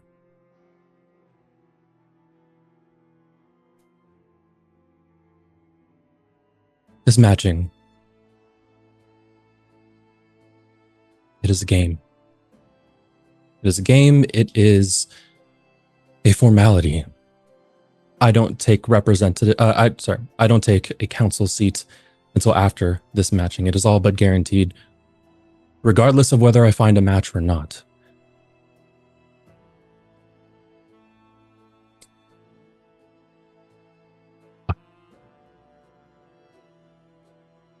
There's only so much work I can do for the benefit of our people, while still trying to play optics, to feign a match.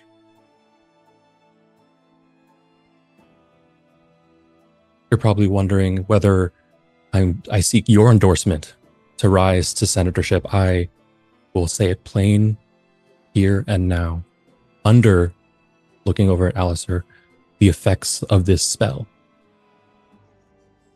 I care not for the senator seat. I care only what is best for our nation of Eldron in the long run.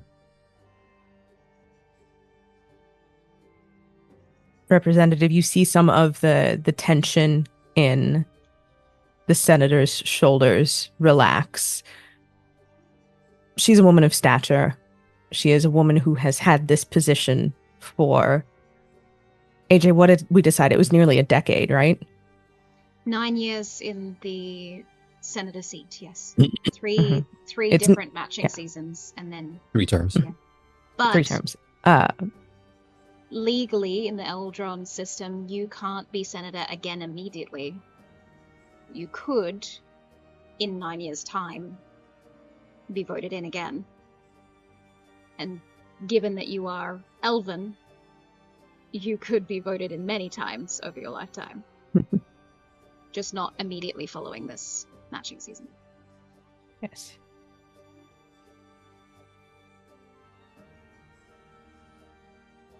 Representative, I want you to know how much relief that knowledge gives me.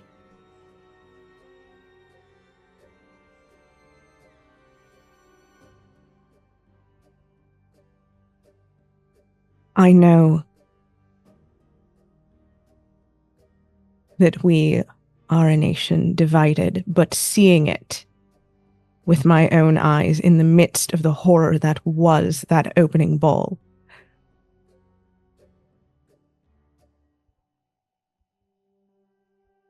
it makes me think that I have failed. In some way, I have failed to keep this nation together. And Senator if I... Miller. Sorry, go ahead. No, it's fine. And if I am not able to unite the people of Eldron, then it is fitting that my time be up.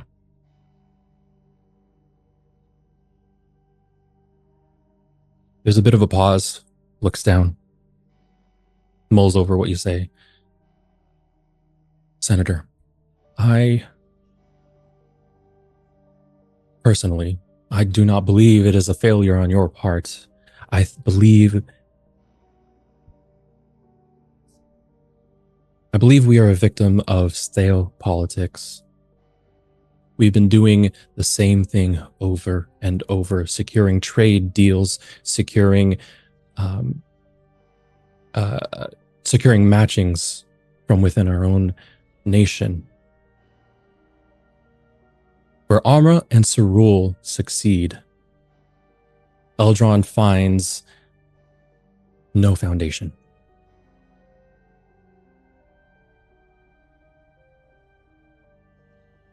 I think we need to shift our focus from these politics, from bureaucracy, from contracts and trade deals and negotiations. I apologize, Alistair. None taken. What Arma and Cerule have going for them is the eye of the demigods, and therefore the eyes of the gods.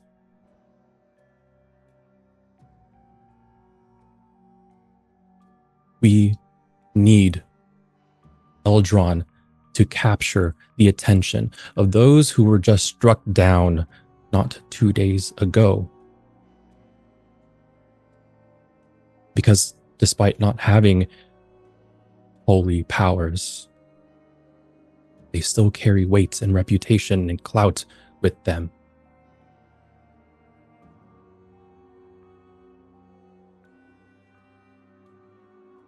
Do you agree?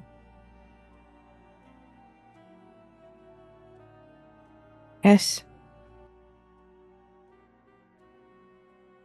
We need to play the game.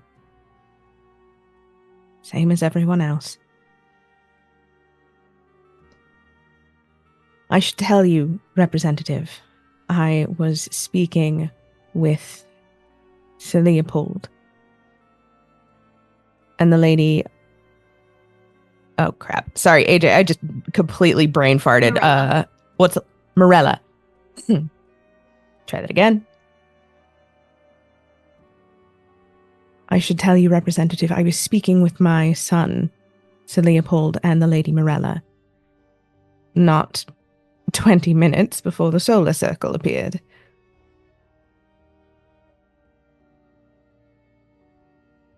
Did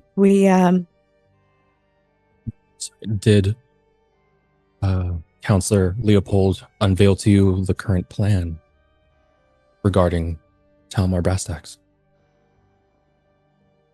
He did, in fact. I admit that I had some concern when it came to my son. He has quite the reputation. But you witnessed as well as I what he did in that ballroom. How quickly he dove in to help those who were injured, to keep people out of harm's way. It is Another quite reason. unfortunate that he is not able to succeed you. At the risk of sounding... At the risk of nepotism, I'm inclined to agree. To an extent, he does not have the patience for politics that I think you and I do. Leopold says what he means to his detriment at times.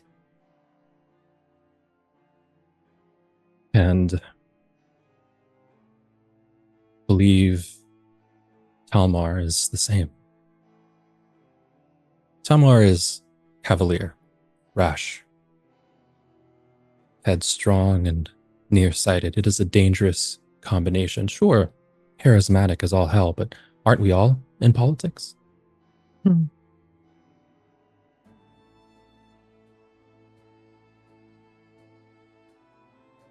I may have nudged Talmar in a direction to gain much attention, to court any demigod that they may wish to court. This is just one step of my vision.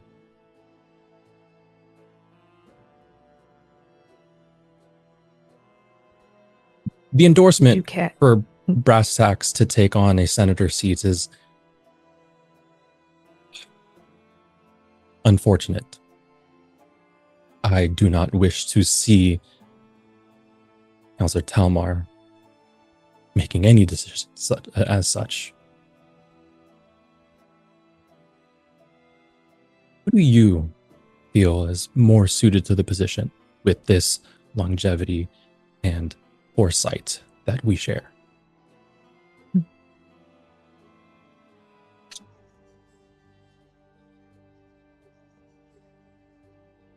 Representative, I will let you know, I believe there are other things at work outside of simple negotiations and propping up of new hopefuls.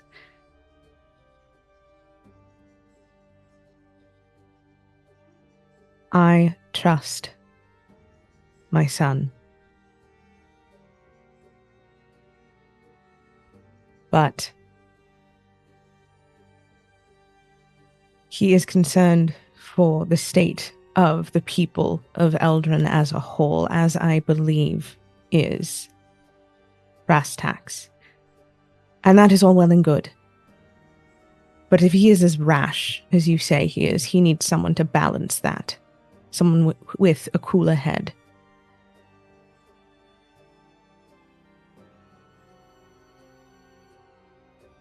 Well.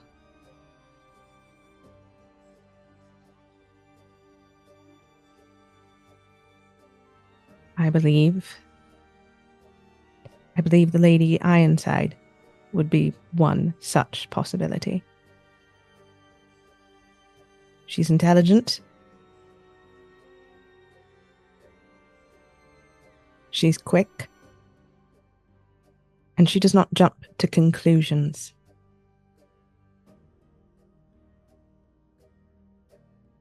We need someone who can be a champion for those who struggle. But a champion, a fighter, can only do so much. Fighting, as we've seen, only ends in bloodshed. Representative Ryome, Lady Morella Ironspade is a very good choice. Mm-hmm. Because she is as cunning and strategic as you. Which also makes it dangerous. Yeah. Still a better option than Talmar, to you. Yes.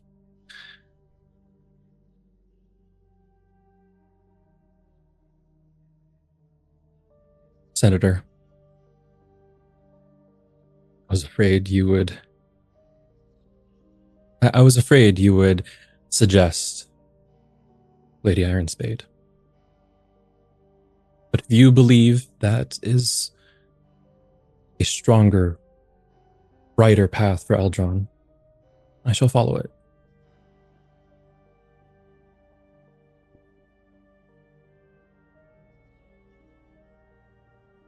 I will continue to make sure that Talmar stays in the spotlight for all of Arma and Cerule to fawn over, while we here in Eldron know who will be the stronger leader.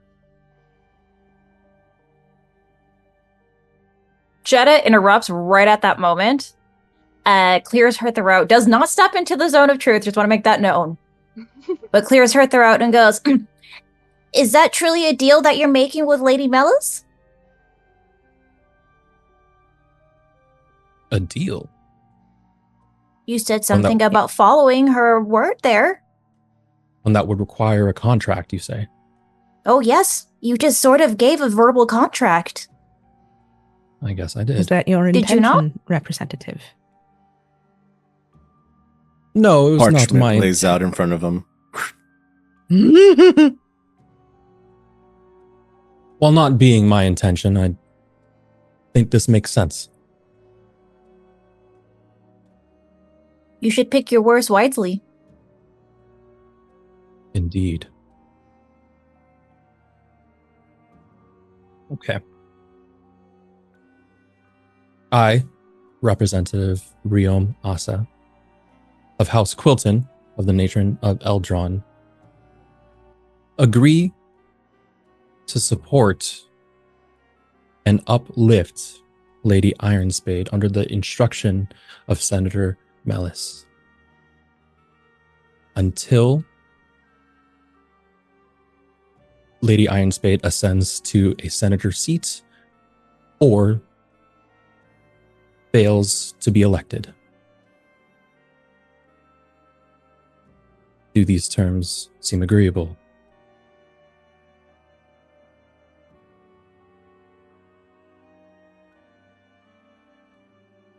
I'll look at Alistair.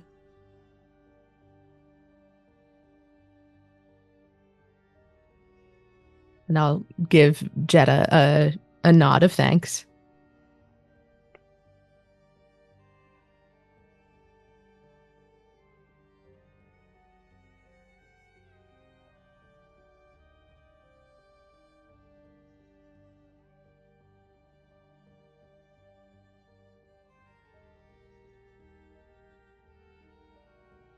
Very well.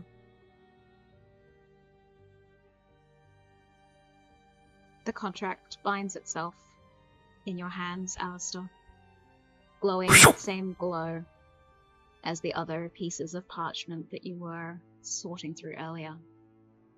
As we move to a very different scene the next day. Hexia, in a very colourful establishment, one of pots, clays, paints, and fabrics, where tea and soup is served at the same location where paint and clay seems to be made and procured and sold. You sit opposite Aurelius and Percy.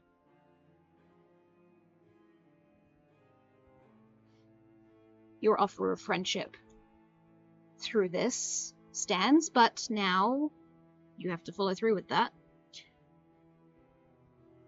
What is it that the two of you are discussing on this date, non-date that you have agreed to meet for? Platonic date. Highly platonic.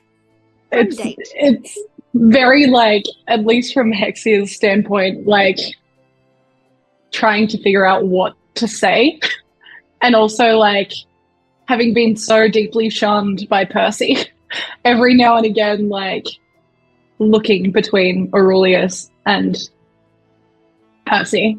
Trying not to acknowledge the awkwardness, but fully knowing it's there. For sure. I can have Percy wait outside. No, you can't do that. You can't. No, that's horrible. Percy deserves to be here. It's entirely your call. Really also like adjust. I think the crystal rose he's now kind of wearing as a just pinned to his jacket. But it's quite heavy, so it keeps kind of tilting over, and he'll just adjust it a little bit, straighten it up. So, matching season. Yes, matching season. What are your plans? I am just trying to get through it at the moment. I don't really have plans. You know, the only person I really spoke to is now dead, maybe. And even that wasn't necessarily a plan. It was just someone I met. So this is it at the moment. I have other people I'd like to speak to, but for now, guess we're here. Yeah. Look, if you want to speak to other people, that's entirely fine. If I'm you too. If I'm interrupting your ability to do that, let me know. I'll leave immediately. No, it's fine. What about you? What are your plans? Surely you have plans. I don't really. I agreed with my father to take Chronicles' place, and I'll do what I need to honor the family and do everything I need to, but I have no real plans. Yeah. I guess that makes two of us. Well, three of us if you count Percy. The small seal beside you just slaps a fin down on the tiles of this space. Aurelius will just like scratch Percy under the chin a little bit. He sends you a telepathic voice because he only speaks to you through his mind and no one else. And you just hear Percy's voice come through. I still do not like it, but fine. Can I have some ice cream?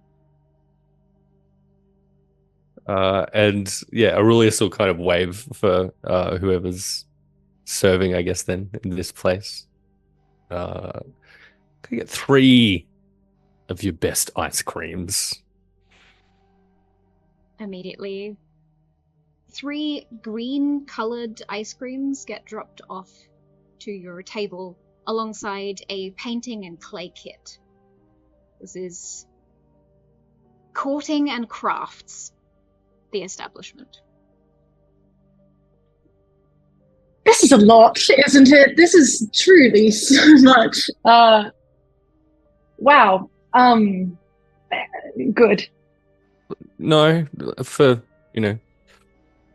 this place, I thought the ice cream would be much more expensive, and kind of puts one over for Percy to dig into.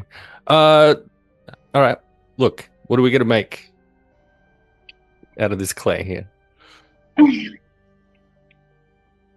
I'm not even thinking of the clay, if I'm being honest. There is truly so much on my mind. The first thing being, my father is going to fucking kill me when he finds out that you are here. I just need you to know that immediately. There was one rule coming into this matching season, and it was don't run away with someone from Cerule and get married. And yet, here you are. Wait, is that an option on the table? Oh, look, first, your father cannot be mad that I'm here. That doesn't make any sense at all. And if he wants to make an issue of it, I'll absolutely talk to him. I'm sorry, you will? He doesn't get to tell you the rules of the environment in which you exist. That's not a thing. Have you thought of taking your own advice? No, I have absolutely not.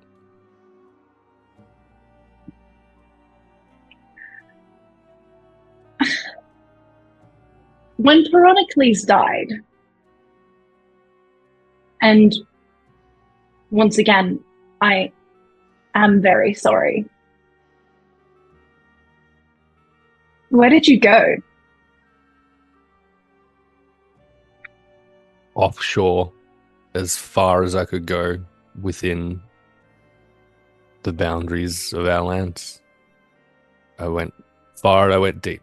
I was called home, but I had no interest in staying around that man. But you did go home? I had no choice. I felt I had no choice. What I felt and what happened to me does not even matter. It does. What you lost is so much more, and I'm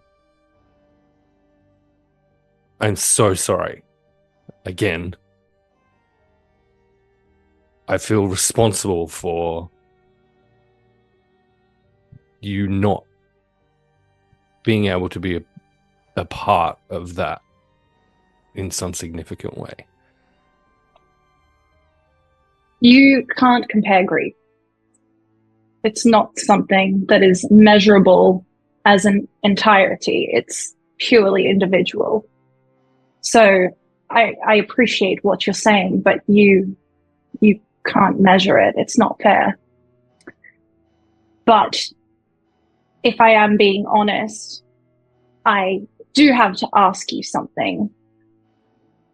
Because if I don't, I fear that I will spend the rest of my life not knowing or thinking about all of the potential things that you could say, and somehow that is far worse than anything you could. And I guess when we ended things and you left, I wrote you that letter, and not the one here in the castle. I wrote you a letter because I was going to come after you. I was going to give you some big grandeur speech about how, I don't know, we could work it out or something. I don't know. But I got so scared, and I don't get scared. I'm not scared, ever. But there is something about you, Aurelius, that does scare me. And when you wrote me back, it was almost like the undertone was that you would be better off without me anyway.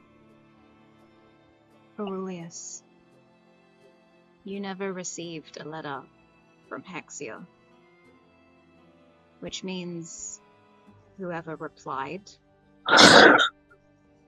was not you. And Aurelius will just immediately look sideways at Percy.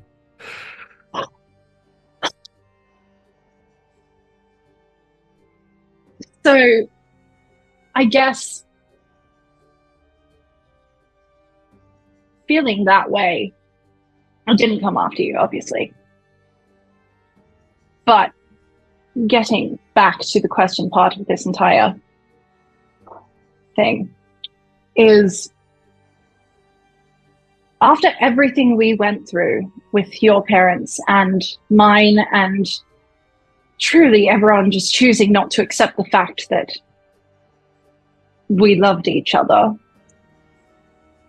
was there something I did, or was I just not good enough? Or why didn't you ask me to come with you? We'd already faced all that adversity. We could have done this together. I could have been there for you. And can you this time roll an insight check for me? Yes, For LinkedIn? absolutely. I can.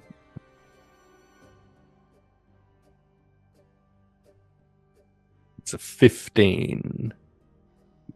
I think with a 15, there is a lot of pain in the words that are leaving Hexia's mouth, but it's not like a pain of resentment or and there is some anger, but it's not hatred. It's a pain, I think, that you would only feel if you were still kind of totally irrevocably in love with someone.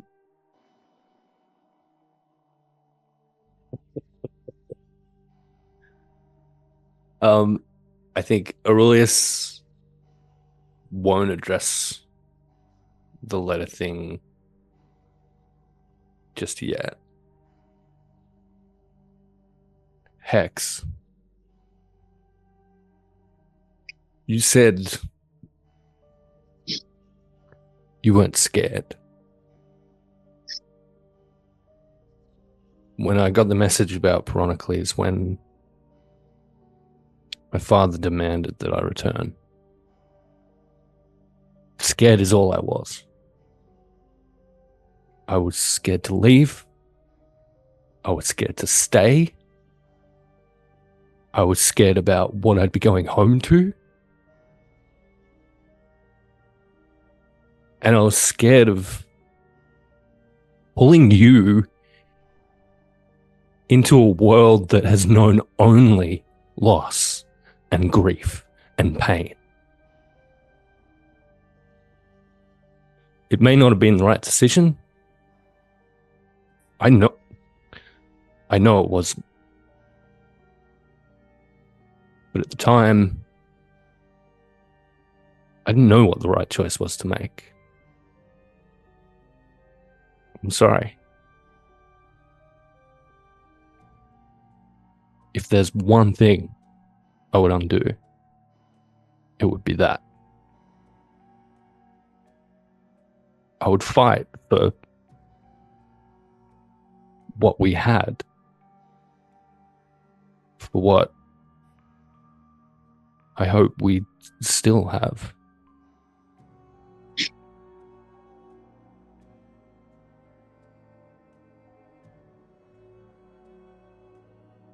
So what does that look like? Because it's going to be hard again. It's going to be much harder this time.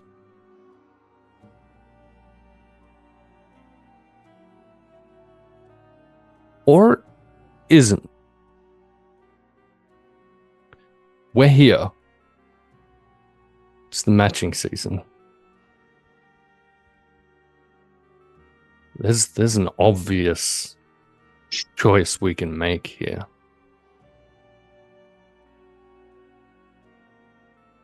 And if you'll have me, we can declare. We can make this our time.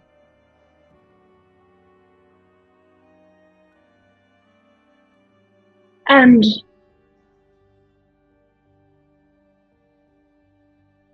gosh, didn't expect it to go this way. But, I mean, I would be fucking stupid to say no, wouldn't I? In this moment, an individual appears into the space. A demigod of contracts.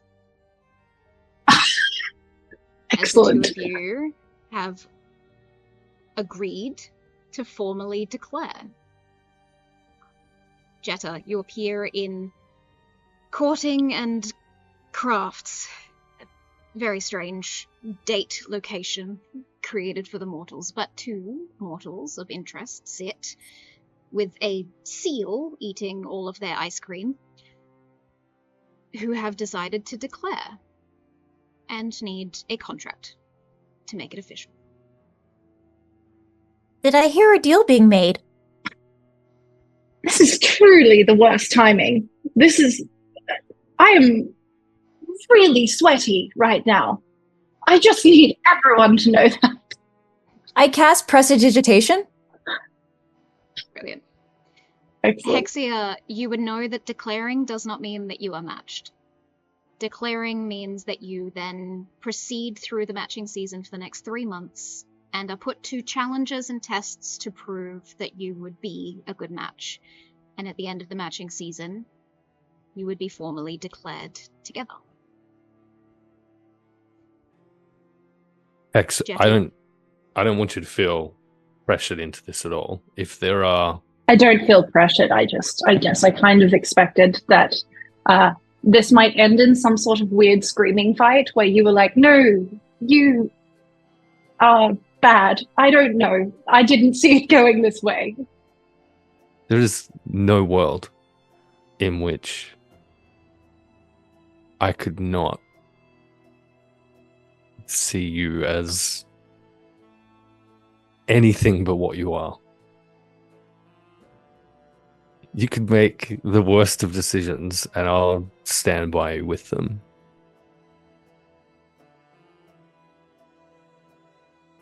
Okay.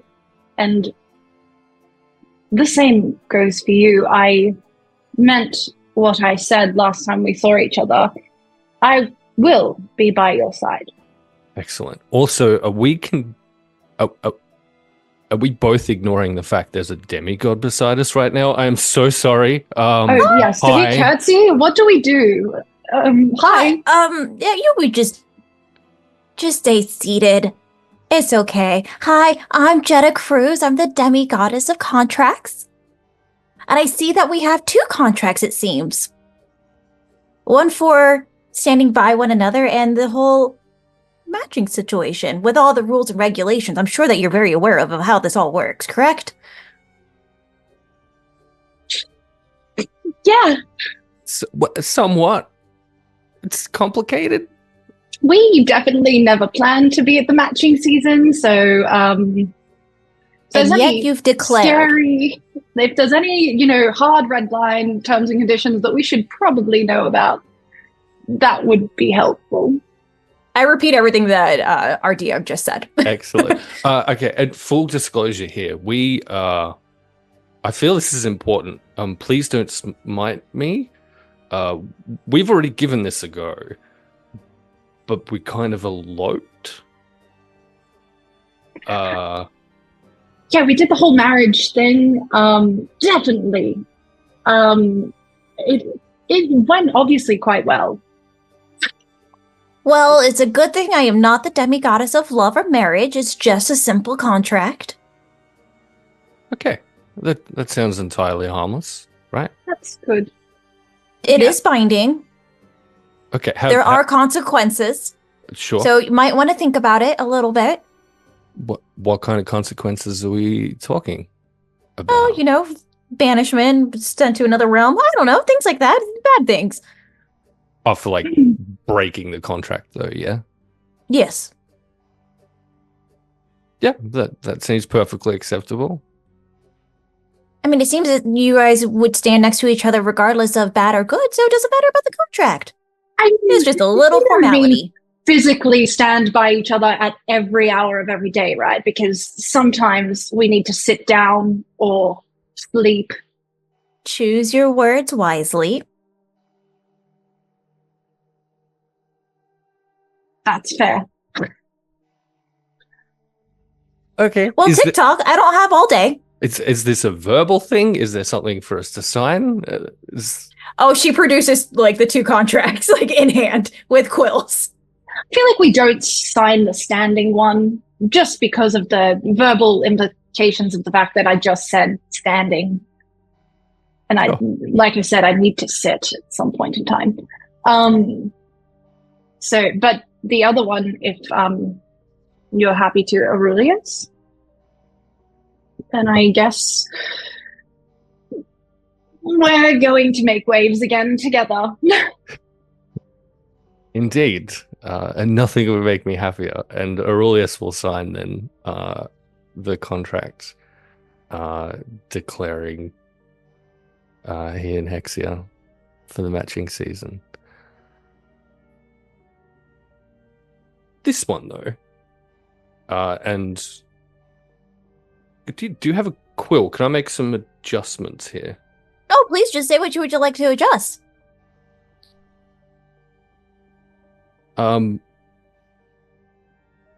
Okay. Don't be mad, Hex.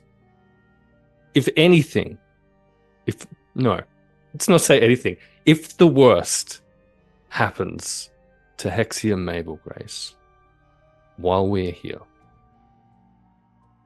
Here where? Precisely. In the matching season or in the castle? In the castle. Over the Just course in of the the castle. matching season. Over the course Okay. of the matching season. Okay. I don't like where this is going.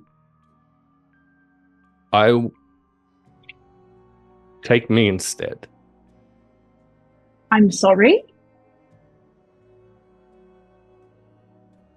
I won't be signing that. Absolutely not.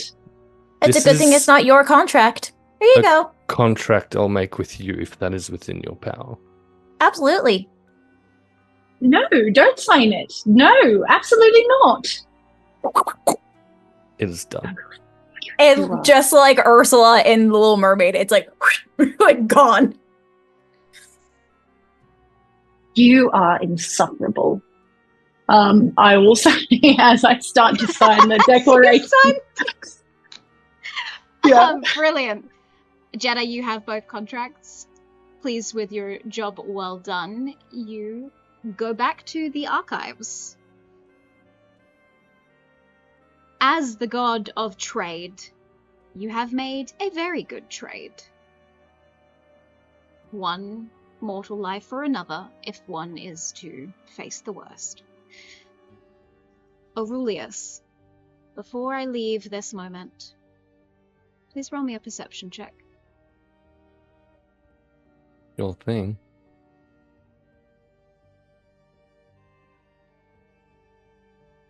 17.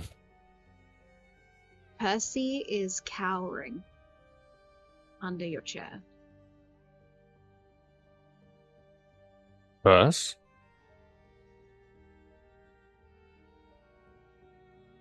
Percy, You what's up? see the seal sort of step out, slide out. It's a seal. Slide out from under the chair and look up at you with his small eyes. It was a great sense of power. I did not like it. The contracts, it's a demigod, mate. The god. The what? The god. No, demigod. They're lesser, I guess. Easy to get confused, I'm sure. Wait. Are you saying that's not a demigod? I do not know what else to tell you. You just made a deal with a god.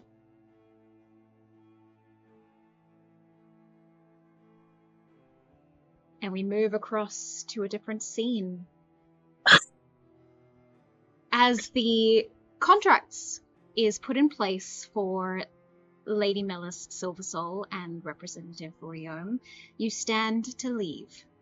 However, Jetta walks over to Representative Ryome, handing back some of the things he was carrying in to the establishment earlier. I leave the scene to you. Well, here you go. Here you go. Here you go. And this too, and this one, and there's a lot of things here. I don't recall bringing all this stuff in with me. Oh, are you sure? I mean, I am quite prepared usually, but sure, this is fine. Could you help me just with one thing out over here, please? Okay. Yes. She grabs his hand, and I'm going to cast Temple of the Gods. Of course. What's that? What does that do? Who am I? If I may, it basically opened up a temple of a god of my choosing, and I can describe the appearance should you need. Go for it. Excellent. Well, obviously we know what god temple we would be going to, but in case anybody doesn't know, we're going to Soar, my temple, the god of trade and travel.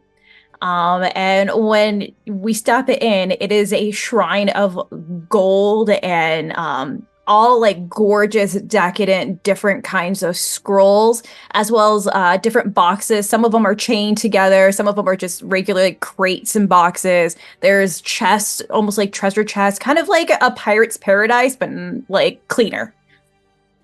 And Jetta transforms into her like more true form, where she has long gold straight hair, like very bronze skin, chocolatey, like almondy eyes. She looks very, very Islander Caribbean type look, but long, luscious locks. And she's wearing a gold, shimmery, you think it might be a dress, but she kind of has pants-ish sort of situation. Like, she looks a little bit like a pirate, but like a very classy looking one. Like a merchant. A bit, yes. Yeah. She does have the haunting blue eyes, though. That is the one thing that you'll notice, the similarity between Jetta and Sora. Please, step in. I do need to discuss with you some things if you has a moment. Well, how can I say no? Precisely. Have a seat. And like a chair, like just like how Alistair did it with the little chair in his room, like a big like chair, like tuffet. It's just like gorgeously adorned. Like again, like something that like a pirate would sit on. Yeah. Gingerly takes a seat, eyes not moving from the new visage in front of me. Do you know where you are? Have you been to my temple before? I'll look around. No, but Do you know who I am? Context clues tells me that you are a god of commerce. Yeah, trade and travel, just specifically. Trade and travel. My Yes, it seems that you apologies. are quite versed in trades and travels, and it seems that you are a well-traveled man. Am I mistaken? You are not. Given the surprise, given this new revelation, shouldn't you already know? Yes, I was just allowing you to talk. I see. Well, I am quite well read and well traveled. One does not take on a counselor seat in Eldron without knowing a thing or two from a place or two. I'm flattered. As you should be. Has taken interest in me. Yes. I was very fascinated by the conversation that you were having with Lady Melis. It seemed that there was quite a lot of information not being said due to my sons. At any rate, I have a bargain to offer you. A bargain? Yes, a bargain. You don't... There's no... Sorry. I have a say in this. You don't just cast me under your employ. Oh, there it is. If you'll forgive me, the events of the last few days have really opened my eyes to the immense power of the gods. The illusion of choice is very much an illusion now.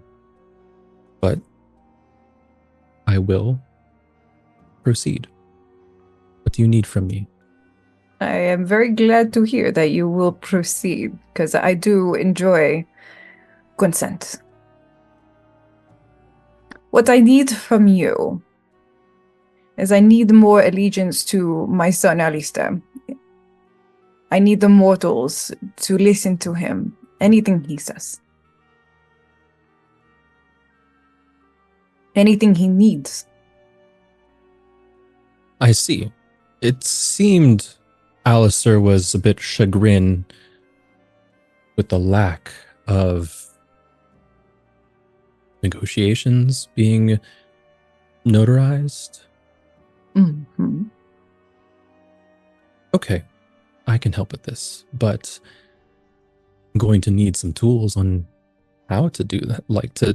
I'm going to need some tools to help me along my way. Absolutely. What tools would you need? Well,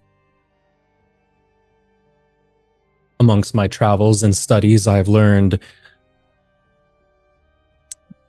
magecraft to help me with politics, contracts. Sometimes a comma needs to go somewhere else. Other times, a signature might not be the one that you need in the moment. So these cheap parlor tricks are all that I know.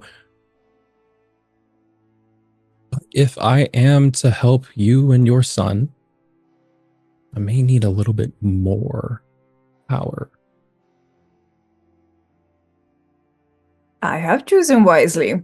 You are a very tricky and calculated mortal. And I just give a very knowing nod. Sora, would you like to establish Representative Ryome as a cleric would be the best way to describe this, of the god of trade and travel? I absolutely would, as long as Ryome is accepting of it. Yeah, I would love this. Kappa? Yes. Please take 2 levels in cleric. Whoa! Okay, 2 levels? Dang! Okay, is this like something that happens in the game? Like how does this manifest in the game? So my character can You react to it. are going to be fueled with extra magic. But since you are the player and you get to build your character sheet, you can choose how that will be flavored, and I will tee that up with you and Cynthia to build together. As you accept this moment, you are fueled with ether, flowing into your form. You've heard of warlocks before. You know of individuals from the different churches who are granted gifts by gods. You have not heard of a mortal skipping a step, and rather than receiving magic from a demigod, receiving it directly from the god themselves, other than Leopold Silversole. I see.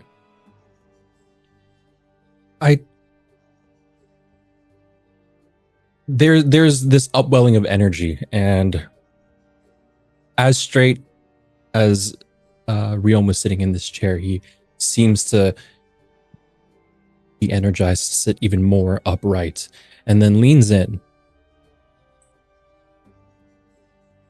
My goddess.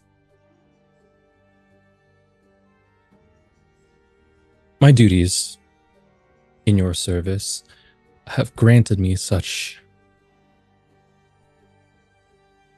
powers. Are they to be exclusively used to help your son, or can I have just some discretion to use it elsewhere?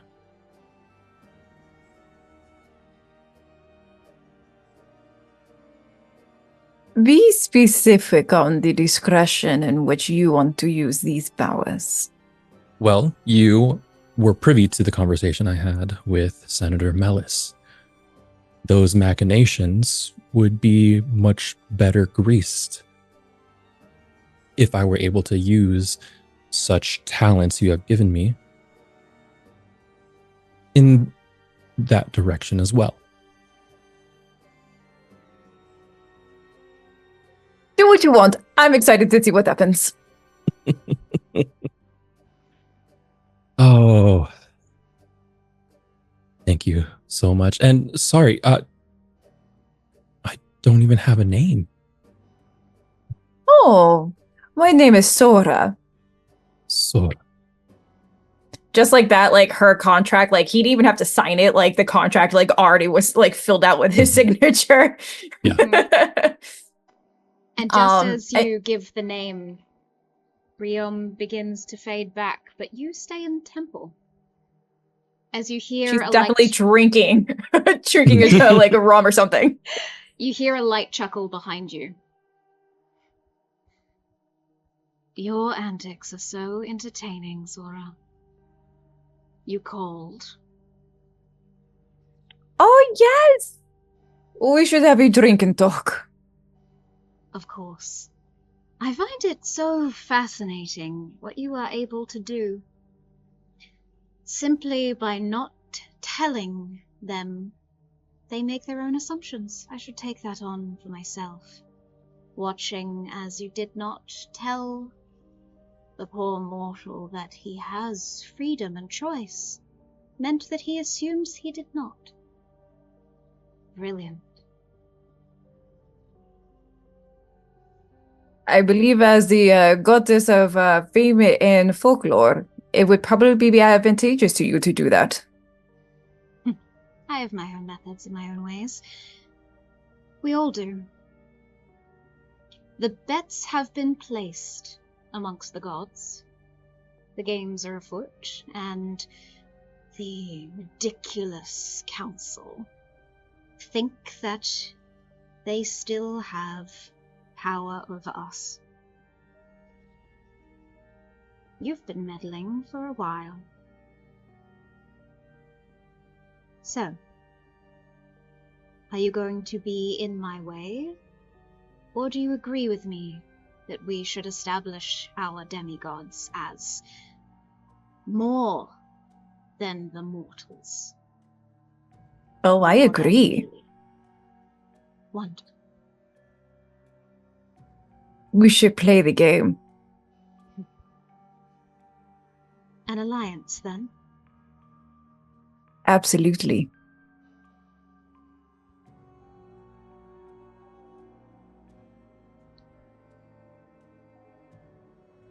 The scene fades. Lady Melis, as Ryome returns to the foyer, you remember the most important factor for Eldron right now. And you look to Ryome to see a hopeful expression. One that you may agree with or not.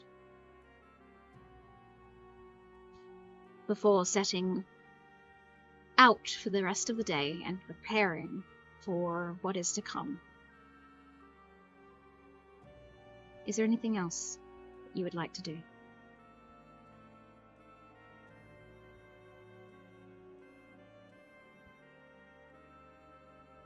I do think it is important to make sure that Representative Ryome knows of the upcoming fete at the Iron Spade residence. A chance to make sure that the nation of Eldron finds its footing once again. We'll be there.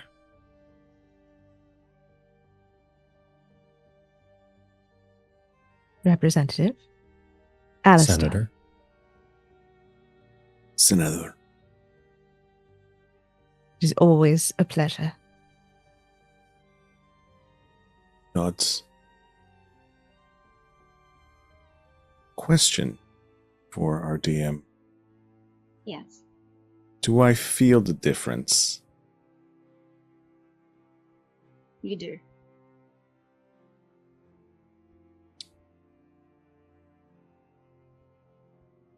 Don't upset her.